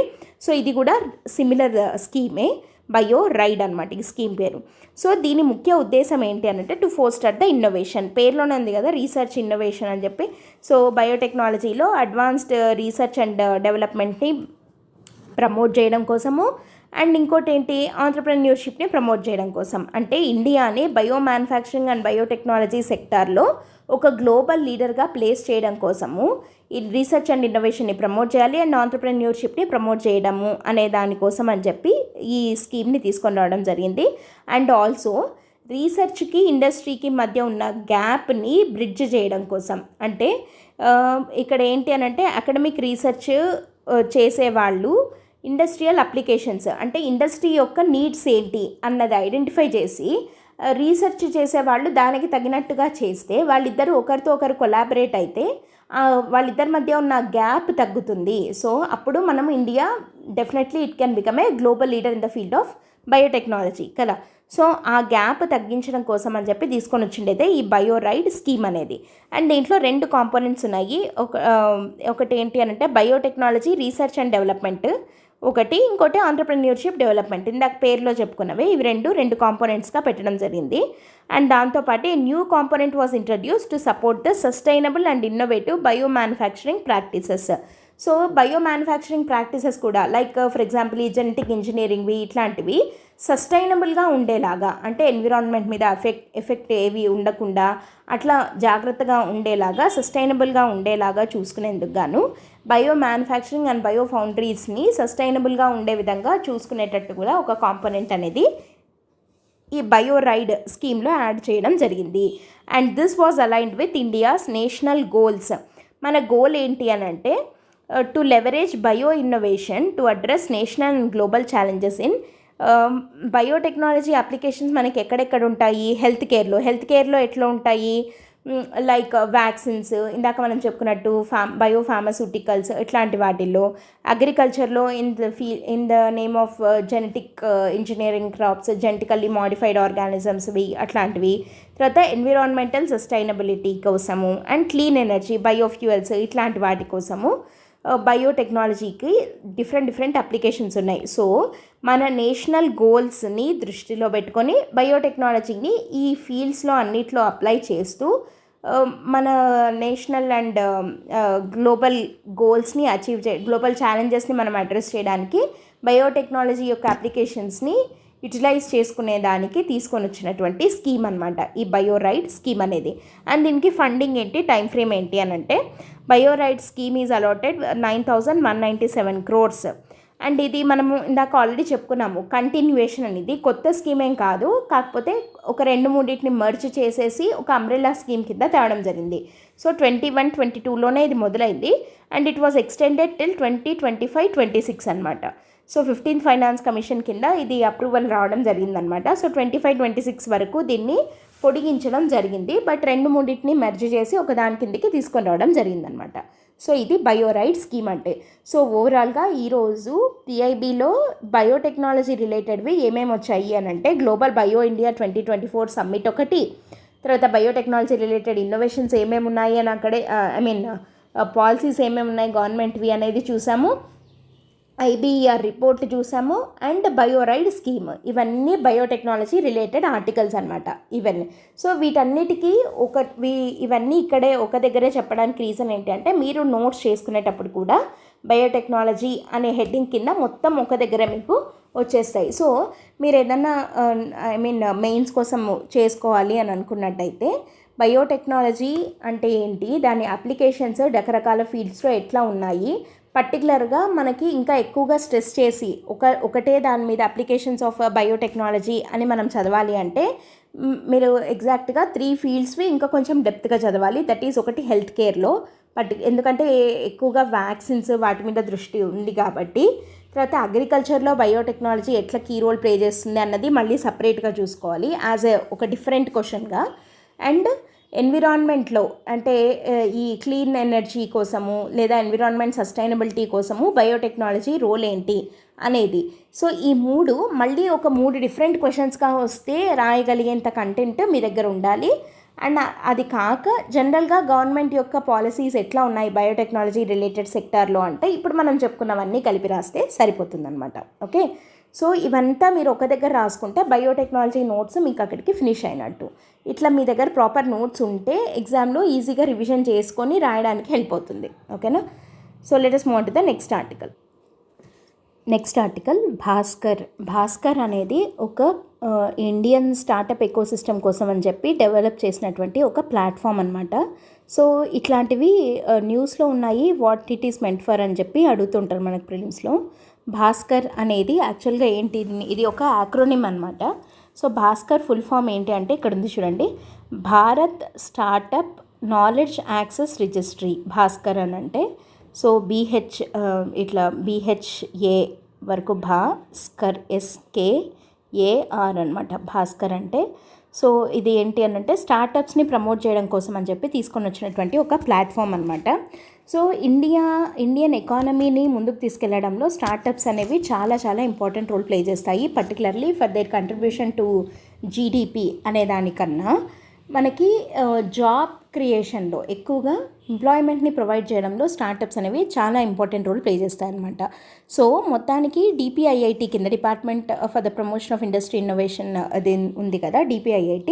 సో వాళ్ళ కింద రికగ్నైజ్ అవ్వబడినటువంటి స్టార్టప్స్ ఎన్ని అని అంటే 1,46,000 స్టార్టప్స్ ఉన్నాయన్నమాట. సో మనది వరల్డ్లోనే మోస్ట్ డైనమిక్ స్టార్టప్ ఎకోసిస్టమ్ ఇండియాలో ఉంది అని చెప్పచ్చు. సో దీని ద్వారా ఏంటి ఎంప్లాయ్మెంట్ జనరేషన్తో పాటు అంటే కొన్ని మిలియన్స్ ఆఫ్ జాబ్స్ అనేవి క్రియేట్ అవుతున్నాయి విత్ దీ స్టార్టప్స్. అండ్ ఆల్సో జీడిపికి కూడా బాగా కంట్రిబ్యూట్ చేస్తాం, ఒక వైటల్ కాంపోనెంట్గా ఉంటుందన్నమాట జీడిపి కంట్రిబ్యూషన్లో. సో అట్లాంటి స్టార్టప్స్ని ప్రమోట్ చేయడం కోసం అని చెప్పి తీసుకొని వచ్చిండేదే ఈ భాస్కర్ అనేది. సో ఇవి ఏం చేస్తాయి అని అంటే మన నేషనల్ అండ్ గ్లోబల్ స్టేజ్ మీద మన స్టార్టప్స్ని బాగా ప్లేస్ చేయడానికి, అంటే ఇండియన్ స్టార్టప్ ఎకోసిస్టమ్ని ఇంకా వైబ్రెంట్గా డైనమిక్గా తయారు చేయడం కోసం అని చెప్పి తీసుకొని వచ్చిన ప్లాట్ఫామ్. సో దీన్ని ఓవర్ రివ్యూ చూద్దాం ఒకసారి. అసలు ఇది లాంచ్ చేసిండేది ఎవరు అంటే department for promotion of industry and internal trade అనమాట, DPIIT వాళ్ళు. ఇది కామర్స్ అండ్ ఇండస్ట్రీ మినిస్ట్రీ కిందకి వెళ్తుంది. సో వీళ్ళు ఒక కొత్త డిజిటల్ ప్లాట్ఫామ్ని స్టార్ట్ చేశారు, that is Bharat startup knowledge access registry, దాన్నే భాస్కర్ అని అంటున్నాం. సో దీని యొక్క ముఖ్యమైన ఆబ్జెక్టివ్ ఏంటి అని అంటే it by centralising and streamlining collaboration among key stakeholders అంటే మొత్తము ఈ స్టార్టప్ ఎకోసిస్టంలో ఎవరెవరైతే స్టేక్ హోల్డర్స్ ఇన్వాల్వ్ అయ్యి ఉన్నారో వాళ్ళందరినీ స్ట్రీమ్లైన్ చేయడానికి, ఒక దగ్గరికి తీసుకొని రావడానికి, ఒకరితో ఒకరికి కొలాబరేషన్స్ని డెవలప్ చేయడం కోసం అని చెప్పి ఇంకా ఈజీగా ఉండేదానికి. ఓకేనా, యాక్సెస్ రిజిస్ట్రీ అని అంటున్నాం కదా. సో ఇవన్నీ ఒక దగ్గర ఉండేలాగా చూసుకునేదానికి తీసుకొని వచ్చిన ప్లాట్ఫామ్, ఒక డిజిటల్ ప్లాట్ఫామ్ అనమాట భాస్కర్ అనేది. సో ఎవరెవరు ఆ స్టేక్ హోల్డర్స్, స్టార్టప్స్, తర్వాత స్టార్టప్స్లో ఇన్వెస్ట్ చేసే ఇన్వెస్టార్స్, మెంటార్స్, వీళ్ళకి మెంటారింగ్ ఇస్తారు కదా, సో ఆ మెంటార్స్, తర్వాత సర్వీస్ ప్రొవైడర్స్, తర్వాత గవర్నమెంట్ బాడీస్, వీటికి పర్మిషన్స్ ఇవన్నీ ఇవ్వాల్సినటువంటి గవర్నమెంట్ బాడీస్, ఈ స్టేక్ హోల్డర్స్ అందరి మధ్య స్ట్రీమ్లైన్ చేయడానికి యాక్టివిటీస్ని అంతా, అండ్ అంటే త్వరగా పర్మిషన్స్ ఇవ్వడానికి, ఇంకేమైనా మెంటార్షిప్ రిలేటెడ్వి ఇట్లాంటివి ఏమైనా చూడాలంటే వాళ్ళు మొత్తం అందరూ కలిసి ఒక దగ్గర స్ట్రీమ్లైన్ అయ్యి కొలాబరేట్ చేసుకునేదానికి వీలుగా ఉండేలాగా ఒక డిజిటల్ ప్లాట్ఫామ్ని తయారు చేయడం జరిగింది, దట్ ఈస్ భాస్కర్ అనమాట. సో ఎందుకు అని అంటే ఇండియాలో మనం ఇందాక చెప్పుకున్నాం నియర్లీ 1,46,000 రికగ్నైజ్డ్ స్టార్టప్స్ ఉన్నాయి అని చెప్పి, అండ్ ఇవి జీడిపికి అండ్ యాజ్ వెల్ యాజ్ ఎంప్లాయ్మెంట్కి బాగా కంట్రిబ్యూట్ చేస్తాయి అని చెప్పి. సో ఈ భాస్కర్ అనే ప్లాట్ఫామ్ ఏంటి అని అంటే ఈ స్టార్టప్స్ని పెట్టే ఆంటర్ప్రెన్యూర్స్, తర్వాత దాంట్లో ఇన్వెస్ట్ చేసే ఇన్వెస్టర్స్, వీళ్ళకు ఉన్నటువంటి ఛాలెంజెస్ని మినిమైజ్ చేసి ప్రాసెస్ని త్వరగా స్ట్రీమ్లైన్ చేయడం కోసం అని చెప్పి తీసుకొని వచ్చినటువంటి ప్లాట్ఫామ్ ఇది. సో వాట్ ఇట్ డూస్ అంటే యాక్చువల్గా ఇట్ సెంట్రలైజ్డ్ రీసోర్సెస్ అనేది ఉంటుందన్నమాట. అంటే దీనికి కావాల్సిన రీసోర్సెస్ కానీ, టూల్స్, నాలెడ్జ్, హెల్పింగ్ ఆంటర్ప్రెన్యూర్స్ వీళ్ళందరూ కూడా అంటే ఫ్రమ్ ఐడియేషన్ స్టేజ్ నుంచి ఎగ్జిక్యూషన్ స్టేజ్ వరకు, అంటే ఒక స్టార్టప్ ఐడియా ఉంటుంది. సో ఐడియా స్టేజ్ నుంచి దాన్ని ఎగ్జిక్యూట్ చేసే వరకు, ఇంప్లిమెంటేషన్ స్టేజ్ వరకు ఇన్వాల్వ్ అయ్యే ప్రతి ఒక్క స్టేక్ హోల్డర్ ఇందులో ఉంటారు. కాబట్టి ఒకరితో ఒకరు కొలాబరేట్ చేసుకోవడానికి ఈజీగా ఉండే విధంగా ఉంటుంది ఈ ప్లాట్ఫామ్ అనేది. సో దీంట్లో ఉన్న కీ ఫీచర్స్ ఏంటి అని అంటే ఇందాక చెప్పుకున్నట్టు సీమ్లెస్ ఇంటరాక్షన్ అనేది ఉంటుందన్నమాట. ఎవరెవరికి మధ్య, స్టార్టప్స్కి, ఇన్వెస్టర్లకి, మెంటార్లకి అండ్ మిగతా స్టేక్ హోల్డర్స్కి. దానివల్ల ఏమవుతుంది, సీమ్లెస్ ఇంటరాక్షన్ అంటే మధ్యలో ఏమీ అడ్డంకులు లేకుండా హ్యాపీగా ఒకరితో ఒకరు ఈజీగా ఇంటరాక్ట్ అయ్యే విధంగా. So thereby they can bridge the gap between the across the sectors. అంటే ఒకరికి ఇంకొకరికి మధ్య ఉన్న గ్యాప్ ఏదైతే ఉందో దాన్ని ఈజీగా బ్రిడ్జ్ చేయొచ్చు. అండ్ దాంతోపాటు క్రిటికల్ రిసోర్సెస్ ఏవేవైతే అవసరమో ఫర్ డెసిషన్ మేకింగ్, సో అట్లాంటి వాటి కోసం కావాల్సిన రిసోర్సెస్ అన్నీ ఒక దగ్గరే అవైలబుల్గా ఉండేలాగా, వాటికి ఇమీడియట్గా యాక్సెస్ ఉండేలాగా చూసుకోవడానికి ఇది హెల్ప్ అవుతుంది. అండ్ ఇది అసలు ఎట్లా వర్క్ అవుతుంది అని అంటే మనకి ఆధార్ ఐడి ఎట్లయితే ఉంటుందో సేమ్ అట్లనే ఇప్పుడు మనకి భాస్కర్ ఐడి అని చెప్పి ఒకటి ఇస్తారనమాట. అంటే దీంట్లో రిజిస్టర్ చేసుకున్న రిజిస్ట్రీ అని అన్నాం కదా, each stakeholder will receive a unique Bhaskar ID.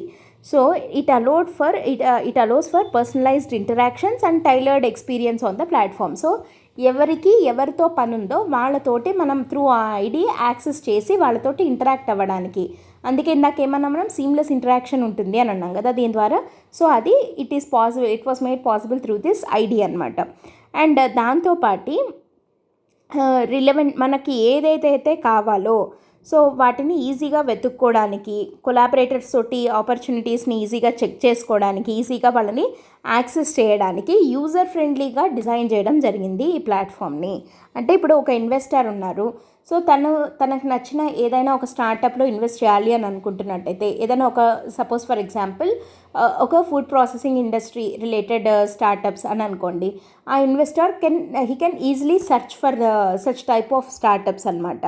So లేదా ఒక స్టార్టప్ ఐడియా ఉంది, but somebody is looking for a investor, లేదా somebody is looking for a mentor. అట్లాంటప్పుడు సెర్చ్ ఆప్షన్స్ అనేవి ఈజీగా పవర్ఫుల్ సెర్చ్ ఫీచర్స్ తోటి రిలవెంట్ రిసోర్సెస్ని ఈజీగా యాక్సెస్ చేసే విధంగా యూజర్ ఫ్రెండ్లీగా ఈ ప్లాట్ఫామ్ని తయారు చేయడం జరిగిందనమాట. అండ్ దీని ద్వారా ఏంటి అని అంటే గ్లోబల్ ఇన్నోవేషన్ హబ్లో మన ఇండియా యొక్క రెప్యుటేషన్ ఇంకా పెరుగుతుంది. బికాస్ ఈ స్టార్టప్స్ అనేవి ఇంకా బెటర్గా ఈ క్రాస్ బార్డర్ కొలాబరేషన్స్కి, అంటే వేరే కంట్రీస్తో ఉన్న వాటితో మనం కొలాబరేట్ అవ్వడానికి కానీ, సో అట్లాంటి వాటికి కూడా ఇది చాలా హెల్ప్ అవుతుంది. సో గ్లోబల్ లెవెల్లో Indian startups will be set at a high stage అని చెప్పి చెప్తున్నారనమాట. సో ఇది భాస్కర్ ప్లాట్ఫామ్. సో ఓవరాల్గా మనం గుర్తుపెట్టుకోవాల్సింది స్టార్టప్ ఎకోసిస్టమ్ రిలేటెడ్ ఏదైనా ఒక ట్రయల్స్ వస్తే, లేదా గవర్నమెంట్ ఎట్లాంటి పాలసీస్ తీసుకుంటోంది అని చెప్పి ఒకవేళ మెయిన్స్లో ఏదైనా రాయాల్సి వస్తే you can use this Bhaskar platform అనే ఈ పాయింట్ని ఆన్సర్లో ఒక పాయింట్ లాగా రాయొచ్చు. దీని మీదనే ఒక క్వశ్చన్ వచ్చేదానికైతే మెయిన్స్లో అయితే అవకాశం లేదు. బట్ స్టార్టప్స్ని ఎంకరేజ్ చేయడానికి, లేదా మనము ఏమంటాము ఈ ఆత్మనిర్భర్ భారత్ని అనే గోల్ని అచీవ్ చేయడంలో స్టార్టప్స్ రోల్ ఏంటి, అట్లాంటి మెయిన్స్ క్వశ్చన్ రావచ్చు ఎకానమీలో. అట్లా వచ్చినప్పుడు మనం ఈ భాస్కర్ అనే ప్లాట్ఫామ్ని కూడా తీసుకొని వచ్చారు అనే పాయింట్ని కనుక ఆన్సర్లో రాస్తే, ఇది అప్డేటెడ్ కదా, వెరీ రీసెంట్ కరెంట్ అఫైర్స్ కాబట్టి మంచి హెల్ప్ అవుతుందన్నమాట. ఓకేనా. అండ్ దీని మీద ప్రిలిమ్స్లో ఎట్లా క్వశ్చన్ రావచ్చు, ఈ భాస్కర్ అనేది న్యూస్లో ఉంది, what it is related to. అంటే మామూలుగా భాస్కర్ అంటే ఏమంటాము, భాస్కర్ అని దీనికి ఎందుకు పేరు పెట్టారు, ఫస్ట్ ఆఫ్ ఆల్ భాస్కర్ అంటే సూర్యుడు అంటే సన్ రైజ్ సెక్టర్స్ అంటాం కదా, సో స్టార్టప్స్ కాబట్టి వాటికి అట్లా పెట్టడం జరిగిందనమాట. కాబట్టి కొంచెం కన్ఫ్యూజ్ చేసే విధంగా ఏదన్నా related to solar energy related ఏదన్నా ఒక ఇనిషియేటివ్ అనో అట్లాంటి ఆప్షన్స్ ఇచ్చేదానికి అవకాశం ఉంది, జస్ట్ కన్ఫ్యూజెస్. కానీ భాస్కర్ అనేది ఏంటంటే రిలేటెడ్ టు స్టార్టప్స్ అనమాట. ఓకేనా. సో అది ఈ article. Let us move on to the next one. Next article వచ్చేసి Indian navy gearing up for HADR ops at Myanmar typhoon Yagi అని చెప్పి పిఐబిలో వచ్చింది. సో ఈ టైఫూన్ యాగి గురించి న్యూస్లో ఉంది కదా, వెరీ వెరీ ఇంపార్టెంట్ అనమాట. ఇది టైఫూన్ యాగి అనేది ఈ ఇయర్లోనే strongest tropical cyclone in Asia అనమాట. సో ఓవరాల్గా చెప్పాలంటే బెరిల్ అనే ఒకటి హరికేన్ వచ్చింది. అది కాకుండా అంటే దాని తర్వాత గ్లోబల్లోనే అంటే ఏషియాలోనే కాదు వరల్డ్లోనే స్ట్రాంగెస్ట్ ఏది అని అంటే టైఫూన్ యాగి అని చెప్పి చెప్పచ్చు. సో సౌత్ ఈస్ట్ ఏషియా అనేది అల్లకల్లోలం అయిపోయింది ఈ టైఫూన్ యాగి వల్ల. ఏ ఏ కంట్రీస్ ఎఫెక్ట్ అయ్యాయి అంటే countries like Philippines, China, Laos, Myanmar, Thailand effect అయ్యాయి. అన్నిటికన్నా మోస్ట్ ఎఫెక్టెడ్ కంట్రీ ఏది అని అంటే వియత్నాం అనమాట. సో వియత్నాంలో దాదాపు 233 మంది దాకా చనిపోవడం జరిగింది. సో ఇన్ని సౌత్ ఈస్ట్ ఏషియన్ నేషన్స్ని అఫెక్ట్ చేసినది ఏంటది టైఫూన్ యాగి. సో ఈ టైఫూన్ యాగి అనేది ట్రాపికల్ సైక్లోన్ అంటున్నాం కదా. సో జస్ట్ ఊరికే ట్రాపికల్ సైక్లోన్ అంటే ఏంటి అనేది చూద్దాము. ట్రాపికల్ సైక్లోన్స్ అంటే ట్రాపిక్ ఆఫ్ క్యాన్సర్కి ట్రాపిక్ ఆఫ్ క్యాప్రికాన్కి మధ్య డెవలప్ అయ్యే సైక్లోన్స్ ఏవైతే ఉంటాయో వాటిని ట్రాపికల్ సైక్లోన్స్ అని చెప్పి పిలుస్తారు. అయితే వరల్డ్ మెటీరియలాజికల్ ఆర్గనైజేషన్ వాళ్ళు ట్రాపికల్ సైక్లోన్ అనే పదాన్ని వేటికి వాడతారు అని అంటే only for the cyclones where the gale forces అంటే ఆ విండ్ ఏదైతే ఉందో అది ఎంత ప్రభావంతో వీస్తున్నాయి గాలులు అంటారు కదా. సో 63 kmph అంటే గంటకి 63 కిలోమీటర్ల వేగంతో గాలులు వచ్చినప్పుడు మాత్రమే వాటిని ట్రాపికల్ సైక్లోన్ అని చెప్పి WMO గుర్తిస్తుంది, వరల్డ్ మెటీరియలాజికల్ ఆర్గనైజేషన్ ఐడెంటిఫై చేస్తుంది. అండ్ దట్టు ఈ రెండు ఏరియాస్కి మధ్య ట్రాపిక్ ఆఫ్ క్యాన్సర్కి క్యాప్రికాన్కి మధ్య 63 kmph లేదా 34 knots అని అంటారు కదా. సో అంత స్పీడ్ తోటి విండ్స్ వస్తే దాన్ని ట్రాపికల్ సైక్లోన్ అని చెప్పి మనం పిలుస్తాము. అయితే ఈ టైఫూన్ యాగి అనేది స్ట్రాంగెస్ట్ స్టార్మ్ ఇన్ ఏషియా అని అంటున్నాం కదా. అసలు ఇది ఎట్లా డెవలప్ అయింది, ఎక్కడ డెవలప్ అయింది అనేది చూద్దాం. So typhoon Yagi started as a tropical storm in western Philippine sea. ఇది మొదలైండేది వెస్ట్రన్ ఫిలిప్పైన్ సీలో. అండ్ ఇది ల్యాండ్ఫాల్ అయ్యిండేది ఫిలిప్పైన్స్లో. ల్యాండ్ఫాల్ అవ్వడం అంటే తీరం దాటడం అంటారు కదా. సో అది ఫిలిప్పైన్స్లో అయ్యింది. ఆ తర్వాత వీక్ అయ్యింది. కానీ సౌత్ చైనా సీలో ఉన్న వామ్ వాటర్స్ కారణంగా మళ్ళీ ఇది ఇంటెన్సిఫై అయ్యింది. సో తర్వాత ఇది కేటగిరీ 5 టైఫూన్గా మారింది. విత్ విండ్స్ ఎంత బలంగా వీయడం స్టార్ట్ అయ్యాయి అని అంటే 260 kmph కూడా రీచ్ అయ్యాయి అనమాట. అంత బలమైన గాలులు రావడం స్టార్ట్ అయింది. అండ్ ఈ కేటగిరీ 5 స్టార్మ్స్ అనేవి సౌత్ చైనా సీలో ఓన్లీ ఇప్పటికీ 3 మాత్రమే ఉన్నాయి. ఇది 4th అయిందనమాట. ఏవేవి అని అంటే 1954లో పమేలా అనేది ఒక టైఫూన్, 2014లో రమస్సున్ అని ఒకటి, 2021లో రాయ్ అని ఒక టైఫూన్. ఈ 3 వచ్చాయి. అండ్ ఇప్పుడు 2024లో టైఫూన్ యాగి అనమాట. సో ఇది క్రమంగా ట్రాపికల్ డిప్రెషన్ కింద మారింది. లాస్ట్కి మయన్మార్లో దీని ఎఫెక్ట్ చూపించింది. పర్టికులర్గా దాని క్యాపిటల్ న్యాపిదా ఉంది కదా, అది చాలా ఎఫెక్ట్ అయిందనమాట because of this typhoon Yagi. So అసలు ఏంటి, ఎందుకు దీంట్లో క్లైమేట్ చేంజ్ యొక్క రోల్ ఏముంది అని అంటే చాలా ఉంది క్లైమేట్ చేంజ్ యొక్క role, particularly in this typhoon Yagi. ఎందుకు అని అంటే మామూలుగా మనకి తెలిసిన విషయమే that scientist are still debating how climate change effects tropical cyclones. ఎందుకంటే స్టార్మ్ ఫార్మేషన్లో డెవలప్మెంట్లో ప్రతి ఒక్క దాంట్లో క్లైమేట్ చేంజ్ యొక్క ఇంపాక్ట్ అనేది మనకి కనపడుతుంది అనమాట.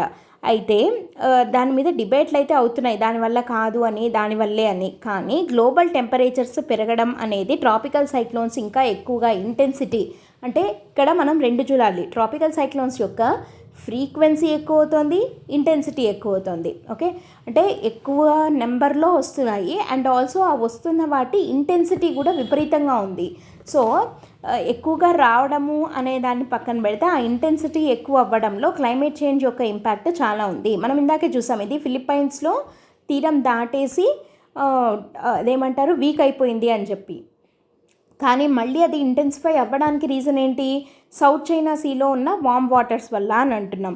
సో ఇక్కడ ఒకసారి మనం చూసినట్టయితే ఈ వామ్ సీ సర్ఫేస్ టెంపరేచర్స్ అనేవి ఎంత పెరుగుతున్నాయంటే 1850లో ఉన్నదానికన్నా అంటే ప్రీ ఇండస్ట్రియల్ ఎరా అనమాట. సో అప్పటికన్నా చూస్తే ఇప్పుడు సీ సర్ఫేస్ టెంపరేచర్స్ 0.9 degrees పెరిగాయి. అంటే almost 1 degree temperature Celsius sea surface temperature పెరిగిందనమాట. సో సీ సర్ఫేస్ టెంపరేచర్ కనుక వామ్ అయితే అంటే ఎక్కువ అవుతే దానివల్ల ఇంపాక్ట్ ఏముంటుంది అని అంటే, సో హాటర్ ఓషన్స్ అయితే అంటే ఓషన్స్లో ఉన్న వాటర్ కనుక హీట్ ఎక్కువైతే దానివల్ల ఏమవుతుంది, వాటర్ వేపర్ పెరుగుతుంది. వాటర్ వేపర్ పెరిగితే ఏమవుతుంది, విండ్స్ స్ట్రాంగర్ అవుతాయి. దానివల్ల ఏమవుతుంది, రెయిన్ఫాల్ హెవీ అవుతుంది. దానివల్ల ఏమవుతుంది, ఫ్లడ్డింగ్ ఇంక్రీజ్ అవుతుంది. సో ఇవి ల్యాండ్ఫాల్ అయినప్పుడు అంటే తీరం దాటినప్పుడు దాని ఇంటెన్సిటీ అనేది ఇంకా విపరీతంగా పెరుగుతుంది. సో ఫ్రీక్వెన్సీ అని కాకపోయినా ఈ క్లైమేట్ చేంజ్ యొక్క ఇంపాక్ట్ ఈ ట్రాపికల్ సైక్లోన్స్ యొక్క ఇంటెన్సిటీ మీద చాలా ఎక్కువగా చూపిస్తుంది. సో మీరు ఇట్లాంటి వాటిని రోల్ ఆఫ్ క్లైమేట్ చేంజ్ అన్నప్పుడు ఇట్లా ఒక ఫ్లో చార్ట్, ఇట్లా ఒక రౌండ్గా ఒక డయాగ్రామ్ లాగా సైక్లికల్ డయాగ్రామ్ అంటాం కదా. సో ఇక్కడ ఏం రాయొచ్చు మనము, సీ సర్ఫేస్ టెంపరేచర్స్ పెరిగితే ఏమవుతుంది అంటున్నాము, వాటర్ వేపర్ పెరుగుతుంది. వాటర్ వేపర్ పెరిగితే ఏమవుతుంది, స్ట్రాంగ్ విండ్స్ ఎక్కువవుతాయి. స్ట్రాంగ్ విండ్స్ అనేవి ఎక్కువవుతాయి. స్ట్రాంగ్ విండ్స్ పెరిగితే ఏమవుతుంది, దానివల్ల రెయిన్ఫాల్ ఎక్కువవుతుంది. రెయిన్ఫాల్ పెరిగితే ఏమవుతుంది, ఫ్లడ్స్ ఎక్కువవుతాయి. సో ఫ్లడ్స్ ఎక్కువవుతాయి. ఇట్లా మనం ఒక డయాగ్రామ్ లాగా చూపించవచ్చు అనమాట. సో క్లైమేట్ చేంజ్ యొక్క ఇంపాక్ట్ సైక్లోన్స్ మీద ఎట్లా ఉంది అన్నప్పుడు you can show it like a diagram. So ఈ టైఫూన్ యాగి వెనకాల కూడా క్లైమేట్ చేంజ్ డెఫినెట్గా ఉంది అని చెప్పచ్చు. పర్టికులర్గా ఎక్కువ ఉన్నదానికన్నా ఎక్కువగా ఈ warming up of South China Sea వల్ల ఇది అయ్యింది అని చెప్పి చెప్తున్నాం. అండ్ దీనికి గాను మనకి ఇక్కడ మెయిన్ ఆర్టికల్ ఇక్కడ ఉన్నది ఏంటి అని అంటే, Indian navy is gearing up for HADR ops అని అన్నాం కదా. HADR అంటే humanitarian assistance and disaster resilience అనమాట. సో డిజాస్టర్ రెస్పాన్స్ అనమాట. సో మనము హ్యుమానిటేరియన్ అసిస్టెన్స్ కింద మయన్మార్కి అక్కడికి వెళ్తున్నారు అని చెప్పి ఉంది.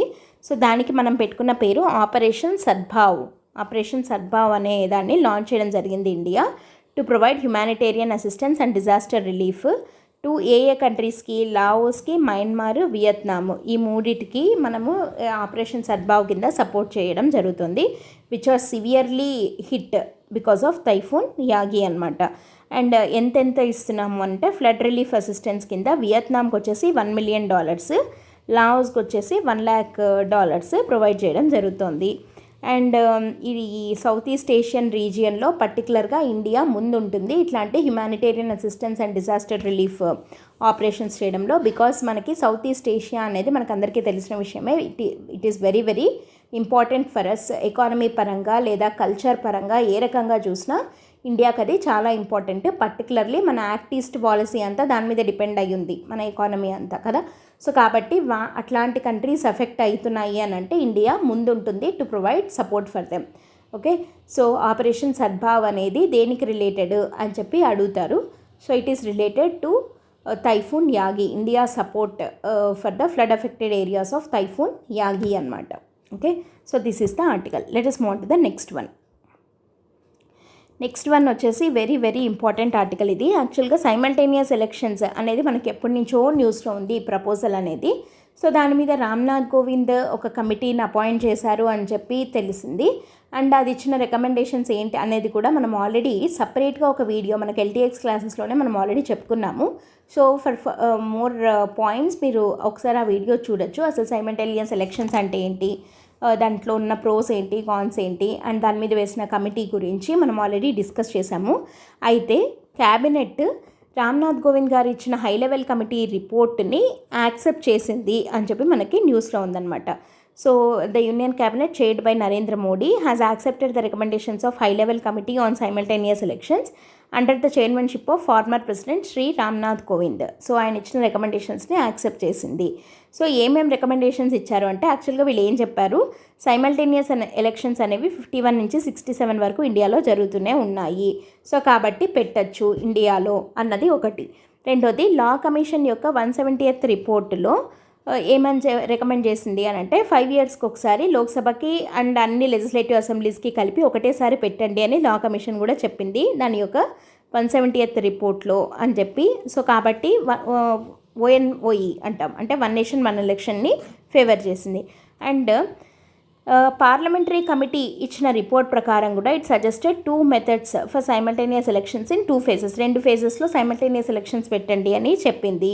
తర్వాత రామ్నాథ్ కోవింద్ గారు పొలిటికల్ పార్టీస్ని, ఎక్స్పర్ట్స్ని, పర్టికులర్గా మనకి సుభాష్ కశ్యప్ అని అంటారు కదా, సో ఆయన లోక్సభ సెక్రటరీ జనరల్గా చేయడం జరిగిందనమాట. సో అట్లాంటి ఎక్స్పర్ట్స్ని, కాన్స్టిట్యూషనల్ ఎక్స్పర్ట్స్ని, తర్వాత పబ్లిక్ ఒపీనియన్ని కూడా తీసుకోవడం జరిగింది. త్రూ మెయిల్స్, త్రూ పోస్ట్ మీ ఒపీనియన్స్ని చెప్పండి అని ఉన్న అందరూ స్టేక్ హోల్డర్స్ని, పొలిటికల్ పార్టీస్ని, తర్వాత ఇంకా అదర్ ఇంటర్నేషనల్ ప్రాక్టీసెస్ ఎట్లా ఉన్నాయి అన్నిటినీ కూడా చూసి చాలా డెప్త్గా డెలిబరేషన్స్ అన్నీ జరిపిన తర్వాత రామ్నాథ్ కోవింద్ గారు ఇచ్చినటువంటి రికమెండేషన్స్ ని క్యాబినెట్ అప్రూవ్ చేయడం జరిగింది. సో ఎక్స్టెన్సివ్ ఫీడ్బ్యాక్ని తీసుకోవడం జరిగింది. And there is a wide spread support for simultaneous elections. కాబట్టి సైమల్టేనియస్ ఎలక్షన్స్ పెట్టచ్చు ఇండియాలో అని చెప్పి రామ్నాథ్ కోవింద్ రిపోర్ట్ ఇవ్వడం జరిగిందనమాట. అండ్ ఈయన ఇచ్చిన రికమెండేషన్స్ ఏంటి అంటే 2 ఫేజెస్లో ఇవి పెట్టాలి. ఫస్ట్ ఫేజ్లో వచ్చేసి conduct Lok Sabha and assembly elections simultaneously.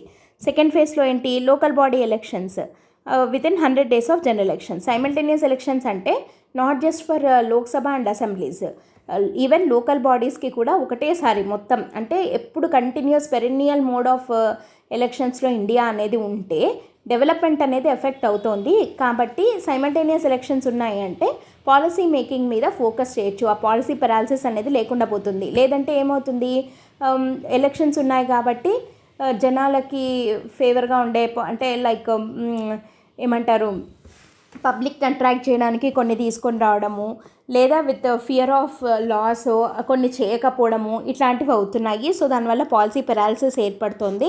So development అనేది ఎఫెక్ట్ అవుతుంది because of continuous election mode ఉండడం వల్ల ఫోకస్ చేయలేకపోతున్నారు. కాబట్టి సైమల్టేనియస్ ఎలక్షన్స్కి వెళ్తే బాగుంటుంది అన్న రికమెండేషన్ని ఇవ్వడం జరిగింది. సో అన్ని ఎలక్షన్లకు ఒక కామన్ ఎలక్టోరల్ రోల్, అంటే పార్లమెంట్ ఎలక్షన్లకు ఒక ఎలక్టోరల్ రోలు, అసెంబ్లీస్కి ఒక ఓటర్ లిస్టు, ఇట్లా కాకుండా అన్నిటికీ కలిపి లోకల్ బాడీస్కి ఒకటి, అట్లా కాకుండా అన్నిటికీ కలిపి ఒకటే కామన్ ఎలక్టోరల్ రోల్ ఉండాలి అని చెప్పింది. అండ్ దాంతోపాటు throughout the country detailed డిస్కషన్స్ని జరిపి ఒక ఇంప్లిమెంటేషన్ గ్రూప్ని ఏర్పాటు చేసి సైమల్టేనియస్ ఎలక్షన్స్ పెట్టుకోవచ్చు అని చెప్పి రామ్నాథ్ కమిటీ రిపోర్ట్ ఇవ్వడం జరిగింది. ఆ రిపోర్ట్ని క్యాబినెట్ అప్రూవ్ చేయడం జరిగింది. సో మనం చూడాలి ఫర్దర్గా 1 నేషన్ 1 ఎలక్షన్స్ అనేవి ఎప్పటి నుంచి ఇంప్లిమెంట్ అవ్వబోతున్నాయి, ఇంకా దీంట్లో ఏమైనా ఇష్యూస్ అండ్ ఛాలెంజెస్ ఉన్నాయా, అవంతా ఒక సపరేట్ టాపిక్. మనం ఆల్రెడీ దీని గురించి డిస్కస్ చేశాము. మీరు ఒకసారి యూట్యూబ్లో మన ఛానల్లో సెర్చ్ చేస్తే మీకు దొరుకుతుంది, దాంట్లో ఉన్న ప్రోస్ ఏంటి, కాన్స్ ఏంటి అని చెప్పి చూడొచ్చు. ఇంకా ఫర్దర్గా ఏదైనా కొంచెం దీని మీద ఇంప్రూవ్మెంట్ వస్తే మనం మళ్ళీ ఒక సపరేట్ టాపిక్గా దీన్ని డిస్కస్ చేద్దాం, ఓకేనా. సో ఇది నెక్స్ట్ వచ్చేసి ఇప్పుడు చెప్పుకోబోయేవన్నీ స్పేస్ రిలేటెడ్. క్యాబినెట్ వచ్చేసి 4 ఇంపార్టెంట్ ప్రాజెక్ట్స్కి అప్రూవల్ ఇవ్వడం జరిగింది. సో ఇవన్నీ ఒక దగ్గరే మనం చెప్పేసుకుందాము, సో దట్ మీకు కూడా నోట్స్ చేసుకోవడానికి కానీ రివిజన్కి కానీ హెల్ప్ఫుల్గా ఉంటుంది. సో స్పేస్ రిలేటెడ్ పిఐబిలో వచ్చినటువంటి 4 ఇంపార్టెంట్ ఆర్టికల్స్ అనమాట. ఏవేవి అవి అనంటే, యూనియన్ క్యాబినెట్ 4 మేజర్ స్పేస్ ప్రాజెక్ట్స్కి గ్రీన్ లైట్ ఇవ్వడం జరిగింది, అంటే ఓకే చెప్పడం జరిగింది. Which is that will be spearheaded by ISRO నేతృత్వంలో జరగబోయే 4 projects in the upcoming years అనమాట. సో ఈ ఇనిషియేటివ్స్ దేంట్లో భాగము అంటే 2047 విజన్ 2047 స్పెషాలిటీ ఏంటి, 100 years ఆఫ్ ఇండిపెండెన్స్ కదా. So Viksit Bharat goal. So దాంట్లో ఇస్రో గోల్లో భాగంగా ఈ 4 మిషన్స్కి క్యాబినెట్ అప్రూవల్ ఇవ్వడం జరిగింది with allocation of more than 22,750 crores for the development. ఈ 4 ప్రాజెక్ట్స్కి కానీ ఇచ్చిన అప్రూవల్ 22,750 crores అనమాట. ఏంటి ఆ 4 ప్రాజెక్ట్స్ అంటే very very very important projects అనమాట. ఈ 4 మనకి ప్రిలిమ్స్లో అడగడానికి అవకాశం ఉన్న టాపిక్సే, అండ్ మెయిన్స్లో వీటి మీద క్వశ్చన్ ఎట్లా అడుగుతారు అన్నది ఈ 4 ఒకసారి చెప్పుకున్న తర్వాత నేను మీకు చెప్తాను, okay. So first of all ఆ 4 స్పేస్ ప్రాజెక్ట్స్ ఏవేవి క్యాబినెట్ అప్రూవల్ వచ్చినవి అని అంటే, ఒకటి వచ్చేసి చంద్రయాన్ 4. మనకి చంద్రయాన్ 1, 2, 3 ఆల్రెడీ మనకు తెలుసు, అండ్ 4th లూనార్ మిషన్గా చంద్రయాన్ 4ని మూన్ మీదకి పంపించాలి అన్నది ఒకటి. రెండోది వచ్చేసి మార్స్ ఆర్బిటార్ మిషన్ ఉంది కదా మనకి, MOM. In the same way on the similar lines Venus orbiter mission. ఈసారి మనము వీనస్ మీదకి వెళ్తున్నాం, India's first scientific mission to Venus అనమాట. అండ్ నెక్స్ట్ థర్డ్ది వచ్చేసి భారతీయ అంతరిక్ష స్టేషన్. సో ఇదేంటి, మనకు ఆల్రెడీ ఇంటర్నేషనల్ స్పేస్ స్టేషన్ ఒకటి ఉంది, అట్లా కాకుండా ఇండియాకి తన ఓన్ స్పేస్ స్టేషన్ తనకి. So India's indigenous space station project, దాని పేరే బ్యాస్ అంటే భారతీయ అంతరిక్ష స్టేషన్. ఫోర్త్ది వచ్చేసి నెక్స్ట్ జనరేషన్ లాంచ్ వెహికల్. ఇది దేనికి అని అంటే ఒక అడ్వాన్స్డ్ లాంచ్ వెహికల్ అనమాట, ఎన్జిఎల్వి. ఇప్పుడు మనకి పిఎస్ఎల్వి తెలుసు, జిఎస్ఎల్వి తెలుసు, ఎస్ఎస్ఎల్వి కూడా తెలుసు, అండ్ ఆర్ఎల్వి తెలుసు, reusable launch vehicle, and LVM కూడా తెలుసు. అయితే ఇప్పుడు కొత్తగా రాబోయేది ఏంటి అని అంటే ఎన్జిఎల్వి అంటే next generation launch vehicle. So ఈ 4 ప్రాజెక్ట్స్కి ఇస్రో చేపట్టబోయే ఈ 4 ప్రాజెక్టులకి 22,750 crores అలాట్ చేస్తూ క్యాబినెట్ 4కి అప్రూవల్ ఇచ్చింది. సో ఈ 4 ఎప్పటిలోపల పూర్తి చేయాలి అని ఇస్రో గోల్ పెట్టుకుంది 2047 కల్లా. సో వికసిత్ భారత్ గోల్స్ అనమాట ఈ 4 కూడా. సో ఇప్పుడు మనము ఒక్కొక్క దాన్ని డీప్గా చూసిన తర్వాత వీటి మీద మెయిన్స్ క్వశ్చన్ ఎట్లా వస్తుంది అనేది చూద్దాం. ఫస్ట్ వన్ వచ్చేసి చంద్రయాన్ 4 మిషన్. సో దీని బడ్జెట్ ఎంత, లాంచ్ డేట్ ఏంటి, సో ఎప్పుడు లాంచ్ చేయాలి అని అనుకుంటున్నారు అంటే it is scheduled for launch in 2027. ఇది ఇంకా 2024 అయితే 27లో దీన్ని లాంచ్ చేయాలి అని. అండ్ దీని బడ్జెట్ ఎంత అంటే 2,104 crores అనమాట దీనికి అలాట్ అయ్యిండేది. అండ్ దీంట్లో ఈ బడ్జెట్లోనే ఏమేమి కవర్ అవుతాయి, ఒక స్పేస్ క్రాఫ్ట్ డెవలప్మెంట్, తర్వాత 2 LVM-3 లాంచెస్, తర్వాత ఒక deep space network support, and also design validation టెస్ట్లు అన్నీ కలిపి ఈ డబ్బుల్లోకి వస్తాయి 2,104 crores అనమాట. సో అసలు మనకి బడ్జెట్ని పక్కన పెడితే దీని యొక్క ఆబ్జెక్టివ్స్ ఏంటి. చంద్రయాన్ 4 మనం ఆల్రెడీ చంద్రయాన్ 1, 2 చూసాము. 2 అనేది సక్సెస్ అవ్వలేదు, బట్ 3 అనేది ఏంటి, south pole of the moon మీద సాఫ్ట్ ల్యాండ్ అయ్యాము సక్సెస్ఫుల్గా. అయితే మరి 4 యొక్క ఆబ్జెక్టివ్ ఏంటి అని అంటే it will be a remote mission aimed at collecting rock samples from the lunar surface and bringing them back to earth after soft landing. ఇప్పుడు మనకి చంద్రయాన్ 3లో అక్కడే ఇన్సిట్యూ టెస్టింగ్ జరిగింది, అంటే అక్కడే కలెక్ట్ చేసి అక్కడే టెస్ట్ చేయడం జరిగింది. కానీ ఇక్కడ ఏమంటున్నాము, we're trying to bring it back to the earth, ఇక్కడికి తెచ్చి ఇక్కడే టెస్ట్ చేయడము అనేది చంద్రయాన్ 4. అంటే this time we're again going to moon, soft ల్యాండింగే అవుతున్నాము, but we're again coming back to earth అనమాట. So it builds on the success of the Chandrayaan 3 which made India the first country to land a probe on the lunar south pole. South pole మీద land అయ్యిండేది మనమే for the first time కదా, ఇంతవరకు ఎవరు achieve చేయని ఒకదాన్ని with Chandrayaan 3 మనం achieve చేశాము.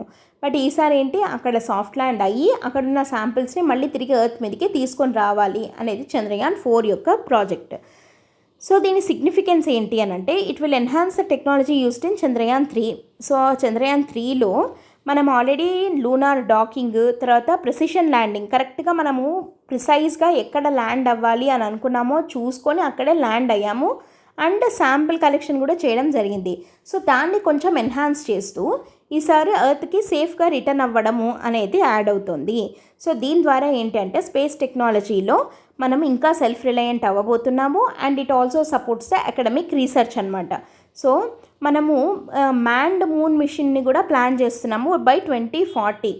Okay, manned moon landing అంటే ఆస్ట్రోనాట్స్ని కూడా మూన్ మీదకి పంపించాలి అని ప్లాన్ చేస్తున్నాం.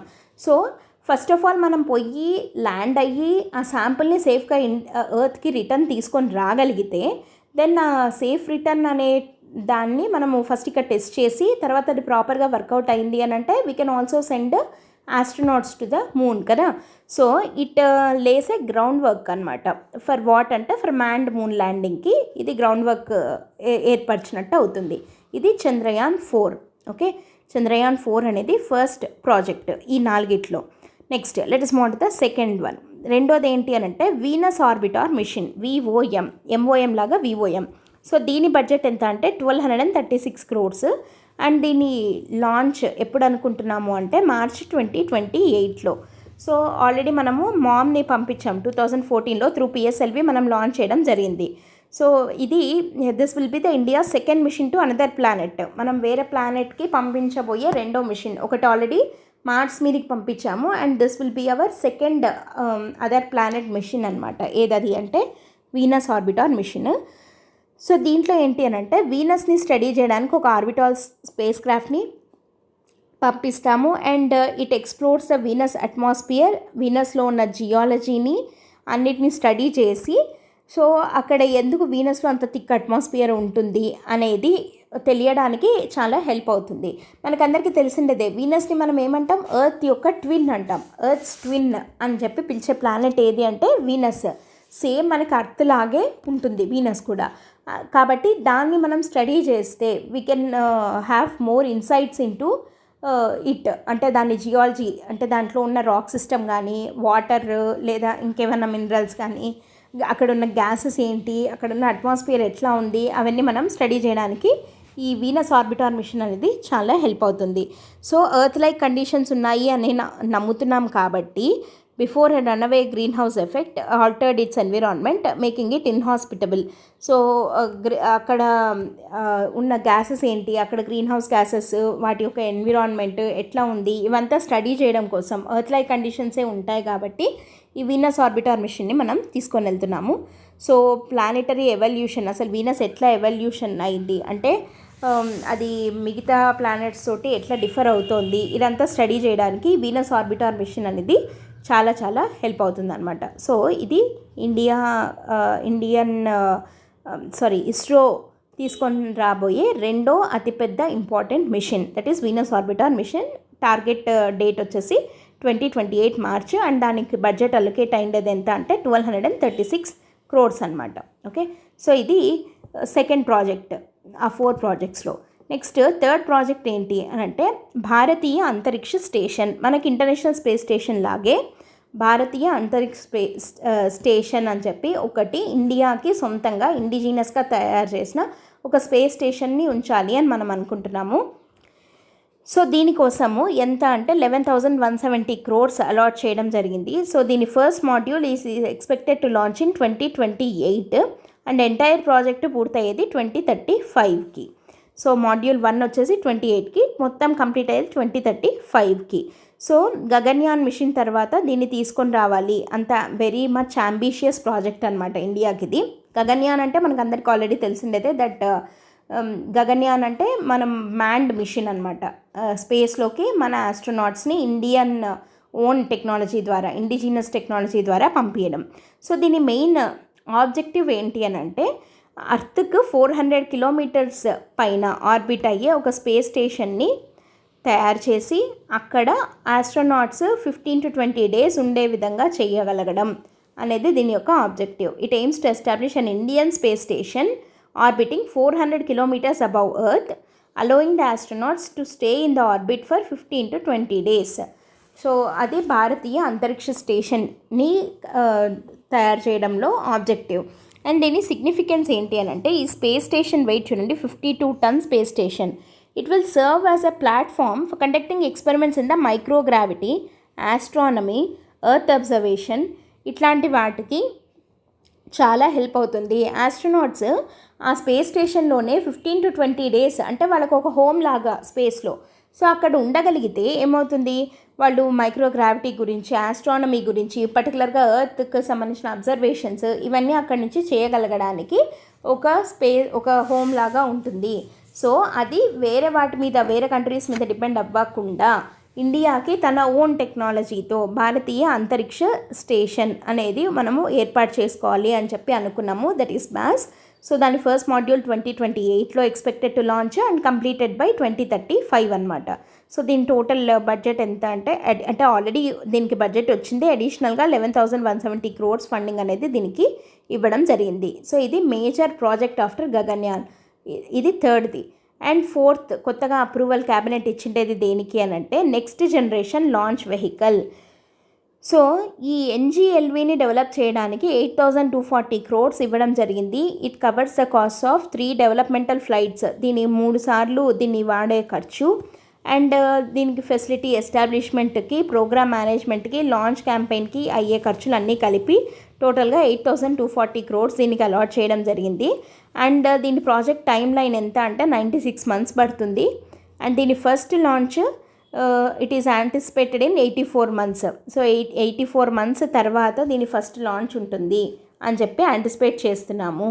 సో అసలు ఈ ఎన్జిఎల్వి యొక్క ఆబ్జెక్టివ్ ఏంటి అని అంటే ఇది ఒక కాస్ట్ ఎఫెక్టివ్, అంటే కొంచెం తక్కువ ఖర్చుతో కూడుకున్నది and particularly reusable launch vehicle. ఇది వెరీ వెరీ ఇంపార్టెంట్. ఒకసారి వాడిన తర్వాత మళ్ళీ అయినా మనం దీన్ని వాడచ్చు.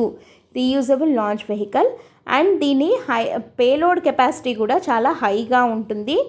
It intended to meet the requirements for establishing the Bharatiya Antariksh station. So పైన దానికి దీనికి లింక్ ఉంది. ఏంటది అనంటే ఈ భారతీయ అంతరిక్ష స్టేషన్ యొక్క వెయిట్ ఎంత అన్నాము మనం ఇక్కడ 52 tons అన్నాం. సో ఇంత వెయిట్ ఉన్న ఇంత హై పేలోడ్ ఉన్న దాన్ని కూడా తీసుకెళ్ళగలిగే కెపాసిటీ ఉండే విధంగా that reusable that cost effective మేనర్లో ఉండే విధంగా ఈ NGLVని తయారు చేయాలి అన్నదానికి అప్రూవల్ రావడం జరిగింది. సో దీని సిగ్నిఫికెన్స్ ఏంటి అనంటే కరెంట్ ఇప్పుడు మనకు లేవా అనంటే LVM-3 ఇవి ఉన్నాయి, కానీ దానికన్నా 3 times పేలోడ్ కెపాసిటీ దీనికి ఎక్కువ. పేలోడ్ కెపాసిటీ LVM-3 కన్నా ఎంత ఎక్కువ? 3 times ఎక్కువ. And also 1.5 times the cost మాత్రము పోనీ అంత ఎక్కువ అనంటే LVM-3 కన్నా ఓన్లీ 1.5 times ఎక్కువ.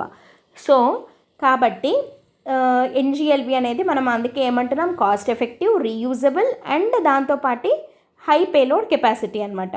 సో ఈ reusability and green propulsion system అంటే సస్టైనబుల్ వేని వాడతారనమాట, లైక్ అంటే రెన్యూబుల్ వాటి ద్వారా.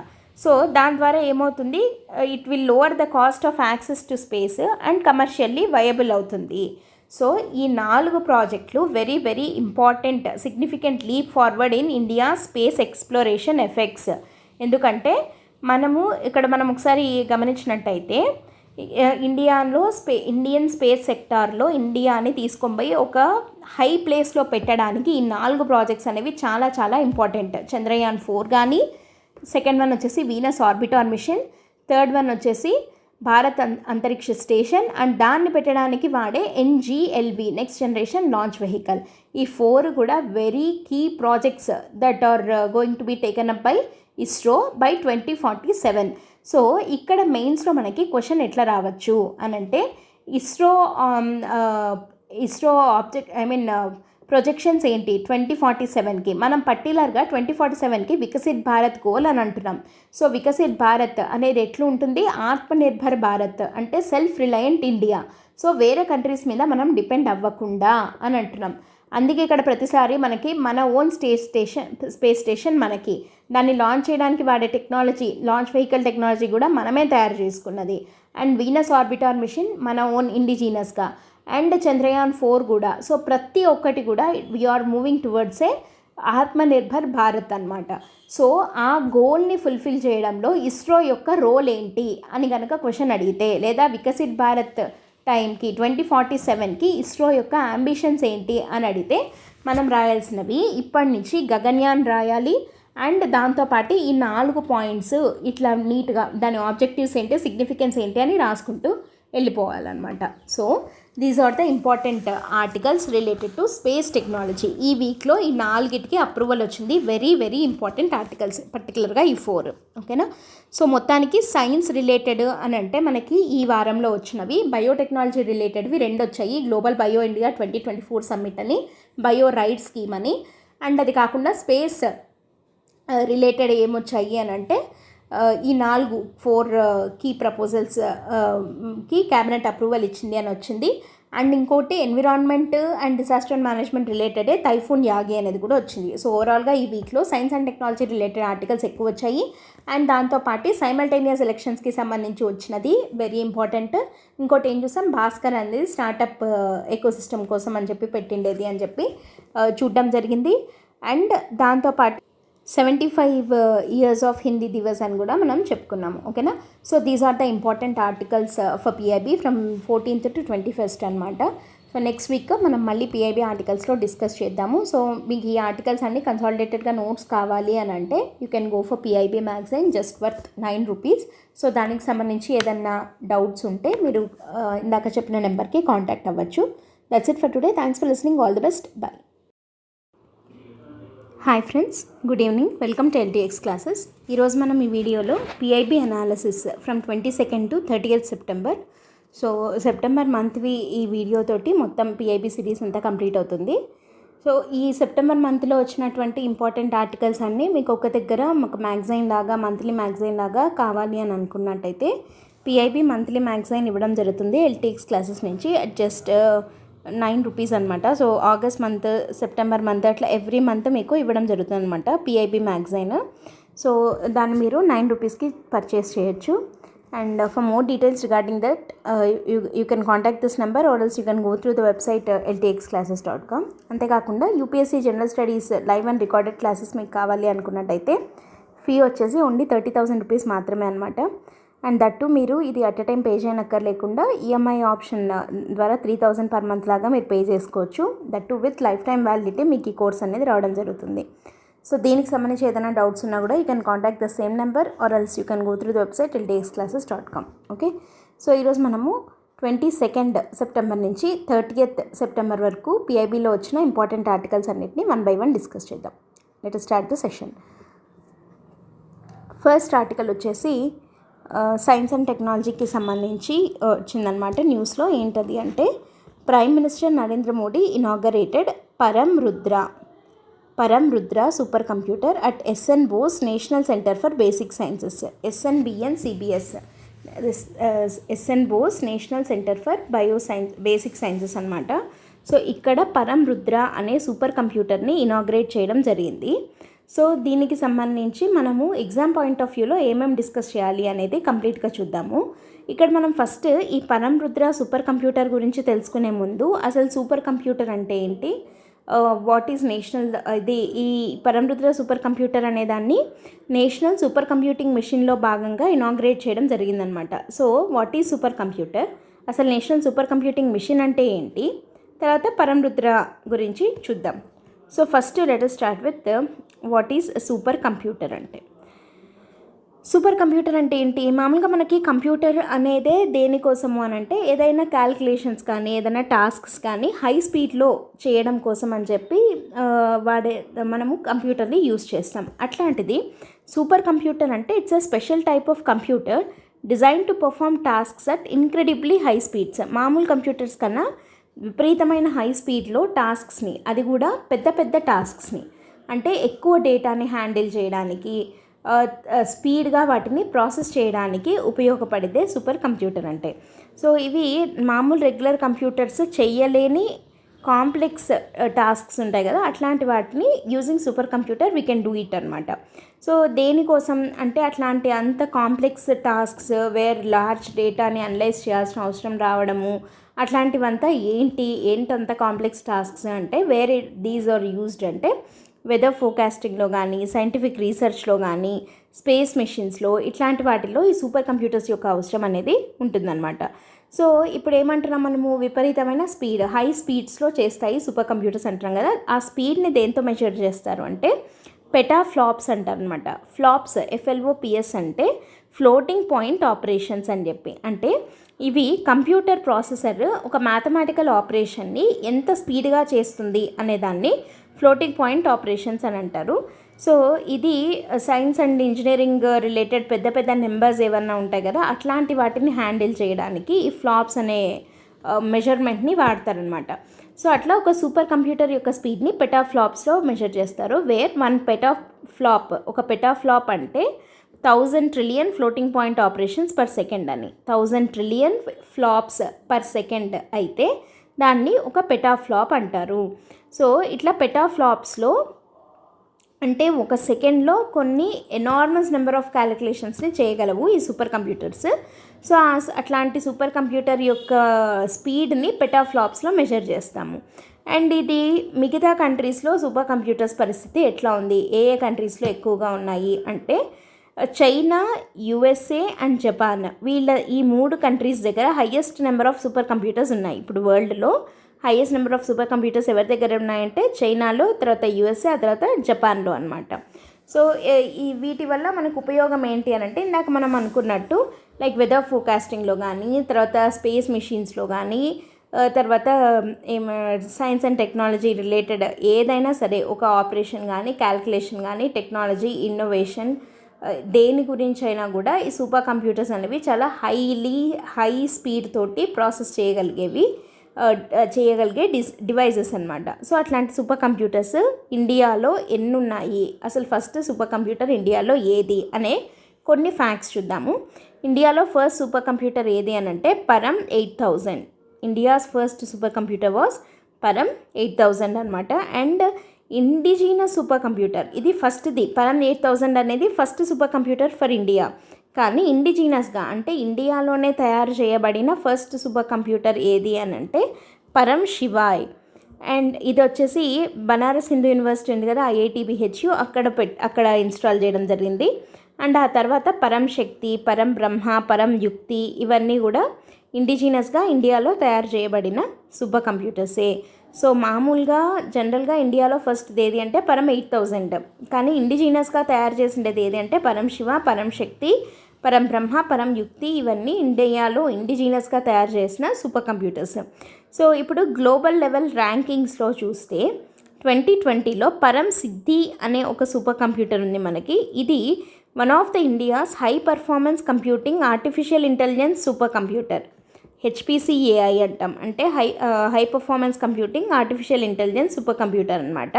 సో ఈ పరం సిద్ధి అనేది ఇది గ్లోబల్ లెవెల్లో అంటే టోటల్గా వరల్డ్లో మొత్తము 500 సూపర్ కంప్యూటర్స్ ఉంటే వాటికి ర్యాంకింగ్ ఇస్తే టాప్ 500 సూపర్ కంప్యూటర్స్కి ర్యాంకింగ్ ఇస్తూ వెళ్తే ఈ పరం సిద్ధి అనే దానికి 62nd ప్లేస్ వచ్చింది. ఇది ఇండియాలో హైయెస్ట్ ర్యాంకింగ్ ఉన్నటువంటి సూపర్ కంప్యూటర్ అనమాట. సో పరం సిద్ధికి 62nd ర్యాంక్ వచ్చింది ఇన్ 2020.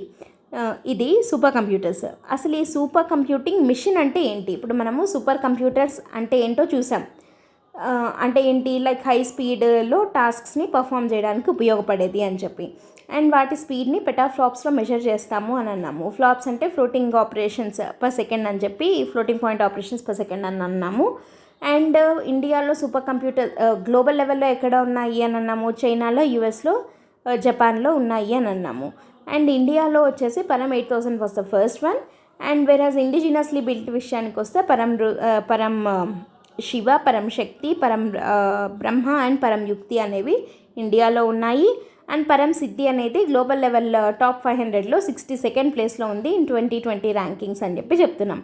అయితే ఇప్పుడు మరి ఈ నేషనల్ సూపర్ కంప్యూటింగ్ మిషన్ అంటే ఏంటి అంటే it's initiative by Indian government started in 2015. So ఇదేమీ కొత్త మిషన్ కాదు, 2015లోనే దీన్ని స్టార్ట్ చేశారు. అయితే what is the purpose of starting it అంటే to boost India super computing capabilities.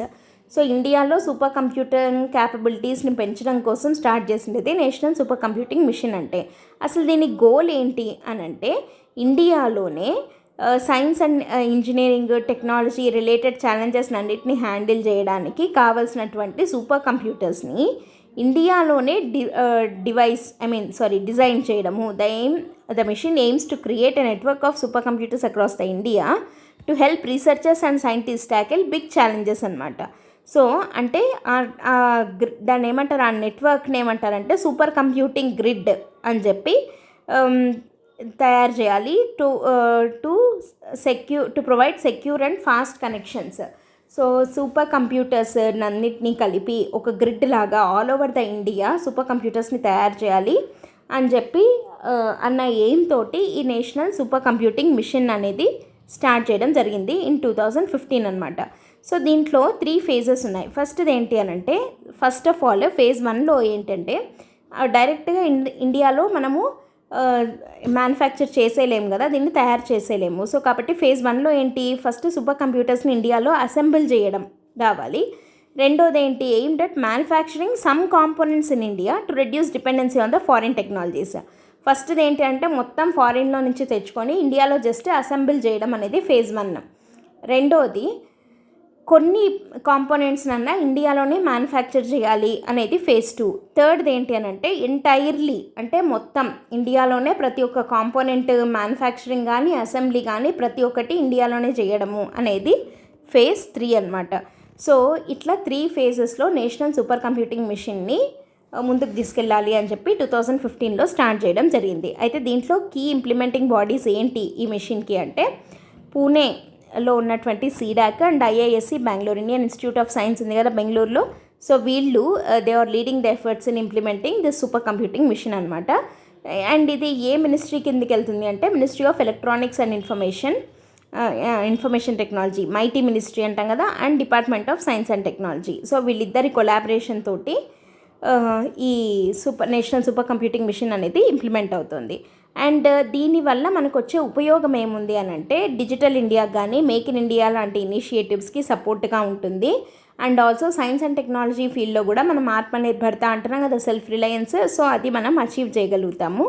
వెరాస్ space ఎక్స్ప్లోరేషన్కి కానీ సైంటిఫిక్ రీసెర్చ్కి వెదర్ ఫోర్కాస్టింగ్కి వాట్ నాట్ అన్నిటికీ ఈ సూపర్ కంప్యూటర్స్ అనేవి హెల్ప్ అవుతాయి. సో కాబట్టి నేషనల్ సూపర్ కంప్యూటింగ్ మిషన్ ఆ ఉద్దేశంతో తీసుకొని రావడం జరిగింది. సో ఇప్పుడు వాట్ ఈజ్ సూపర్ కంప్యూటర్ చూసాము, దాని స్పీడ్ చూసాము, ఇండియాలో ఏమేమి ఉన్నాయి అని చూసాము, ఆ తర్వాత గ్లోబల్ లెవెల్లో ఎక్కడెక్కడ ఉన్నాయి అని చూసాము, అండ్ అసలు సూపర్ కంప్యూటింగ్ మిషన్ అంటే ఏంటి, దాని గోల్ ఏంటి, అండ్ అది ఎన్ని ఫేజెస్లో ముందుకు తీసుకెళ్తున్నారు అని చూసాం కదా. మరి ఇప్పుడు అసలు యాక్చువల్గా న్యూస్లో ఉన్నది ఏంటి అనేది చూద్దాం. What is there in news అంటే పరం రుద్ర అనే సూపర్ కంప్యూటర్ని ఇనాగ్రేట్ చేయడం జరిగింది Modi garu at S N Bose national centre for basic sciences అనమాట. ఇది ఎక్కడుంది అంటే కోల్కతాలో ఉంది, అక్కడ ఇనాగ్రేట్ చేశారనమాట.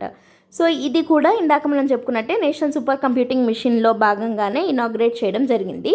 సో ఇది దేనికి ఉపయోగపడుతుంది అని అంటే it enhances the research in advanced materials, high energy physics, earth sciences, cosmology ఇట్లాంటి వాటన్నిటిలో రీసెర్చ్ చేయడానికి అనువుగా ఉండేలాగా ఈ సూపర్ కంప్యూటర్ పరం రుద్రాన్ని తయారు చేయడం జరిగిందనమాట.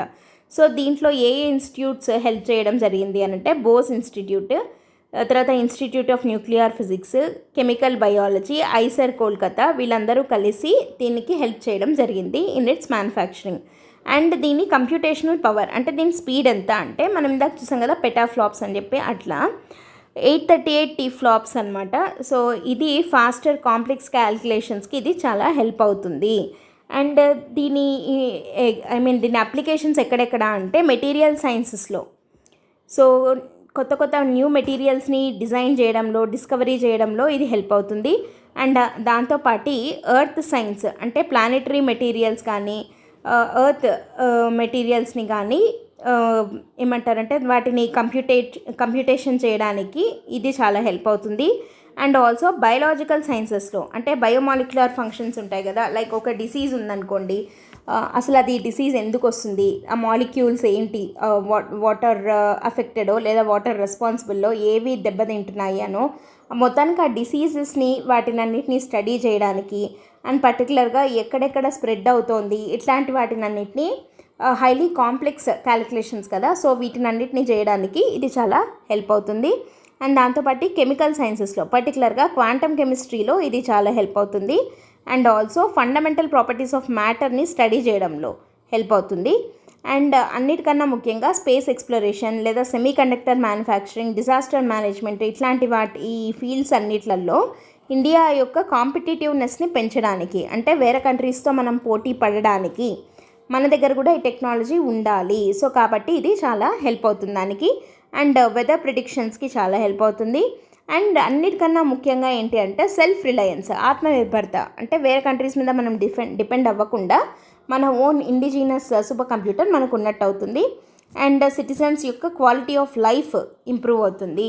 సో అట్లా సైంటిఫిక్గా చూసినా, ఇండస్ట్రియల్ పరంగా చూసినా, టెక్నాలజికల్ పరంగా చూసినా పరం రుద్ర అనేది very very vital important super computer for India అనమాట. అట్లాంటి పరం రుద్రాన్ని S N Bose centre, national centre for basic sciences కోల్కతాలో ఉంది. ఇది అక్కడ ప్రైమ్ మినిస్టర్ నరేంద్ర మోడీ గారు ఇనాగ్రేట్ చేయడం జరిగిందనమాట ఈ పరం రుద్ర అనే సూపర్ కంప్యూటర్ని. సో ఎగ్జామ్కి ప్రిలిమ్స్ పాయింట్ ఆఫ్ వ్యూలో మనకి నేషనల్ సూపర్ కంప్యూటింగ్ మిషన్ మీద క్వశ్చన్ వచ్చేదానికి అవకాశం ఉంది. అండ్ మెయిన్స్లో కూడా మనకి రకరకాల ఫస్ట్ చాప్టర్లో వస్తుంది కదా పాలసీస్ అండ్ ఇవి government policies relating to the development of science and technology అని చెప్పి, అట్లాంటప్పుడు ఈసారి మోస్ట్ ఎక్స్పెక్టెడ్ టాపిక్స్ ఏంటి అంటే సూపర్ కంప్యూటింగ్ మిషన్ ఒకటి, quantum computing mission, national quantum mission ఉంది కదా, సో ఈ రెండిట్లో ఖచ్చితంగా ఏదో ఒక క్వశ్చన్ వచ్చేదానికి చాలా అవకాశం ఉంది. అండ్ సెమీకండక్టర్ మిషన్ కూడా. సో ఇవి 3 important probable topics from first unit అని చెప్పి చెప్పచ్చు మనం సివిల్స్లో. ఓకేనా, let us move on to the second topic. Make in India ఉంది కదా, make in India scheme. So దీన్ని స్టార్ట్ చేసి 10 years కంప్లీట్ అయింది అని చెప్పి మనకి పిఐబిలో వచ్చింది. So very very important topic ఇది. మేక్ ఇన్ ఇండియా ఇనిషియేటివ్ గురించి డీటెయిల్స్ చూద్దాము. ఇది యాక్చువల్గా 25th September 2014 లాంచ్ చేశారు. సో 2024 25th Septemberకి 10 years కంప్లీట్ చేసుకునేది అనమాట. సో ఇప్పుడు అసలు ఈ మేక్ ఇన్ ఇండియా ఇనిషియేటివ్ యొక్క ఆబ్జెక్టివ్స్ ఏంటి, అండ్ ఈ మేక్ ఇన్ ఇండియా ఇనిషియేటివ్ దాన్ని దృష్టిలో పెట్టుకొని గవర్నమెంట్ తీసుకొని వచ్చినటువంటి ప్రోగ్రామ్స్ ఏంటి, అండ్ ఈ మేక్ ఇన్ ఇండియా తీసుకొని రావడం వల్ల ఇది అచీవ్ చేసిండేది ఏంటి, ఈ 10 ఏళ్లలో సాధించిండేది ఏమేమి ఉన్నాయి, ఇవి మనం ఇప్పుడు డిస్కస్ చేయబోతున్నాం. ఓకేనా. So 10 years of make in India. మనం రీసెంట్గా 10 years of Jan Dhan Yojana scheme పెట్టి కూడా 10 years అయింది అని కూడా మనం కవర్ చేసుకున్నాం కదా లాస్ట్ మంత్లో. సో అట్లే సేమ్ మేక్ ఇన్ ఇండియా పెట్టి కూడా 10 years అయింది. 25th September 2014 పెట్టారు కాబట్టి. సో ఇట్లా ఏదైనా ల్యాండ్ మార్క్ ఇయర్స్ ఉన్నవి క్వశ్చన్స్ వచ్చేదానికి అవకాశం ఉంది. ఎట్లా అడుగుతారు అని అంటే, మేక్ ఇన్ ఇండియా 10 years అయింది కదా, సో ఈ 10 years ఆఫ్ లో మేక్ ఇన్ ఇండియాలో అచీవ్మెంట్స్ ఏంటి అంటే ఏమైనా కీ మైల్ స్టోన్స్ ఏమన్నా ఉన్నాయా, లేదా ఛాలెంజెస్ ఏం ఫేస్ చేసింది, అది సక్సెస్ అనొచ్చా ఫెయిల్యూర్ అనొచ్చా, ఇట్లా మెయిన్స్లో మనం క్వశ్చన్ ఎక్స్పెక్ట్ చేయొచ్చు అనమాట. సో ఇప్పుడు 10 years of make in India గురించి చూద్దాము. 2014 25th September లాంచ్ అయింది. And it was design to turn, అసలు ఎందుకు ఈ మేక్ ఇన్ ఇండియా అనేది స్టార్ట్ అయింది, ఇండియాని గ్లోబల్ మ్యానుఫ్యాక్చరింగ్ హబ్గా మార్చడం కోసము, అండ్ దానికి కావాల్సినటువంటి ఇన్వెస్ట్మెంట్స్ని ఫెసిలిటేట్ చేయడం కోసము, ఇన్నోవేషన్ని ఇంప్రూవ్ చేయడం కోసము, అండ్ మన దగ్గర ఉన్న యూత్లో స్కిల్ డెవలప్మెంట్ని తీసుకొని రావడం కోసము, అండ్ ఇంటలెక్చువల్ ప్రాపర్టీ రైట్స్ని ప్రొటెక్ట్ చేయడానికి, యాజ్ వెల్ యాజ్ ఇండియాలో వరల్డ్ క్లాస్ మ్యానుఫ్యాక్చరింగ్ ఇన్ఫ్రాస్ట్రక్చర్ని సపోర్ట్ చేస్తూ ఇండియాని ఒక గ్లోబల్ లెవెల్ మ్యానుఫ్యాక్చరింగ్ హబ్గా మార్చాలి, ఇంపోర్ట్ డిపెండెన్సీ తగ్గాలి, ఏదైనా ఇండియా అంటే వోకల్ ఫర్ లోకల్ అనేది కూడా ఇక్కడే కదా స్టార్ట్ అయింది. సో లోకల్ ప్రోడక్ట్స్ని యూజ్ చేసేలాగా, ఇండియాలోనే మ్యానుఫ్యాక్చరింగ్ పెరిగేలాగా, ఆ ఉద్దేశంతో పెట్టిండేది మేక్ ఇన్ ఇండియా అంటే. సో దీని కీ ఆబ్జెక్టివ్స్ ఏంటి, ఈ 3 పాయింట్లు యాజ్ ఇట్ ఈస్గా మనం రాయాలన్నమాట దీని మీద క్వశ్చన్ కనుక వస్తే. ఎందుకంటే ఇట్లాంటి కీ ఫ్యాక్ట్స్, ఆబ్జెక్టివ్స్, గోల్స్ ఇట్లాంటివి ఉంటాయి కదా, ఇవి అస్సలు మనము పొరపాటును కూడా మిస్ అవ్వకూడదు. సో ఆబ్జెక్టివ్స్ ఏంటి, మ్యానుఫ్యాక్చరింగ్ సెక్టర్లో 12 to 14% అన్న యాన్యువల్ గ్రోత్ రేట్ ఉండాలి, అండ్ 2025 కల్లా 100 million అడిషనల్ మ్యానుఫ్యాక్చరింగ్ జాబ్స్ని క్రియేట్ చేయగలగాలి, అండ్ ఆల్సో జీడిపికి మ్యానుఫ్యాక్చరింగ్ సెక్టర్ నుంచి కంట్రిబ్యూషన్ 25% ఉండేలాగా చూడాలి బై 2025. సో ఇక్కడ ఏమని చెప్తున్నాం, ఒకటి వచ్చేసి గ్రోత్, రెండోది ఎంప్లాయ్మెంట్, మూడోది జీడిపికి కంట్రిబ్యూషన్. సో మ్యానుఫ్యాక్చరింగ్ సెక్టర్ నుంచి ఈ 3 ఎంతెంత ఉండాలి అని, గ్రోత్ వచ్చేసి 12 to 14%, ఎంప్లాయ్మెంట్ వచ్చేసి 100 million additional manufacturing jobs, and మూడోది వచ్చేసి జీడిపికి కంట్రిబ్యూషన్ ఎంత అంటే 25% కంట్రిబ్యూట్ చేయాలి జీడిపికి బై 2025 అని చెప్పి. సో ఈ 3 చేయాలి అనే ఆబ్జెక్టివ్తో ఇండియాని ఒక గ్లోబల్ మ్యానుఫ్యాక్చరింగ్ హబ్గా మార్చాలి అనే ఉద్దేశంతో స్టార్ట్ చేసిండేదే మేక్ ఇన్ ఇండియా ఇనిషియేటివ్ అంటే. సో ఈ మేక్ ఇన్ ఇండియాని ఇనిషియేటివ్ని సపోర్ట్ చేస్తూ తీసుకొని వచ్చిన ఇనిషియేటివ్స్ ఏమేమి ఉన్నాయి, లేదా స్కీమ్స్ ఏమున్నాయి అని అంటే, PLI production linked incentive scheme అని చెప్పి ఇచ్చారు కదా. సో టోటల్గా ఇది 14 కీ సెక్టార్స్ని కవర్ చేస్తూ ఉంటుంది. డొమెస్టిక్ మ్యానుఫ్యాక్చరింగ్ని ప్రమోట్ చేయడానికి, యాజ్ వెల్ యాజ్ ఎక్స్పోర్ట్స్ని పెంచడం కోసం అని చెప్పి. సో బై 2024 మొత్తం దీనికి గాను ఈ పిఎల్ఐ స్కీమ్ ఉండడం వల్ల 1.23 lakh crores ఇన్వెస్ట్మెంట్స్ని ఇది అట్రాక్ట్ చేయగలిగింది, అండ్ 8 lakh జాబ్స్ని క్రియేట్ చేయగలిగింది ఒక పిఎల్ఐ స్కీమ్ మాత్రమే. అండ్ ఈ పిఎల్ఐ స్కీమ్ మీద మాత్రమే ఒక మెయిన్స్ క్వశ్చన్ కూడా అడగడం జరిగింది. ఏపీఎస్సి లాస్ట్ టైం Group 1 ఎగ్జామ్లో production linked incentive scheme manufacturing sector గ్రోత్కి ఎట్లా హెల్ప్ అవుతుంది అన్నట్టు ఒక క్వశ్చన్ అడిగారనమాట. సో మనం ఎప్పుడైనా సరే నోట్స్ చేసుకునేటప్పుడు ఎట్లా చేసుకోవాలి అని అంటే, టోటల్గా మేక్ ఇన్ ఇండియాలో పిఎల్ఐ స్కీమ్ అనేది ఇట్లా ఒక చిన్న పాయింట్ లాగా రాసాము. అట్లాగే పిఎల్ఐ స్కీమ్ మీదనే ఒక క్వశ్చన్ వస్తే మొత్తం ఆన్సర్ అంతా పిఎల్ఐ స్కీమ్ గురించే రాయాలి. సో ఇక్కడ 14 కీ సెక్టార్స్ అన్నాము, ఆ సెక్టార్స్ అట్లీస్ట్ కొన్ని పేర్లన్నా రాయాలి. వాటిల్లో కీ సెక్టార్స్ ఏంటి, వాటిల్లో దీని పర్ఫార్మెన్స్ ఎట్లా ఉంది, పిఎల్ఐ స్కీమ్ వచ్చిన తర్వాత వాటి పర్ఫార్మెన్స్ ఎలా మారింది, ఇట్లాంటివి మనం క్లియర్గా త్రూ గ్రాఫ్ కానీ అట్లా రిప్రజెంట్ చేసి చూపిస్తే చాలా బాగుంటుంది అనమాట. సో ఇట్లా సబ్ టాపిక్కే కంప్లీట్ టాపిక్ అయితే ఎట్లుంటుంది అనేది కూడా మనము నోట్స్ చేసుకొని పెట్టుకొని ఉండాలన్నమాట. And PM Gati Shakti, this is also very very important topic. ఎందుకంటే ఇన్ఫ్రాస్ట్రక్చర్ డెవలప్మెంట్లో పిఎం గతిశక్తి చాలా కీ రోల్ ప్లే చేసింది. సో మనము 5 ట్రిలియన్ ఎకానమీని అచీవ్ చేయాలి బై 2025 అంటే ఇన్ఫ్రాస్ట్రక్చర్ యొక్క సపోర్ట్, దాని యొక్క ఇంపార్టెన్స్ని అర్థం చేసుకొని మల్టీ మోడల్ కనెక్టివిటీ అంటే రైల్వేస్, రోడ్వేస్, ఎయిర్వేస్, వాటర్వేస్ అన్నిటినీ డెవలప్ చేయడమే ఈ పిఎం గతిశక్తి అంటే. టోటల్గా లాజిస్టిక్స్ ఇన్ఫ్రాస్ట్రక్చర్ని డెవలప్ చేయడం పిఎం గతిశక్తి యొక్క ఉద్దేశం. ఇది కూడా మేక్ ఇన్ ఇండియాకి సపోర్టింగ్గా వచ్చినటువంటి ఇనిషియేటివే. Next national logistics policy, again related to పైన దీనికి సంబంధించిందే అనమాట. ఏంటంటే మనము లాజిస్టిక్స్ పర్ఫార్మెన్స్ ఇండెక్స్లో చాలా వెరీ వెరీ పూర్ ర్యాంకింగ్లో మనం ఉన్నామన్నమాట. సో దానివల్ల ఏమవుతుందంటే లాజిస్టిక్ కాస్ట్ విపరీతంగా పెరుగుతుంది. ఓకే, సో దానివల్ల ఏమవుతుంది, వేరే కంట్రీస్తో మనము కాంపిటేటివ్గా ఉండలేకపోతున్నాము.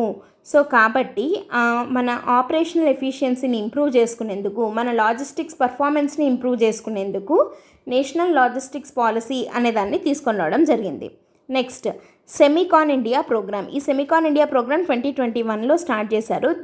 ఇది దేనికి అని అంటే చాలా ఇంపార్టెంట్ ప్రోగ్రామ్ ఇది. సెమీకండక్టర్ మ్యానుఫ్యాక్చరింగ్ ఎకోసిస్టమ్ని ఇండియాలో డెవలప్ చేయడం కోసం తీసుకొని వచ్చిండేది. అండ్ స్టార్టప్ ఇండియా కానీ స్టాండప్ ఇండియా కానీ ఇట్లాంటివన్నీ దేనికి అని అంటే జాబ్ సీకర్స్ నుంచి జాబ్ గివర్స్గా మారాలి అని చెప్పి, ఆంటర్ప్రెన్యూర్షిప్ని డెవలప్ చేయడం కోసం అని చెప్పి ఇండియాని ఇండియాని ఒక స్టార్టప్ ఎకోసిస్టమ్గా మార్చడం కోసం స్టార్ట్ చేసిందే ఈ స్టార్టప్ ఇండియా స్కీమ్ అనేది. సో సెప్టెంబర్ 2024 వరకు ఇండియా గ్లోబల్ లెవెల్లోనే స్టార్టప్స్లో 3rd ర్యాంక్లో ఉంది. విత్ ఎన్ని స్టార్టప్స్ ఉన్నాయి ఇండియాలో అంటే 1.48 lakh రికగ్నైజ్డ్ స్టార్టప్స్ ఉన్నాయి. అండ్ వాటి ద్వారా 15 lakh జాబ్స్ అనేవి క్రియేట్ అవుతున్నాయి అన్నమాట. సో ఇండియా స్టార్టప్స్లో వరల్డ్లోనే ఎన్నో ప్లేస్లో ఉంది అంటే 3rd ప్లేస్లో ఉంది. సో ఇట్లా స్టార్టప్ ఇండియా స్కీమ్ కానీ, నేషనల్ లాజిస్టిక్ పాలసీ కానీ, సెమికాన్ ఇండియా కానీ, పిఎం గతిశక్తి కానీ, పిఎల్ఐ స్కీమ్ కానీ ఇవన్నీ మేక్ ఇన్ ఇండియా ఇనిషియేటివ్ని సపోర్ట్ చేస్తూ తీసుకొని వచ్చినటువంటి స్కీమ్సే అని చెప్పచ్చు ఇన్ ద లాస్ట్ 10 years. అయితే ఇప్పుడు ఈ మేక్ ఇన్ ఇండియా యొక్క అచీవ్మెంట్స్ లేదా కీ మైల్ స్టోన్స్ ఏంటి అని అంటే మనము కొన్ని ఇంపార్టెంట్ సెక్టార్స్ వరకు మాత్రమే చూద్దాము. ఎక్కువగా మనకి మేక్ ఇన్ ఇండియా యొక్క దాని యొక్క బెనిఫిట్ మనము చూడగలిగిండేది ఏ సెక్టార్స్లో అంటే ఎలక్ట్రానిక్స్ అండ్ మొబైల్ మ్యానుఫ్యాక్చరింగ్ అనమాట. So electronics and mobile manufacturing సెక్టార్లో ఫస్ట్ మనం ఎలక్ట్రానిక్స్ సెక్టార్ చూద్దాము. ఇది 2014లో 1.9 lakh crores ఉన్నది కాస్త 9.5 lakh crores పెరిగింది 2024లో. అంటే టోటల్గా 17.4% గ్రోత్ రేట్ తోటి ఉందన్నమాట ఎలక్ట్రానిక్ సెక్టర్ అనేది. అదే ఎలక్ట్రానిక్ సెక్టార్లో ఎక్స్పోర్ట్స్ విషయానికి వస్తే 2014లో 38,263 crores ఎక్స్పోర్ట్స్ మాత్రమే ఉండేది. వెరాజ్ 2024కి వచ్చేసరికి చూడండి 2.41 lakh crores 38,000లో ఉన్నది కాస్త 2.4 lakh crores పెరిగిందంటే 22.7% గ్రోత్ రేట్ ఎక్స్పోర్ట్స్లో కూడా ఉంది. సో ఇక్కడ జస్ట్ మనం ఎలక్ట్రానిక్స్ అని చూసాము, ఇక్కడ మనం పర్టికులర్లీ ఎలక్ట్రానిక్ ఎక్స్పోర్ట్స్ గురించి మాట్లాడుతున్నాం. ఇంకా మొబైల్ మ్యానుఫ్యాక్చరింగ్ విషయానికి వస్తే ఇండియా గ్లోబల్ లీడర్ అయ్యింది. మొత్తము 99.2% of the mobile phones sold in the country by 2024 ఇండియాలో తయారు చేసినవే. సో ఇది 2014లో 26% మాత్రమే ఉండింది. అంటే ఇండియాలో కొనే ఫోన్లలో 26% ఫోన్లు మాత్రమే ఇండియాలో తయారు చేసిన ఉండేది ఇన్ 2014. వెరాజ్ ఇప్పుడు 2024కి వచ్చేసరికి 99.2% ఇండియాలో తయారు చేసినవే అవుతున్నాయి అన్నమాట. And annually 325 to 330 million phones are being manufactured in India అనమాట. అండ్ ఇప్పుడు ఇదే మొబైల్ ఫోన్స్ ఎక్స్పోర్ట్స్ విషయానికి వస్తే 2014లో 1,566 crores ఎక్స్పోర్ట్స్ మాత్రమే ఉండేది. వెరాజ్ 2024కి వచ్చేసరికి 1.2 lakh crores mobile phone exports జరుగుతున్నాయి.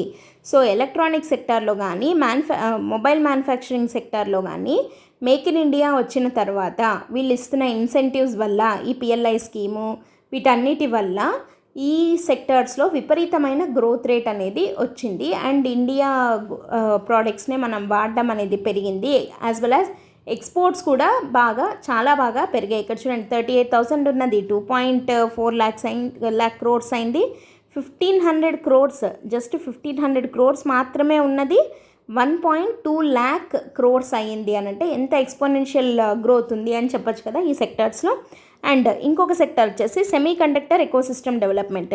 సో సెమీకండక్టర్ ఎకోసిస్టమ్ డెవలప్మెంట్ కూడా మనకి ఈ మైక్రాన్ అని, తర్వాత టాటా ఎలక్ట్రానిక్స్, వీటన్నిటి వల్ల సెమీకండక్టర్ మ్యానుఫ్యాక్చరింగ్ కూడా ఇండియాలో చాలా బాగా పెరుగుతుందన్నమాట. సో మేక్ ఇన్ ఇండియా కిందనే.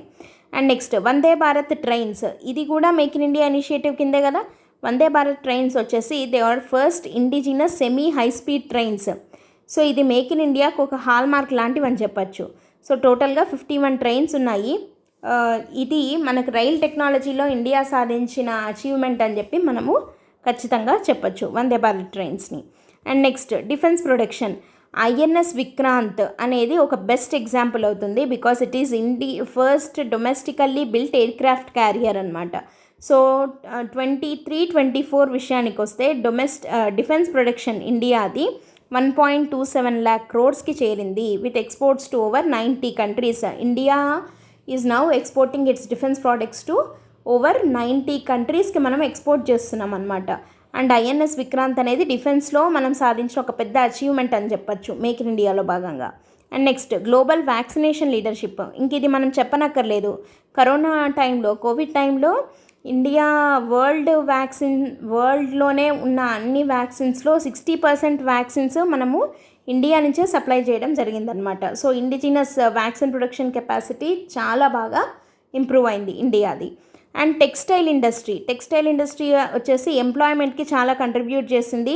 2024కి వచ్చేసరికి 14.5 crore జాబ్స్ ఇవ్వగలిగింది లాస్ట్ 10 yearsలో టెక్స్టైల్ ఇండస్ట్రీ మాత్రమే.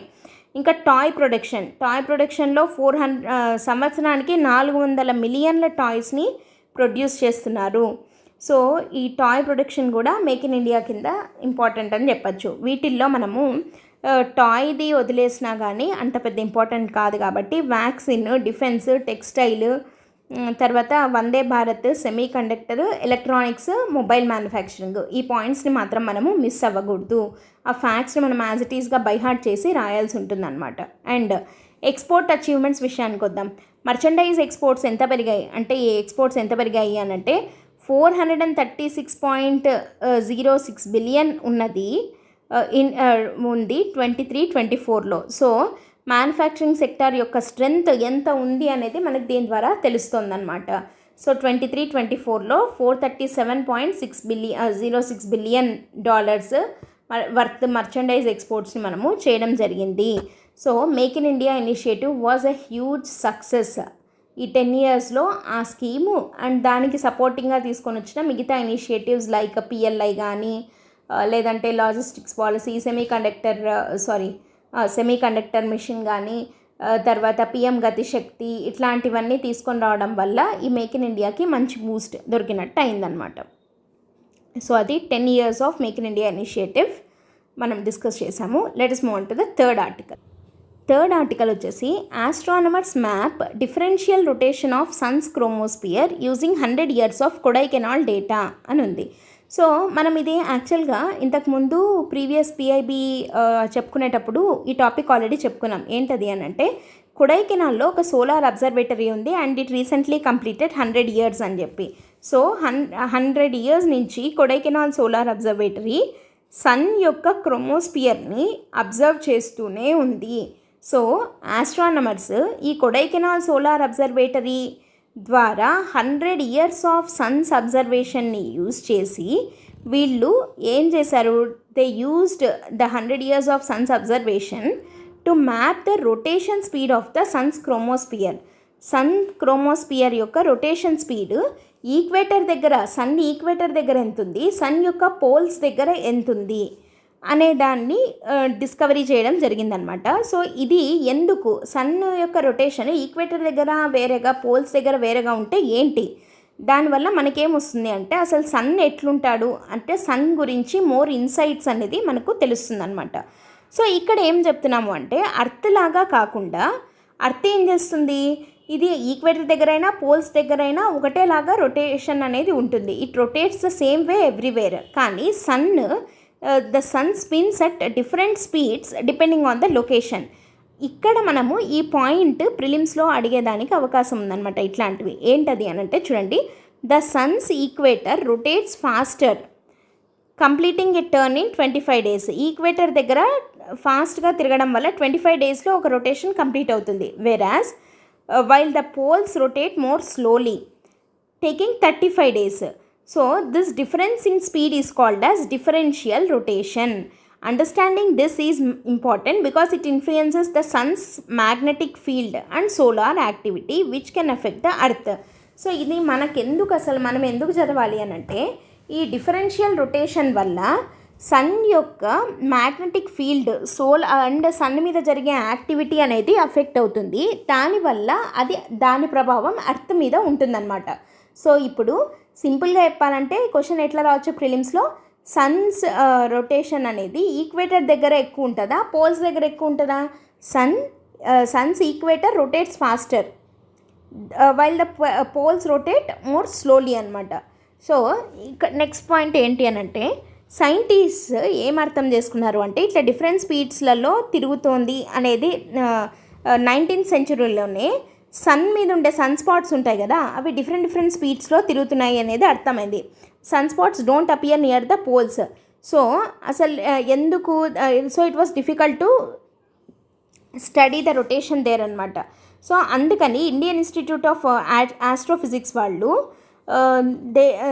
Astrophysics used bright spots on the sun called plages and networks.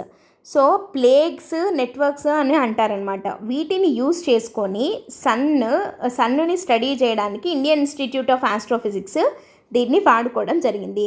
అసలు ప్లేగ్స్ అంటే ఏంటి, నెట్వర్క్స్ అంటే ఏంటి, ఇక్కడ కొంచెం డీటెయిల్గా చూద్దాము. ప్లేగ్స్ అంటే ఏంటి అంటే they are nothing but plages are the bright regions on the sun మీద మనకి బ్లాక్గా అక్కడక్కడ కనపడుతుంది కదా, దాన్ని ప్లేగ్ అని చెప్పి పిలుస్తారనమాట. PLAGE plague. సో ఈ ప్లేగ్స్ అనేవి సన్ మీద ఉన్న సన్ స్పాట్స్ ఉంటాయి కదా, వాటికన్నా ప్లేగ్స్ మీద మ్యాగ్నెటిక్ ఫీల్డ్ అనేది వీక్గా ఉంటుంది. సో వీటి సైజ్ ఎట్లుంటుంది, సన్ స్పాట్స్ కన్నా పెద్దగా ఉంటాయి, 3 to 10 times larger than that of sun spots అనమాట. కానీ మ్యాగ్నెటిక్ ఫీల్డ్ మాత్రం సన్ స్పాట్స్ కన్నా వీక్గా ఉంటుంది.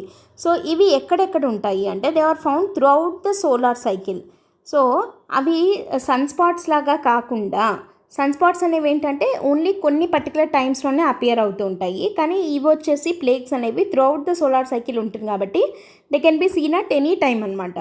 సో ఇది ఒక చిన్న ఎగ్జాంపుల్ లాగా ఉంది, తర్వాత మీరు చూసినా అర్థమవుతుంది మీకు ప్లేగ్స్ అంటే. మరి నెట్వర్క్స్ అంటే ఏంటి? సో ఇవి కూడా క్రోమోస్పియర్, సన్ యొక్క క్రోమోస్పియర్ మీద ఉంటాయి అండ్ ఇవి ప్లేగ్స్ లాంటివే. కానీ ఇవి they consist of small bright reasons surrounded by darker areas. చుట్టూ డార్కర్గా ఉండి మధ్యలో బ్రైట్గా ఉండే ఏరియాస్ అనమాట. అండ్ ఇక్కడ కూడా మ్యాగ్నెటిక్ ఫీల్డ్ వీక్గానే ఉంటుంది. సో ప్లేగ్ మీద కానీ నెట్వర్క్ మీద కానీ compared to that of sun spots magnetic field అనేది వీక్గా ఉంటుంది. సో ఇది ఏంటంటే ఈ ప్లేగ్స్ నెట్వర్క్స్ వీటి వల్ల ఏంటి ఉపయోగము అని అంటే ఇవి సన్ యొక్క మ్యాగ్నెటిక్ యాక్టివిటీని స్టడీ చేయడానికి అండ్ సన్లో ఉన్నటువంటి ఆ సోలార్ యాక్టివిటీ ఏదైతే ఉందో దాన్ని స్టడీ చేయడానికి హెల్ప్ అవుతుంది. అండ్ దాని ఇంపాక్ట్ ఎర్త్ మీద ఎట్లా పడుతుంది అనేది స్టడీ చేయడానికి హెల్ప్ అవుతుంది అనమాట. So they are crucial for understanding the sun's behaviour because they help scientist to study the rotation speed of the sun at different latitudes. Equator దగ్గర ఎట్లా, పోల్స్ దగ్గర ఎట్లా ఉంది అనేది చదవడానికి అది హెల్ప్ అవుతుంది. సో అట్లాగే ఈ ప్లేగ్స్ ద్వారా నెట్వర్క్స్ ద్వారా కొడైకెనాల్ సోలార్ అబ్జర్వేటరీని హెల్ప్ తీసుకొని వీళ్ళు అబ్జర్వ్ చేసిండేది ఏంటి అని అంటే సన్ యొక్క రొటేషన్ స్పీడ్ ఈక్వేటర్ దగ్గర ఏముంటుంది, sun's equator rotates faster whereas poles rotate more slowly అనేది కనుక్కోవడం జరిగిందనమాట. సో ఈ హిస్టారికల్ డేటాని ఉపయోగించి they found that sun's equator rotates faster than its poles and both plages and networks rotated similar speeds. ఇవి మాత్రం సిమిలర్ స్పీడ్లోనే రొటేట్ అవుతాయి అని చెప్పి తెలుసుకోవడం జరిగింది.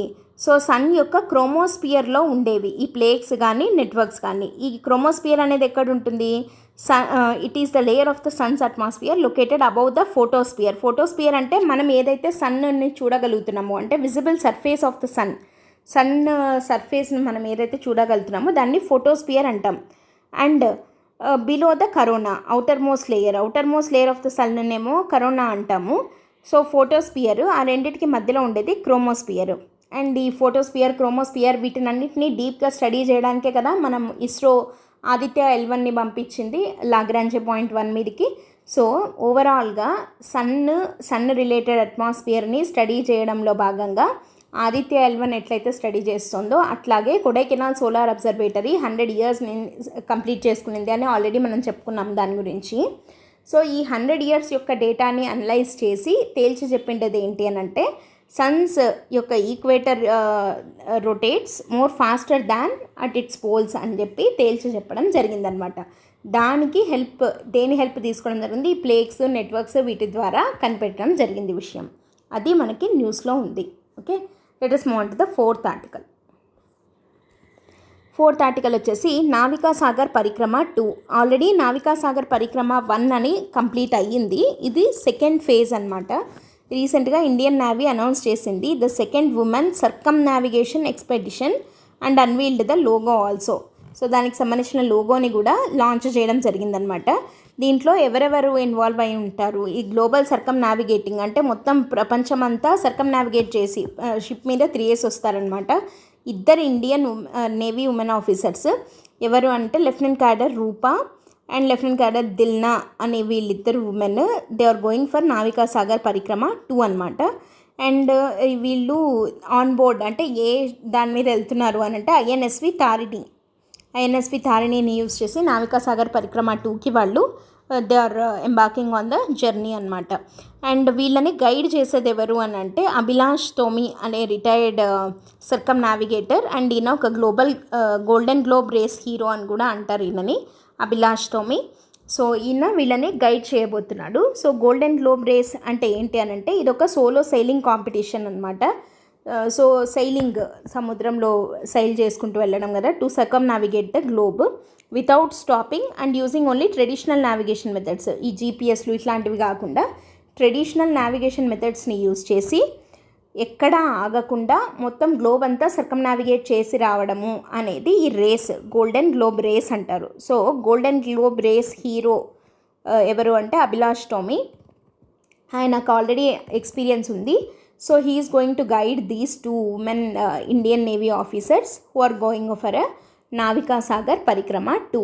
ఓకే, సో దీనికి సంబంధించిన లోగో ఒకటి ఉంది. సో ఆ లోగో ఏంటి అని అంటే ఇండియన్ నేవీని రిప్రజెంట్ చేస్తూ, తర్వాత సైలింగ్ని రిప్రజెంట్ చేస్తూ అట్లా డిజైన్ చేయడం జరిగిందనమాట. ఆ లోగోని ఇనాగ్రేట్ చేయడం జరిగింది. నావికా సాగర్ పరిక్రమ 2కి సంబంధించి పాయింట్స్ ఇవి. ఓకే, సో వీళ్ళిద్దరు పేర్లు ఇంపార్టెంట్ అంటే, కానీ ఇవి సివిల్స్కి ఇట్లాంటివి అడగరు.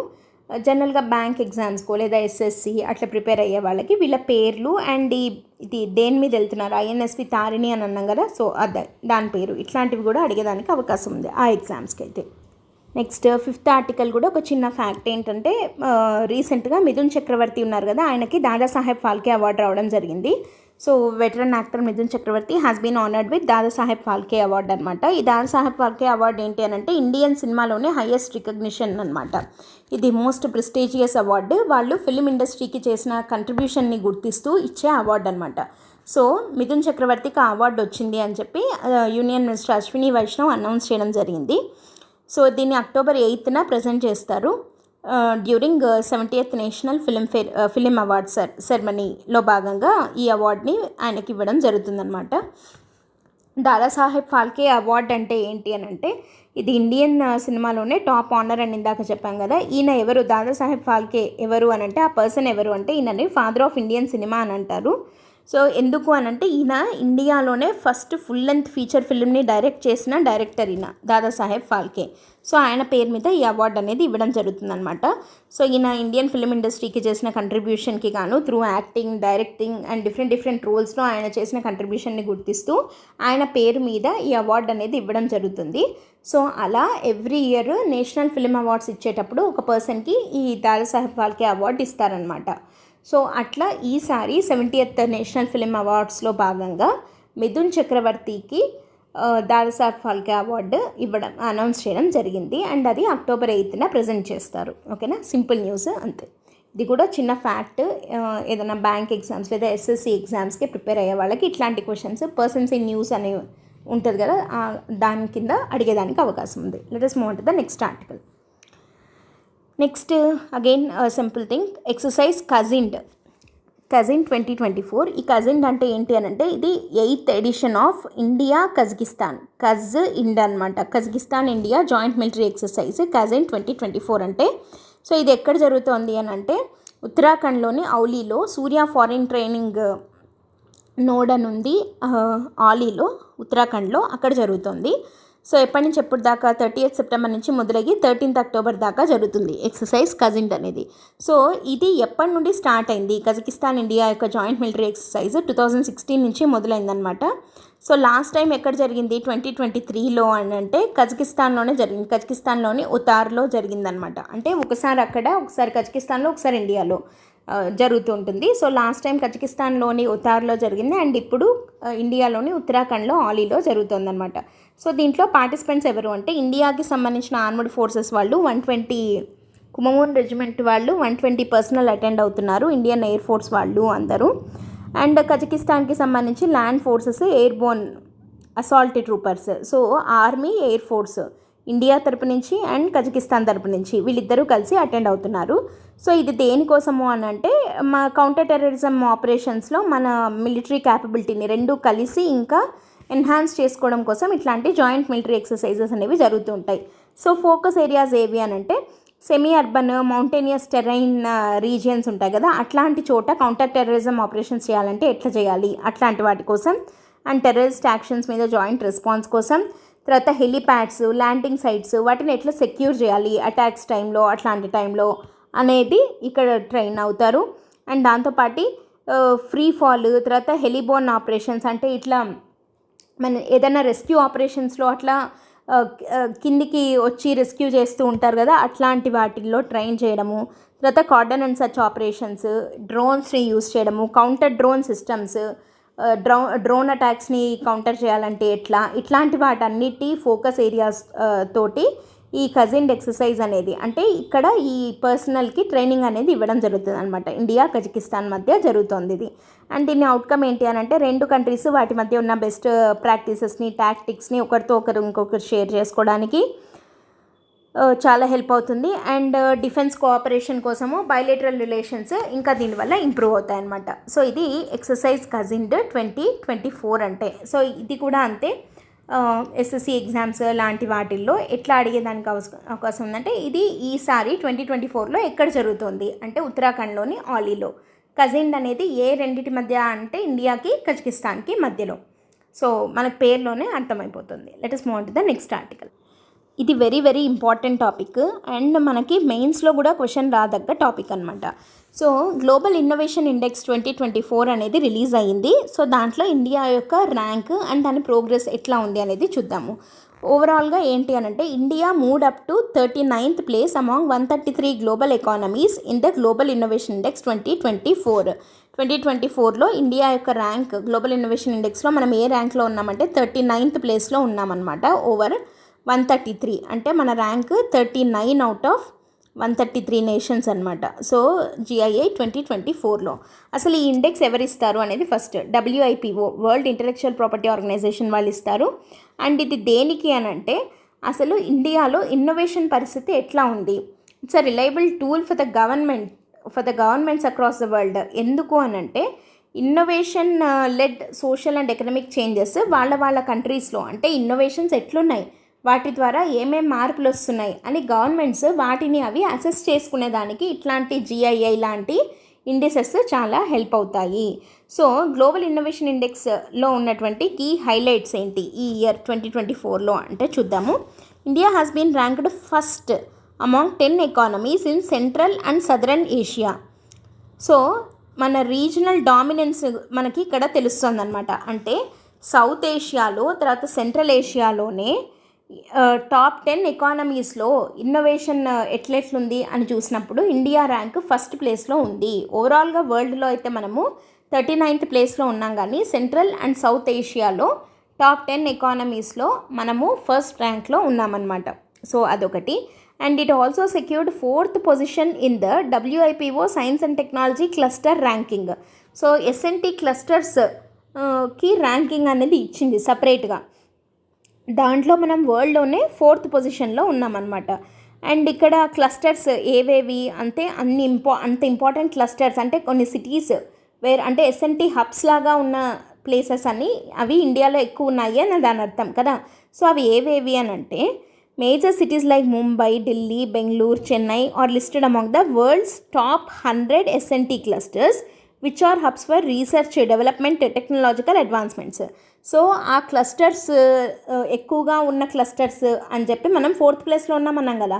ఏంటి ఆ క్లస్టర్స్? టాప్ 100లో ఇండియా ఏవేవి ఉన్నాయి అని అంటే ముంబై, ఢిల్లీ, బెంగళూరు, చెన్నై ఉన్నాయన్నమాట. అండ్ అంతేకాకుండా 7th ర్యాంక్లో ఉన్నాం. India achieved 7th rank globally in intangible asset intensity which measures the strength of non physical assets like patents, trade marks essential for driving innovation. అంటే ఏమంటారంటే నాన్ ఫిజికల్ అసెట్స్ అంటే సైన్స్ అండ్ ఇన్నోవేషన్ అంటే ఏంటి? Non physical asset కదా. దాని మీద అంటే ఇప్పుడు ఏదైనా ఒక ఐడియా దానికి ఒక పేటెంట్ ఉంటుంది, ఒక ట్రేడ్ మార్క్ ఉంటుంది. అట్లాంటి patents, trade marks, innovations, intellectual property rights ఓవరాల్గా చెప్పాలంటే వీటిల్లో ఇండియా ర్యాంక్ గ్లోబల్ లెవెల్లో 7th ర్యాంక్లో ఉన్నాము. అది అకార్డింగ్ టు GII 2024 అనమాట. సో ఇవి చాలా ఇంపార్టెంట్. ఇండియా ఇన్నోవేషన్ ఇది మనకు పర్టికులర్గా సైన్స్ అండ్ టెక్నాలజీలో IPRs, ఇంటలెక్చువల్ ప్రాపర్టీ రైట్స్ అనే ఒక చాప్టర్ వస్తుంది కదా. సో ఆ టాపిక్ కింద ఇది మీకు చాలా హెల్ప్ అవుతుంది. అండ్ ప్రిలిమ్స్ పాయింట్ ఆఫ్ వ్యూలో చెప్పాలంటే గ్లోబల్ ఇన్నోవేషన్ ఇండెక్స్ గురించి అడగచ్చు, అంటే ఎవరిస్తారు, WIPO గురించి అడగచ్చు, అండ్ రీసెంట్ ఫైండింగ్స్ గురించి కూడా అడిగేదానికి అవకాశం ఉంది. సో మనం ఈ WIPO గురించి చూద్దాము. ఇది దేనికి అని అంటే ఇది వరల్డ్లో ఇంటలెక్చువల్ ప్రాపర్టీ రైట్స్ని ప్రొటెక్ట్ చేయడం కోసం పెట్టినటువంటి ఆర్గనైజేషన్. అండ్ ఇది UN యొక్క 15 స్పెషలైజ్డ్ ఏజెన్సీస్లో ఇది కూడా ఒకటి. అండ్ దీంట్లో ప్రస్తుతం టోటల్ 193 మెంబర్స్ ఉన్నారు. అండ్ దీని హెడ్ క్వార్టర్స్ ఎక్కడ అంటే జెనీవాలో ఉందన్నమాట. సో ఈ WIPOనే every year global innovation index rankings ఇస్తుంది. అట్లా GII 2024లో ఇండియా ర్యాంక్ ఎంత అంటే 39 అవుట్ ఆఫ్ టోటల్ 133 కంట్రీస్లో మనం 39th పొజిషన్లో ఉన్నాము. Okay, so these are the important articles in this week. 22nd నుంచి 30th సెప్టెంబర్ వరకు వచ్చినటువంటి important articles from PIB. So ఇది కంప్లీట్ అయిన తర్వాత మళ్ళీ మొత్తం మంత్దంతా, సెప్టెంబర్ మంత్దంతా కలిపి కూడా ఒక వీడియో మీకు వస్తుంది. You can check it out.